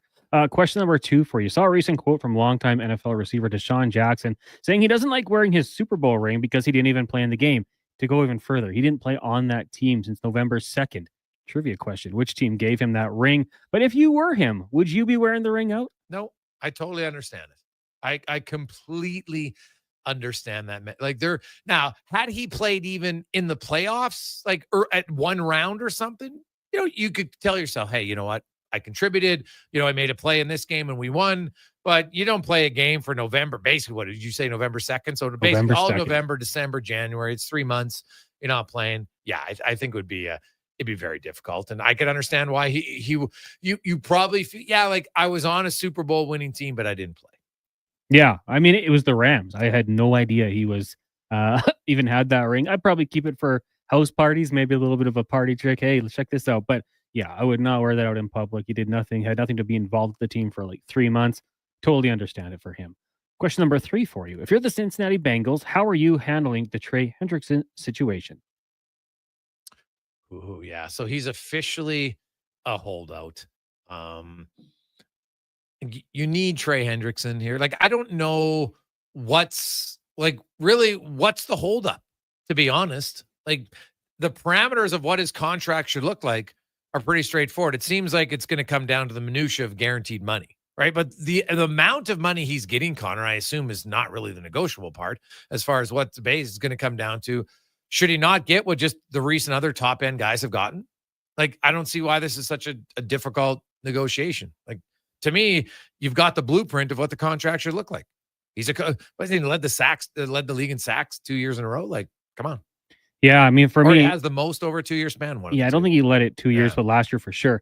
I would be trying to make one final offer here, and if he's not going to take it, like the most generous offer you can, the most you're comfortable making, and if you're not going to get that from him, I'm trading him. I'm trying to get some assets back, guys who can play. I mean, you don't want to lose him because he was the heartbeat of your defense the last few years, but they need something. And, you know, it's been well documented that defense needs help. At least you could potentially turn some more draft picks into a pass rush because they're already down their first round pick this season. That leads us into question number 4. NFL camps underway across the league. What are your top 3 storylines for the NFL's preseason? Go ahead. I'm going to say Cleveland. I want to follow that quarterback situation. You got Flacco, you got Shedeur Sanders, Dylan Gabriel, Kenny Pickett. It's a mess. I'm interested by it. Also out in Indianapolis with Anthony Richardson, you know, we've seen flashes of greatness from him, but then also very questionable things. So it's another quarterback situation. Then I'll go down to Duval County. I want to see what Travis Hunter does. I know he was exclusively in the offense the first day of camp, and they're going to slowly work him into the defensive side as well. I'm so intrigued by him and what he's going to do, trying to play both sides of the football. So that's my top 3. I'm curious, how much playing time is JJ McCarthy get? Right? Like, look, Sam Darnold, top 5 in yards, top 5 in passing touchdowns last year. And JJ McCarthy, now he's coming off an injury. Everything's good, but that's still, he's got a great receiving core. He's got good running back, tight end. He's got a lot of great weapons, good offensive line. But how does he look? How much are they going to play him? So that's one. Another one that has nothing to do with on the field is how badly is Jerry Jones going to screw up the Micah Parsons contract negotiations? Because it just seems to be such a Dallas Cowboy thing. So that's one. And also Terry McLaurin. What's going on with him and the Commanders? Scary Terry. Good ones. Okay, final question for you. On this day in 1989, Fox topped ABC, NBC, and CBS for the first time when they aired America's Most Wanted. So when it comes to true crime content, we're saying TVs, movies, podcasts, YouTube, anywhere across the platforms. What's your favorite? Oh, man, there's quite a few here. So I'll let you go first because I might have to list a few of them because I love true crime series, buddy. Like, it's my like I can get locked in. I will like shut it off because I would want to watch over. I love it. I'm with you. I give you a couple for me because, Ashley calls me a YouTube kid. I walk around the house and I have my phone just listening to these things. BuzzFeed Unsolved had a really good run of true crime and Unsolved, which was great.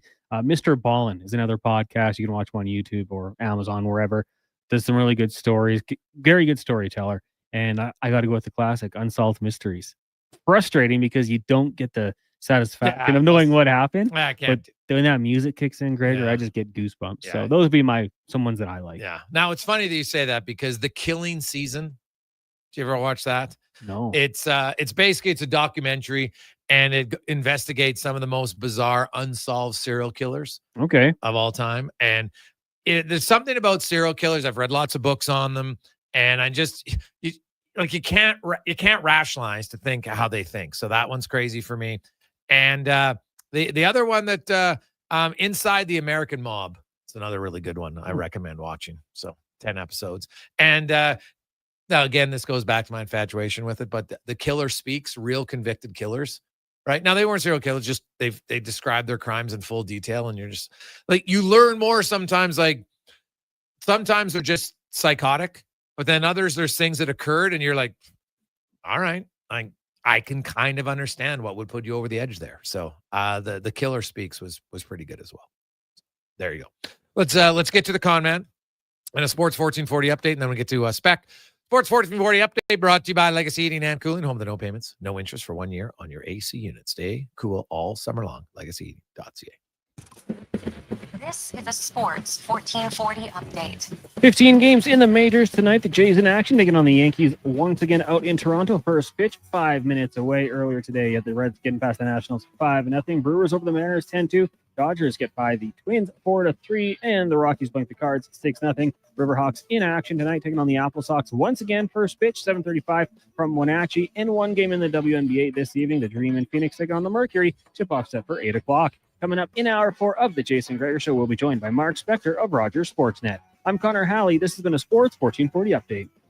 Sports 1440 in West Edmonton Mall and Wetaskiwin. CKJR is a Stingray radio station. Download the free radio player app and listen wherever you go. The sun is shining, the weather's warm, and some of Edmonton's favorite sports are back in season.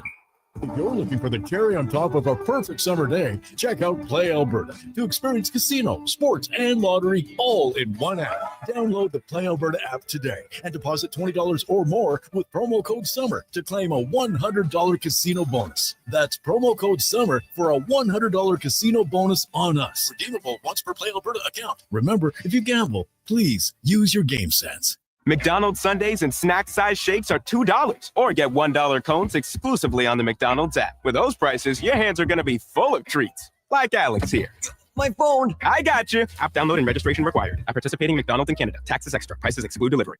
It's the Bricks Price Meltdown. Score hot summer savings like up to 40% off mattresses and a 10% instant credit towards sleep accessories.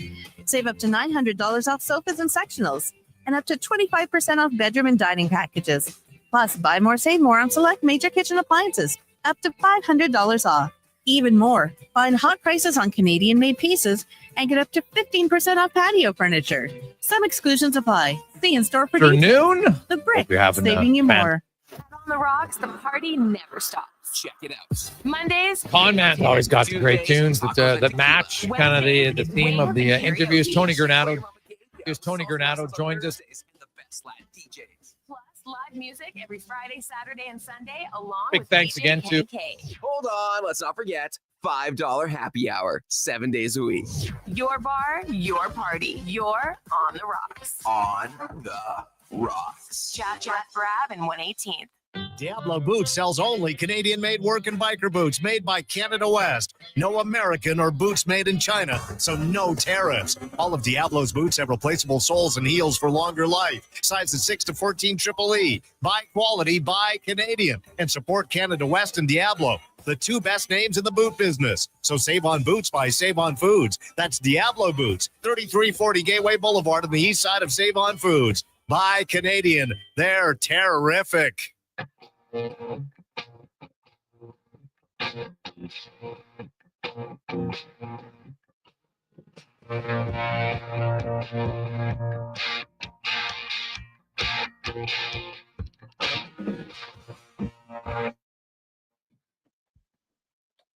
Portions of this hour brought to you by Japa Machinery. Did you know that Japa offers in-house and on-site service? Rain or shine, Japa's service department is here for you. Get a quote now at japamachinery.com. The Jason Gregor Show, the best of Edmonton sports talk and beyond. This is Sports 1440. Presented by PlayAlberta.ca, Alberta's only regulated online gambling website.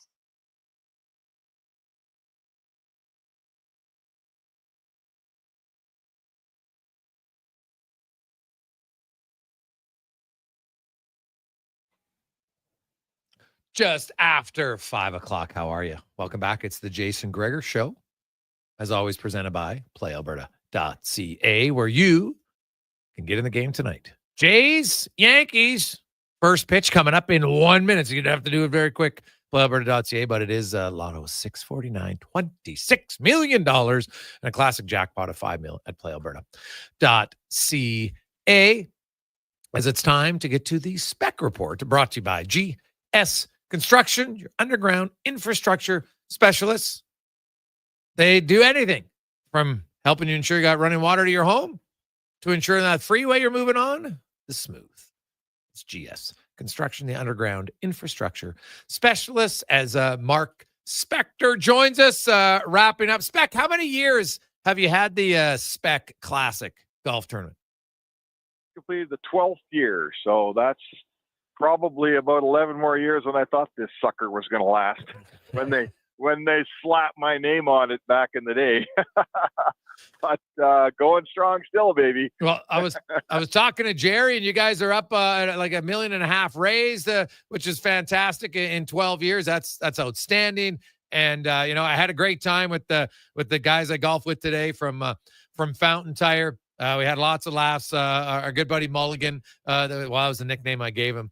It's because Mark, one other guy. So we're teeing off. I think it was on hole, our 10th hole at T1, and the first three of us, myself and had screwed it up, and then Mark hits one. It's a dud. And so we have old Mulligans waiting to go. Mark's like, "Oh, hey guys, we might have to hit a mulligan here." And he's just like, "Thanks for the confidence." And then he absolutely bombs one right down the pipe. So after that, we were just like, "Well, we just have to chirp you to get you to hit better." So I had lots of fun with the guys from Fountain Tire talking. I learned lots about tires today and other things. So it was a great time. Well, the joke was that the guys from Horse Racing Alberta, who've sponsored a lot of different things along the way, they won this tournament one time. They brought up Eric Francis from the Calgary Sportsnet in Calgary, and he wasn't there this time. They had Daniel Nugent-Bowman playing with them, and they didn't come close to winning. And I told them, I said, "Well, yeah, like, sure, you win because you bring up a Calgary sports writer, because if we were all Calgary sports writers, we all have a 2 handicap. Because that's all we do all spring is golf." So you get an Edmonton guy, it ain't so easy, is it? So So anyway, listen, we had a ton of fun. People are so generous in our city. Jason, you've raised so much money over the years, so you know how I feel right now at the end of the day when you get to play a little part in putting $150,000 or so into the pockets of an organization like Sports Central that just does nothing but good out there. All the people that came and spent some money and donated and supported, and you know what? We're all thinking the same way in this town on days like this. It kind of makes you happy to be alive a little bit, doesn't it? Oh, 100%. Like I talked to lots of the members from Sports Central, and just, their demand has gone up incredible the last few years. And, the amount of, like, right now they're giving away, like, they're donating about 15 bikes a day. They were telling me, like, that's, and just, the notes they get though, from the families of a mother whose 3 kids got a bike. And it was like you literally put light in our life. And she's just like, oh, like, man, that's why you do stuff like that. Like, that's because everybody out there can remember it when they were a kid. And even if you're older, but especially when you're a kid, you get that first bike and just a feeling of freedom and independence. And, then you can test yourself to see, like, geez, am I a little fearful? And maybe I'm going to go off a curb. Maybe then you're graduating to jumps, and then you're wiping out your skin in your knee. Like, there's just so much that goes into it. Like racing your friends on your bike. Like, it's honestly a bike. When you think about it as a kid, it's such a simple thing that you probably took for granted because your parents got you a bike. But imagine finally getting your first bike at 11. Right, because Sports Central showed up, and they were able through the donation of someone else who donated their old bike. They refurbish it, they get it all set up. It looks brand new, painted, everything. It looks great, And then that kid gets a bike, and man, what an unreal change in their summer.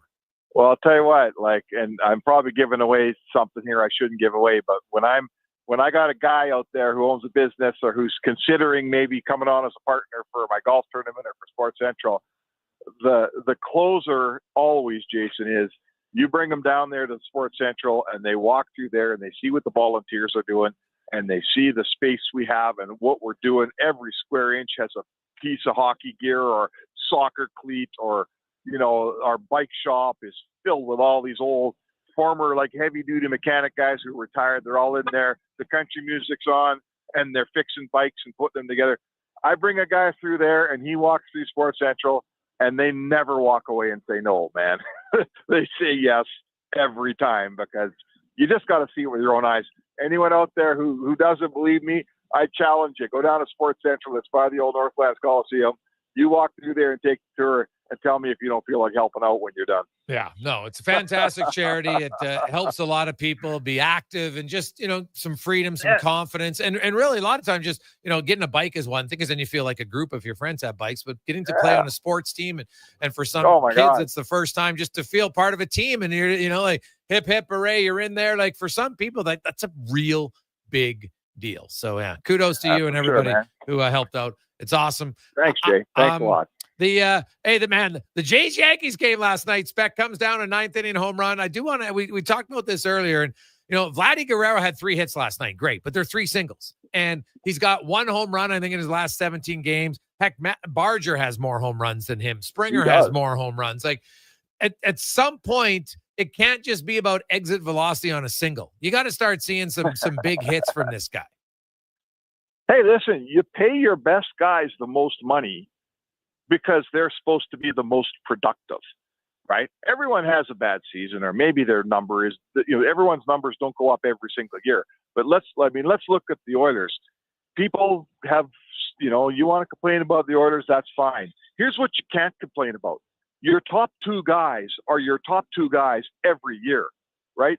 McDavid and Draisaitl, we never say, man, I wish they could produce a little more, right? And I'll say this too, when the playoffs come, you never say, man, I wish Evan Bouchard would produce a little more.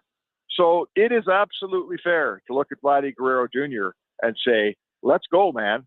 Let's go. You're not just paid to hit singles.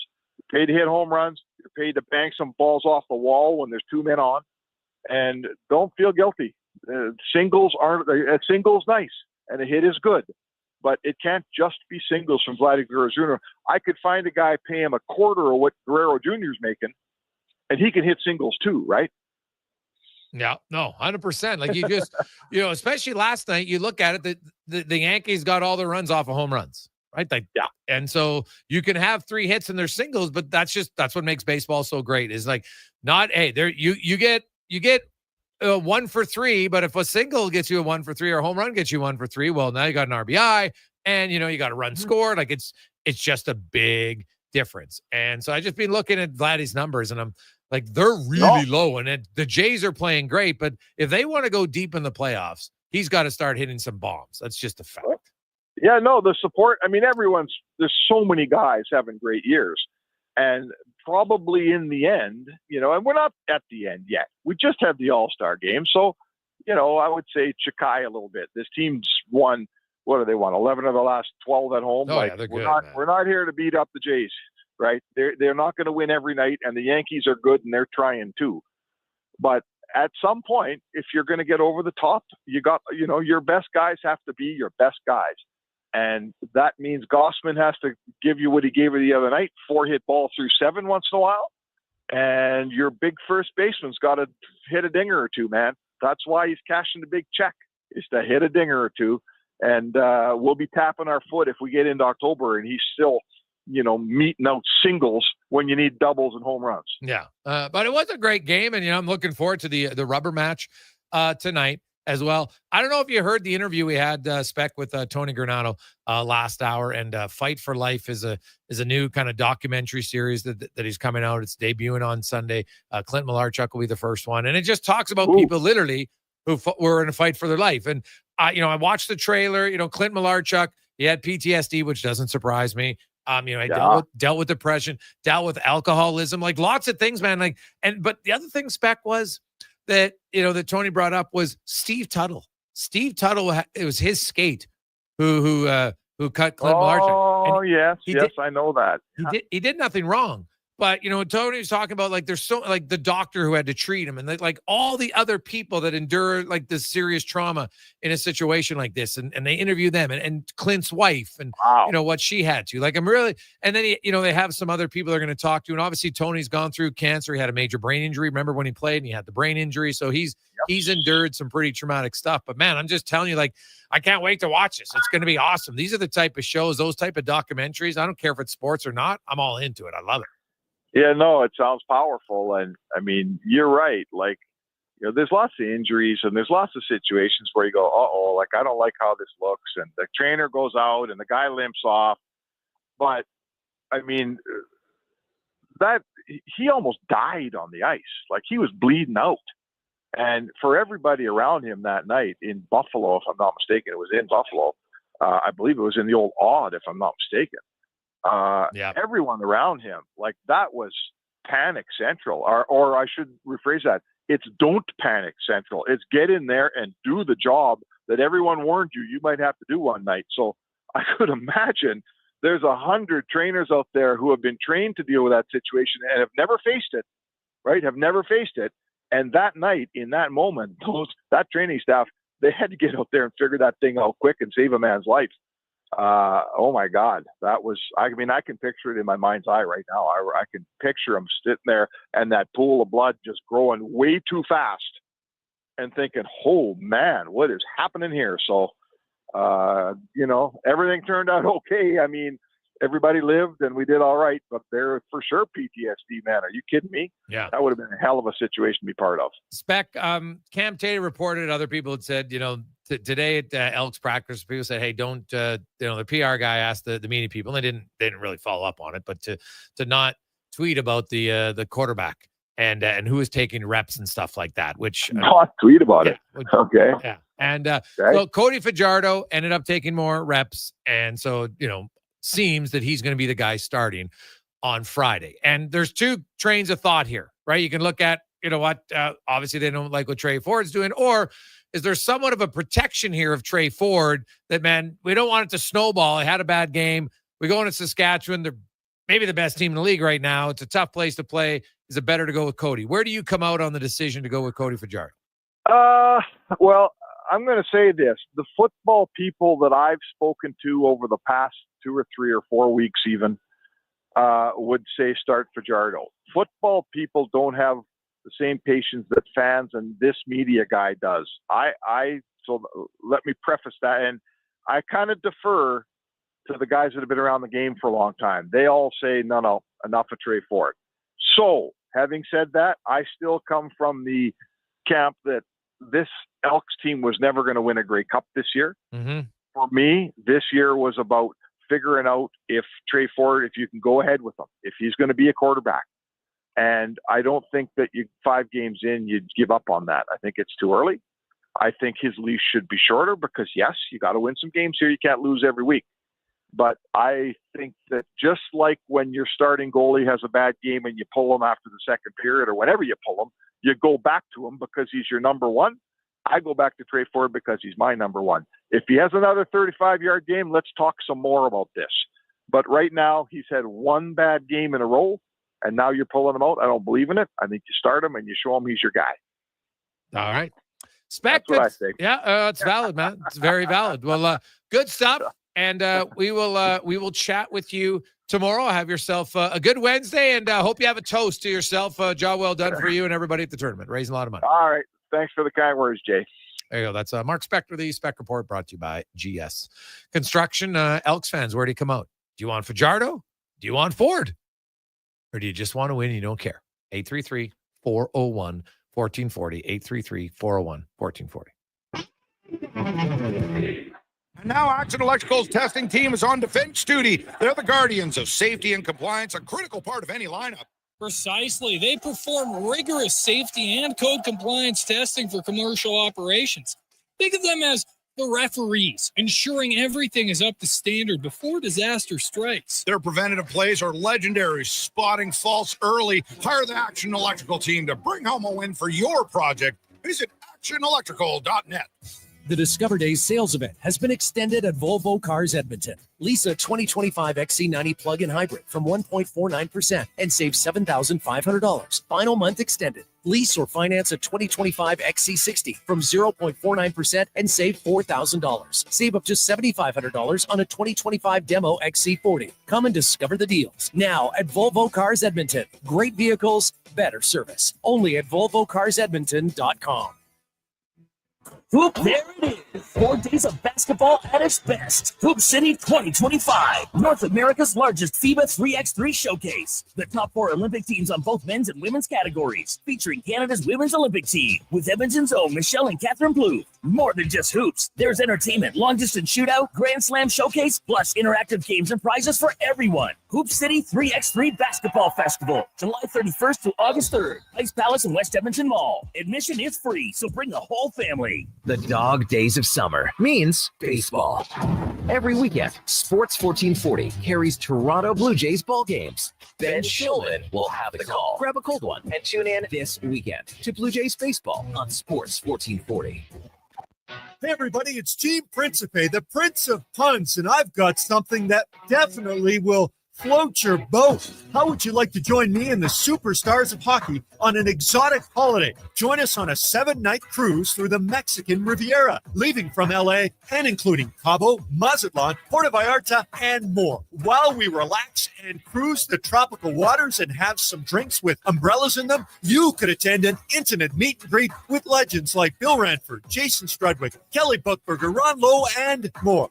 Don't miss out on every hockey fan's dream cruise, the Edmonton Hockey Legends Cruise. It's going to be one haul of a trip. Prices start at just $23.99, and part of the proceeds support the Ben Stelter Foundation and Kids with Cancer. Visit cast.tours/Edmonton or call 1-833-347-7678. Call and save $200 when you mention promo code Stingray Radio. Cast Tours, 1-833-347-7678. McDonald's sundaes and snack-size shapes are $2, or get $1 cones exclusively on the McDonald's app. With those prices, your hands are going to be full of treats. Like Alex here.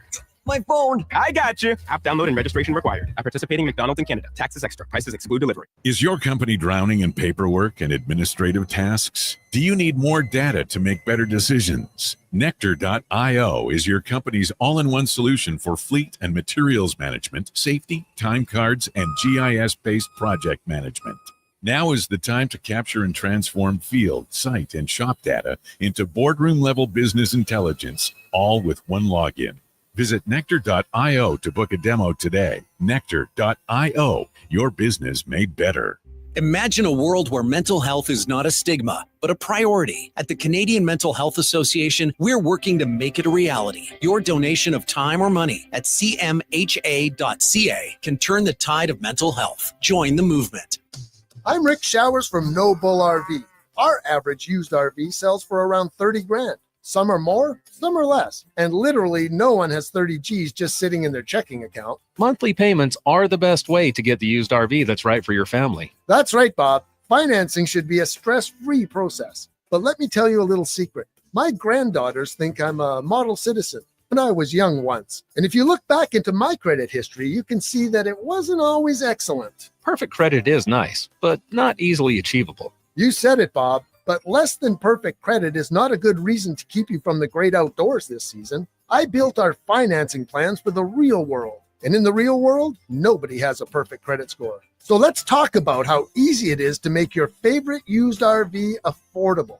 As long as you promise not to tell Saxon and Goldie that I'm not perfect. And that's No Bull.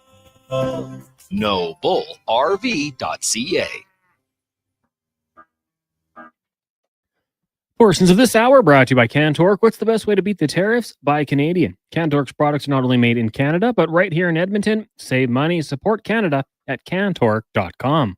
Hat tricks, touchdowns, and home runs. Get it all with the Jason Gregor Show on Sports 1440. Presented by PlayAlberta.ca, Alberta's only regulated online gambling website.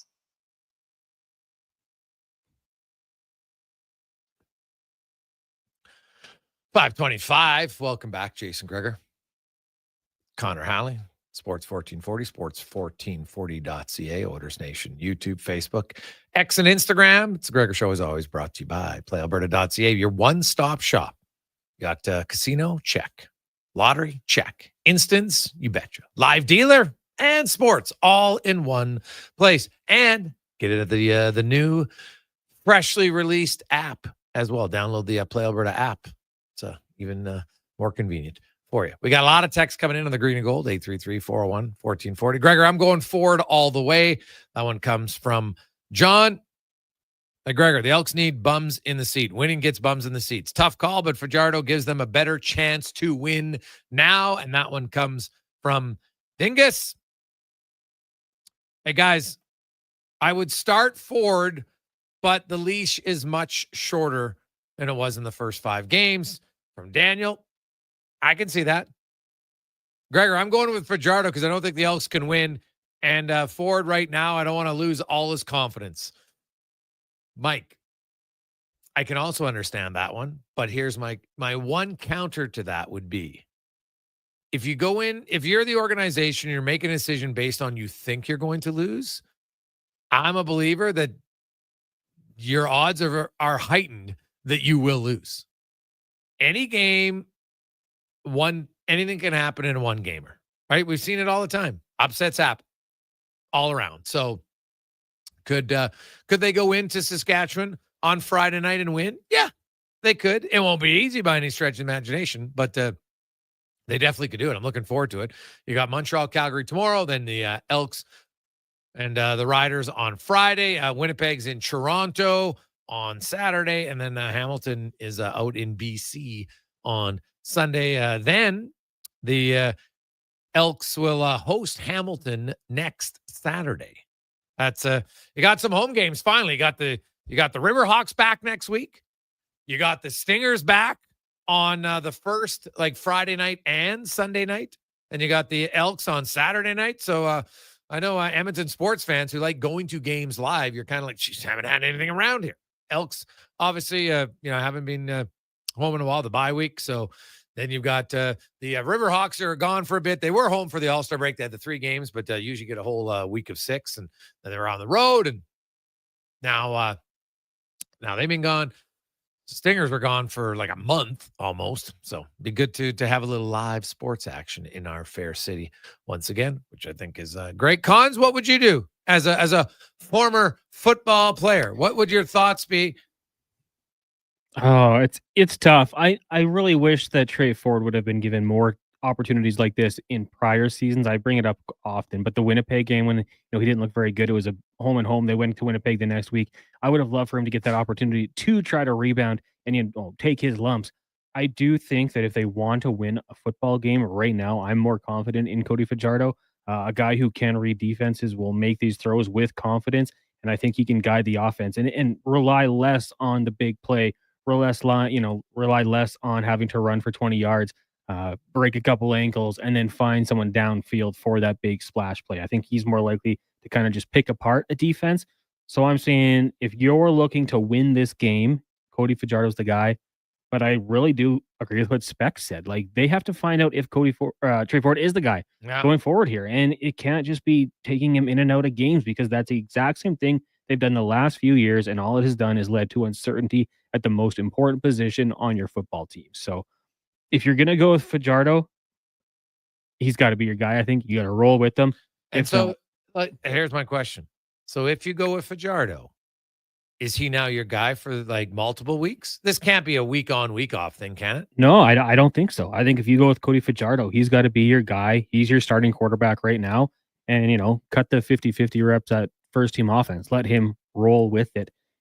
It would just be like last year. And there was even circumstances last year or situations when McLeod Bethel-Thompson was the better quarterback and they pulled him out and went with Trey Ford. Like, it made no sense. And you would just be doing it all over again. And I just, be curious about the message that would send to the other guys on this offense. You want to try to get that chemistry with your quarterback and pick up on their tendencies. Like, it's different playing with Trey Ford and Cody Fajardo, because with Fajardo, like, you're going to hit your break and ball could be coming. With Trey Ford, obviously, and it should be the same for both. But you're not giving up on a route, right? Because you never know when he's going to buy more time, and you might just pop free. Like, look at the running backs that made big plays downfield, continuing their routes and having that mismatch. So I think you just got to pick one and roll with it, and be continually playing, giving that guy the number one reps and roll forward. I don't like this back and forth stuff at all. No, I am totally with you. So I'm kind of curious to see what happens. Cody Fajardo's not old by any stretch of imagination, right? So could he be the guy? 100%. Could Trey Ford benefit from it? I think Cody is much more willing to support Trey Ford than Bethel Thompson ever was. I think that's abundantly clear. I think that was the main reason why Cody was brought in here originally. And by doing so, could that help him? Yeah, I think it's very possible it could. So sometimes you can learn from the sidelines, but usually, you know what, you got to do it to learn it. I'll be curious.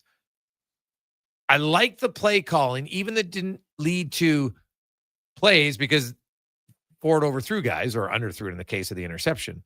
But they had the right play call. They had guys beat Connor. So, but then after that, they went away from it. They did nothing. So they never threw the ball downfield anymore. Now, I would hope if Cody Fajardo misses one guy deep, that all of a sudden it's not like, well, geez, we can't throw deep anymore. And that I felt as bad as Trey Ford was in missing those 3 throws. I think as a coordinator, you didn't put your player and your offense in the best position to succeed after that because you basically eliminated any threat downfield. Yeah, I mean, and what does that send to your receivers? Like, you're beating these defensive backs, you're open, and then you just give up on it. Like, hey, let's keep going to it. Let's keep taking these shots downfield. I mean, I might be in the minority here, Gregor, but I think the pass sets up the run in the CFL. Like, when you start taking these shots downfield, all of a sudden you got to respect that. You got to play off just a little bit more. Linebackers got to be ready just in case you're going to go at them in the pass game. And then you attack with the run. And I've always kind of thought that way. It's kind of reverse from what the NFL might be. You set up the pass, get the run going. I just think that's got to be a crucial step to it. And we've seen it, like, by how many teams against the Elks, they've just been picking them apart, short to intermediate routes. That goes back to us talking about the corners playing back, but 7-yard out, setting up third or second and short, giving your chance to get the first downs via the run game that way. And it just keep doing what you're doing. Stick to the game plan. And I've said this about Trey Ford a bunch of times. Like, trust what you did. Trust the game plan. Trust your reads. You practice it for a reason. Don't bail on it quickly. Stick with it. Now, can we talk about something totally different? What the hell is with the size of your water bottle behind you? Like, what are we are carrying around a bathtub now? Can you grab that thing? I want people who are watching on YouTube to see this thing. What is that? Like 1.5 liters? This is half a gallon. So 2 liters. Yeah. Why? Long story. On vacation, I wasn't drinking any water, and I was getting headaches at the end of every night. So I said, I'm going to make a commitment to drinking more water and living a healthier lifestyle, especially in the heat. Okay. Short story, late night purchase. 12:30. Didn't necessarily do the math on the size, and it came. And Ashley was just like, "Why did you buy that? It's a beast." And yeah, I mean, don't attack me leaving the mall because this thing could do some damage. But it's bigger than I thought it was. So when you purchased it, what are you on the shopping channel? Amazon. So you were just on Amazon. What, did it pop up as like a sale? Like, how did it know that you were, or did you search? Oh, I was searching. Oh, you were searching. I had for a the water intent, bottle. and I didn't want to go buy one of those really expensive, the Yetis or whatever else. Okay. And I got beef with Yeti after they blocked the Utah Hockey Club name. So I just found this one had a good rating. It actually comes with a case, like I can wear it around my shoulder. I took that off, like a cover and everything like that. Looks like a satchel. But no, I just carry it by the handle, and I'd highly recommend it, Gregor. I've been drinking way more water than I ever have in my life. That's why you've noticed me dart out of the studio every once in a while. Really? See, it's funny. Like, water for me, never been a problem drinking it. Now, I don't carry around a 2-liter water bottle. You see, I have my one green little Ewell mug. Yeah. I drink, I fill it up a few times during the show. That's all I need. So you leave home with that filled up, and then you have to drink all of it before you're done the show? I try to get it done before I leave the building, yes. I've had to a couple of times just pour a little bit out at home. Whoa. Why'd you have poured out? Why? Like, Well, into a glass. Oh, and then I just drink it that way, just to see how close I'm getting. But yeah, it's the big reveal when I get home now. I have that, and then I have my coffee, and load it up for the day. It's a lot. It's been a conversation starter around the bar. A lot of people curious what this thing is. Yeah, like I thought there was like something special in it. Obviously, it keeps the water cool. Oh yeah, right, cold all day long. Throw a couple cubes in there, and it's good to go. So now, do you think this is like sustainable? Because it's like fad diets, right? People go on a fad diet. They want to lose weight quickly. It's great. And then they stop it. And guess what? All their weight comes back on. So do you think this, like, will we see Connor Halley? Like, maybe we should we have like a, when date does Connor show up without the water bottle? Like, is this a thing? Or are you pretty committed? Are you now pot committed to the 2-liter water bottle? We are 8 days in now, work days. I'm pretty committed to it, actually. I'm starting to enjoy it. I can't say it will go forever. There might be a day I forget it, but it's so big, Gregor. It's hard to miss when I leave the house. Like you would get used to carrying that thing around the minute you'd leave your house. It's not like your keys. Yeah. It's not like your missing. wallet. You're like, hey, wait a sec. All of a sudden, I feel 4 pounds lighter. What's missing? Oh, yeah, that's right. It's my 2-liter water bottle. Yeah. I in to get it. I think I'm going to keep it going. I really do. Okay. We you know what? Tomorrow, it's a little late today, but maybe tomorrow on the show, we might have to set a line on when we think, you can make your predictions, and we'll have like a big prize pack on when you think Connor Halley will. Because if you forget it one day, we won't say anything, but then we'll see if you show back up the next day. Because forget it once, plausible. Forget it 2 days in a row. Now you're done. That means you've moved on. You've decided that this is not for me anymore. Yeah, it's all about how you respond to the initial loss, right? Well, 100%. Yeah. Like anybody's going to have a bad game. Anybody's, gonna forget their ginormous water bottle. I'm curious how many other people out there do it. So it's a good life. I recommend it.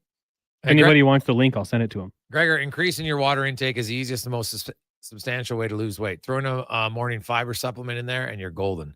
From Brad. All good, Connor. I have 2-liter water bottles too. It's great. It is. I do. This might be one of my favorite rant, because we get these all the time to the show. Because I love people. They've obviously saved us in their phone. Fantastic. I wonder, like, what are we under? Are we under Sports 1440? Probably. And we just get random texts that we know aren't for us. This is one of the more random ones we've received in quite some time from John. Just emailed you my 2024 T4. Finally. Oh, awesome. Oh, classic. Oh, well, I always like to come back with a witty round. I'm like, hope we don't get it. That's it. Because hey, I just want people to know that I don't think that was intended for us. We're not your accountant. Although I love the movie The Accountant. Big fan, maybe. Yeah, because at first I was like, is this like a joke for us? Like we're the accountant? But no, we're not the accountant. Then you get back. Oh, I have no idea how I sent that. You did.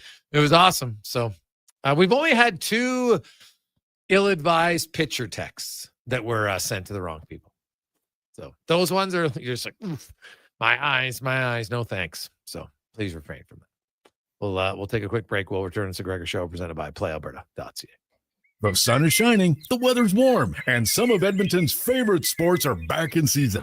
If you're looking for the cherry on top of a perfect summer day, check out Play Alberta to experience casino, sports, and lottery all in one app. Download the Play Alberta app today and deposit $20 or more with promo code SUMMER to claim a $100 casino bonus. That's promo code SUMMER for a $100 casino bonus on us. Redeemable once per Play Alberta account. Remember, if you gamble, please use your game sense. New crust alert at Papa John's. Your favorite cheese meets your favorite pizza in the new cheddar crust pizza for only $17.99. Papa John's pizza makers created the perfect addition to their crust by melting garlic and herb seasoned cheddar cheese right on top of their fresh original dough that's made with 6 simple ingredients. Try a one-topping cheddar crust pizza today for only $17.99. You better hurry though, because it's only for a limited time. Better ingredients, better pizza. Papa John's, proudly locally owned and operated. What a performance by Action Electrical today. Their projects team kicked things off, designing and building with unmatched skill. Then the service team swoops in for those crucial repairs and maintenance. And don't forget the testing team, ensuring everything's safe and sound before the solar team scores with sustainable energy. A complete team effort. Have Action Electrical bring home a win for you and your project. Visit actionelectrical.net. It's the Bricks Price Meltdown. Score hot summer savings, like up to 40% off mattresses and a 10% instant credit towards sleep accessories. Save up to $900 off sofas and sectionals, and up to 25% off bedroom and dining packages. Plus, buy more, save more on select kitchen appliances, up to $500 off.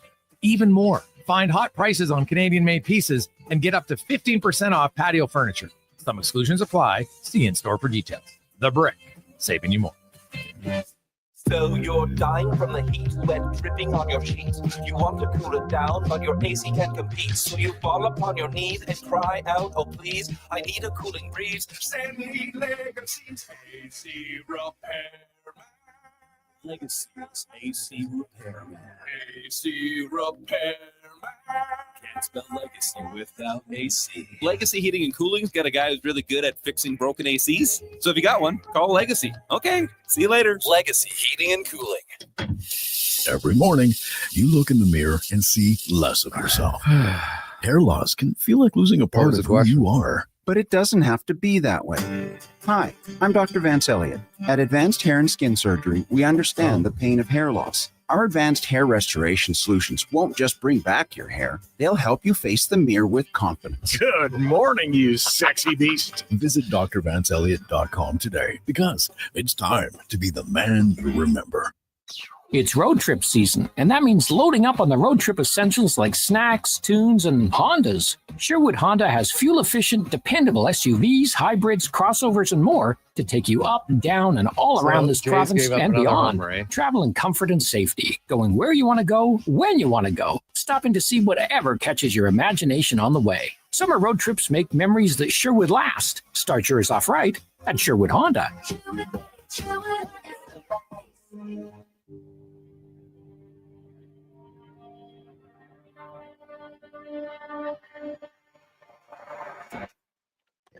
Portions of this hour brought to you by Action Electrical. They're the most diversified electrical contractor in Alberta with 4 divisions in project, service, tag, and solar for commercial or residential. Contact them today at actionelectrical.net.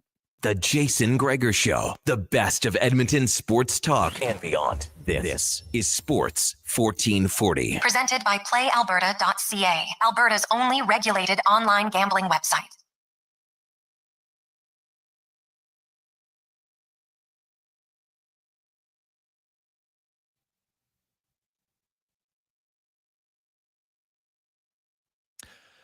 $5:44. I love it. It's always great. I can always tell people when people stop texting in positive or negative thoughts or their opinions on a team, then they're tapped out. And anytime we'll mention the green and gold, there's still lots of texts that come in, which shows, as I've said all along, I still believe there's lots of people in the community that want to support them. They're just frustrated. They'd like to see a few wins, no question. And lots of varying opinions on it, which is great. Hey, Greg's, I think this might be a panic move by an inexperienced coaching staff that seems to be reacting to the public negativity, which should be more, while they should be more focused on the defense. Can see this snowballing because the fans can't seem to understand what is going, and just rinse and repeat when it comes to Ford. That one comes from K-Jan.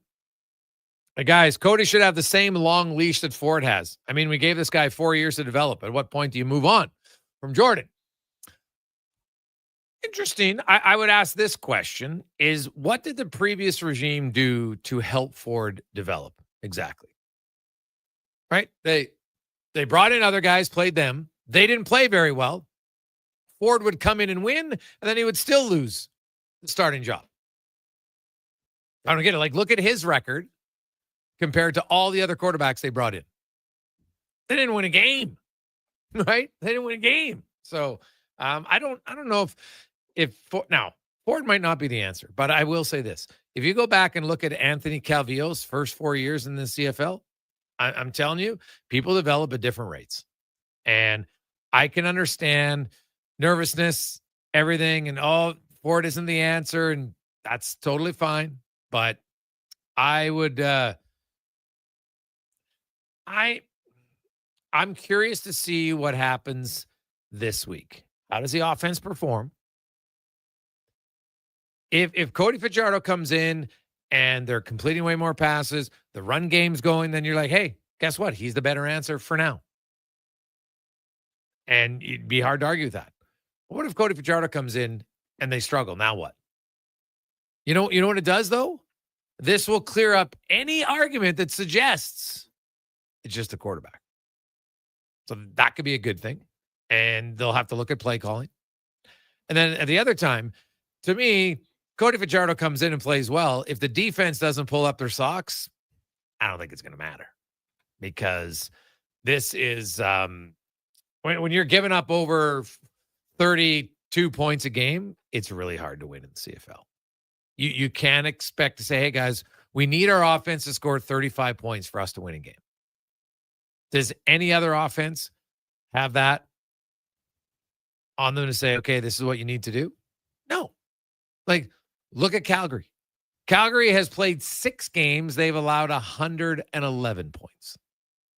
So, you do the Saskatchewan's allowing 25 points per game. Calgary is they're not even allowing 20.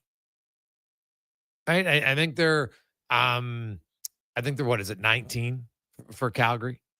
Right? Winnipeg's actually, like BC's played 2 more games than the Elks and have allowed 9 more points.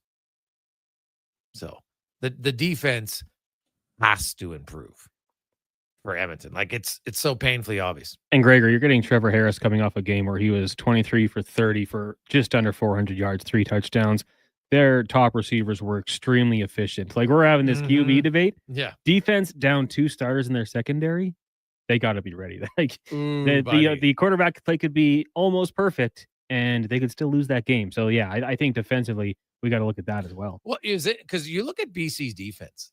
The Elks could have torched them if those passes are completed, right? Mm-hmm. Yeah, it's true. And so I'm curious to see how the Elks offense looks, but more importantly, how does the defense look? Because if you can't get a stop, and if you can't just limit them to going up and down the field at will almost, it's going to be a long, long night. Guys, tackling's the main issue or lack thereof. First guy in has to make a tackle from Jordan. Hey, Jordan, I would agree. Like Eddie Steele, he was fired up the other day. I love it. And if you haven't listen to him and Declan on Elks Nation. If you want to get a real good, if you haven't followed their pod, I highly recommend doing it. It's great for post game and it's great for reaction to what's going on. And they don't pull any punches. They're 2 guys who know football very well. So I would strongly recommend checking it out at Elks Nation. You can get anywhere where you get your podcasts on YouTube as well. And you got the whole websites coming in September. So it's been fantastic. They're getting a lot of views and lots of interaction with Elks Nation. You can check them out on social media as well. Just on Twitter and TikTok and Instagram, or X, I guess I should say, technically. So it's very good. Hey, boys, what do you think the trade market would be for Trey Ford? Maybe it's just not the right place for him. Do you think they could trade him for a really good defensive lineman? Doug. Ooh. So, well, I guess let's look, who would be interested? Montreal, potentially, because they just lost their quarterback. Right? That would be one. I don't believe that Ottawa would be interested. They like Drew Brown, right? He's their guy. But with Davis Alexander out, wouldn't it be funny if Trey Ford got into Montreal with Bethel Thompson? Hamilton, I don't think so at this point. The team actually that would make sense would be BC, because then you'd have 2 Canadians. So if Rourke goes down, doesn't change your ratio at all. But Saskatchewan, no, I don't. Like, Toronto could be interested because if you believe that this guy can help your team in the future, then yeah, I think there'd be teams interested. So, man, that could be a risk giving him up. Like, you give him, like, I remember when the Elks, you had Damon Allen, you had Matt Dunnigan, and you had Tracy Ham. They couldn't all stay, so you had to get rid of them, right? Like, some guys moved on. It made sense. But you're moving Trey Ford. Like, Cody Fajardo is going to have more than one really good game. Is he not?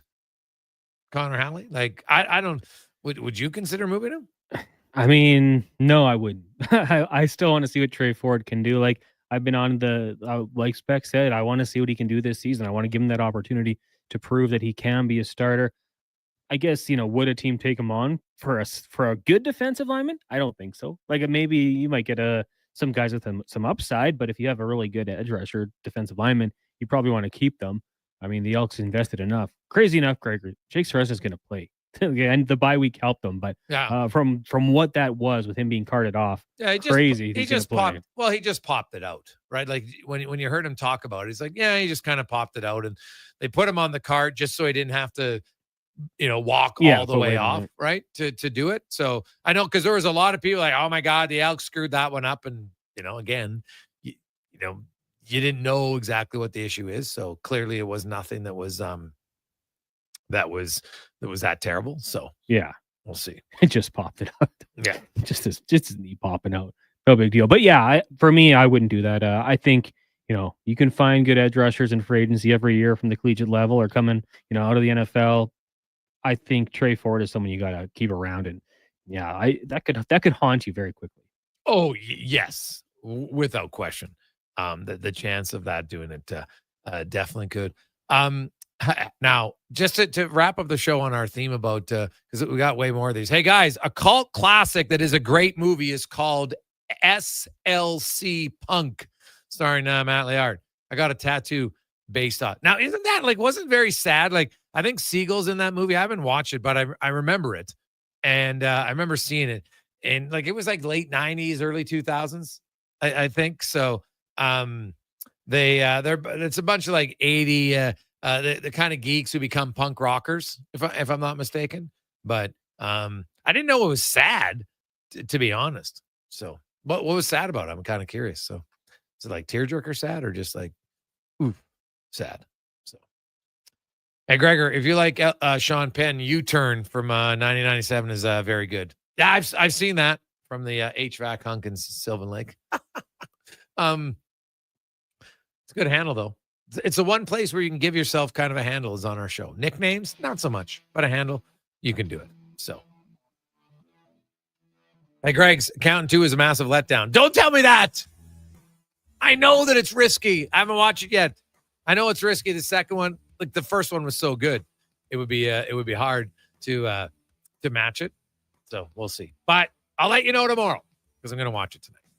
So, on behalf of Connor Halley, Declan Kruger, Jason Gregor, have yourselves an awesome night. If you missed any part of the show, anywhere where you get your podcast, you can get it. Go to jasongregor.com. Also, check out the Sports 1440 YouTube channel as well. The Tony Granado interview will be up there, so you want to check that out. It was awesome. Very inspiring. If you know anybody who's going through a tough time, whether it's you had a traumatic experience in your life, you're dealing with cancer, you'll really want to listen to that. I think it's pretty uplifting. Let's get to Connor Halley and a Sports 1440 update brought to you by eWell, your partner in power since 1975. For all your electrical gear, ewel.ca. Good night. This is a Sports 1440 update. Busy day in the majors, 15 games on the schedule. Currently, Jays trail the Yankees 1-0 in the top of the fourth. Elsewhere, Phillies have a 4-0 lead over the Red Sox. Guardians up on the Orioles 2-1. White Sox trail the Rays 4-0. Just one game to get going later tonight. Rangers hosting the Athletics just after 6 o'clock. Earlier today, Padres fell to the Marlins 3-2. Giants over the Braves 9-3. The Mets doubled up the Angels 6-3. Rockies blanked the Cards 6-0. And it was the Brewers over the Mariners 10-2. Riverhawks in action tonight once again, taking on the Apple Sox. First pitch set for 7:35 from Wenatchee. And in the WNBA, the Dream taking on the Mercury. Tip-off 8 o'clock from the CFL. Toronto Argonauts quarterback Chad Kelly was absent from practice on Wednesday as he continues to rehab his leg injury. Looks like Nick Arbuckle will get to start on Saturday against the Blue Bombers. And from the NFL, Arizona Cardinals beginning training camp with first-round pick defensive lineman Walter Nolan on the sidelines. Coming up next here on Sports 1440, it is Fox Sports Radio all night long. Local coverage resumes tomorrow morning with the Kevin Carius Show at 7 a.m. I'm Connor Halley. This has been a Sports 1440 update. It's Sports 1440, a Stingray radio station broadcasting on Treaty 6 territory. Download the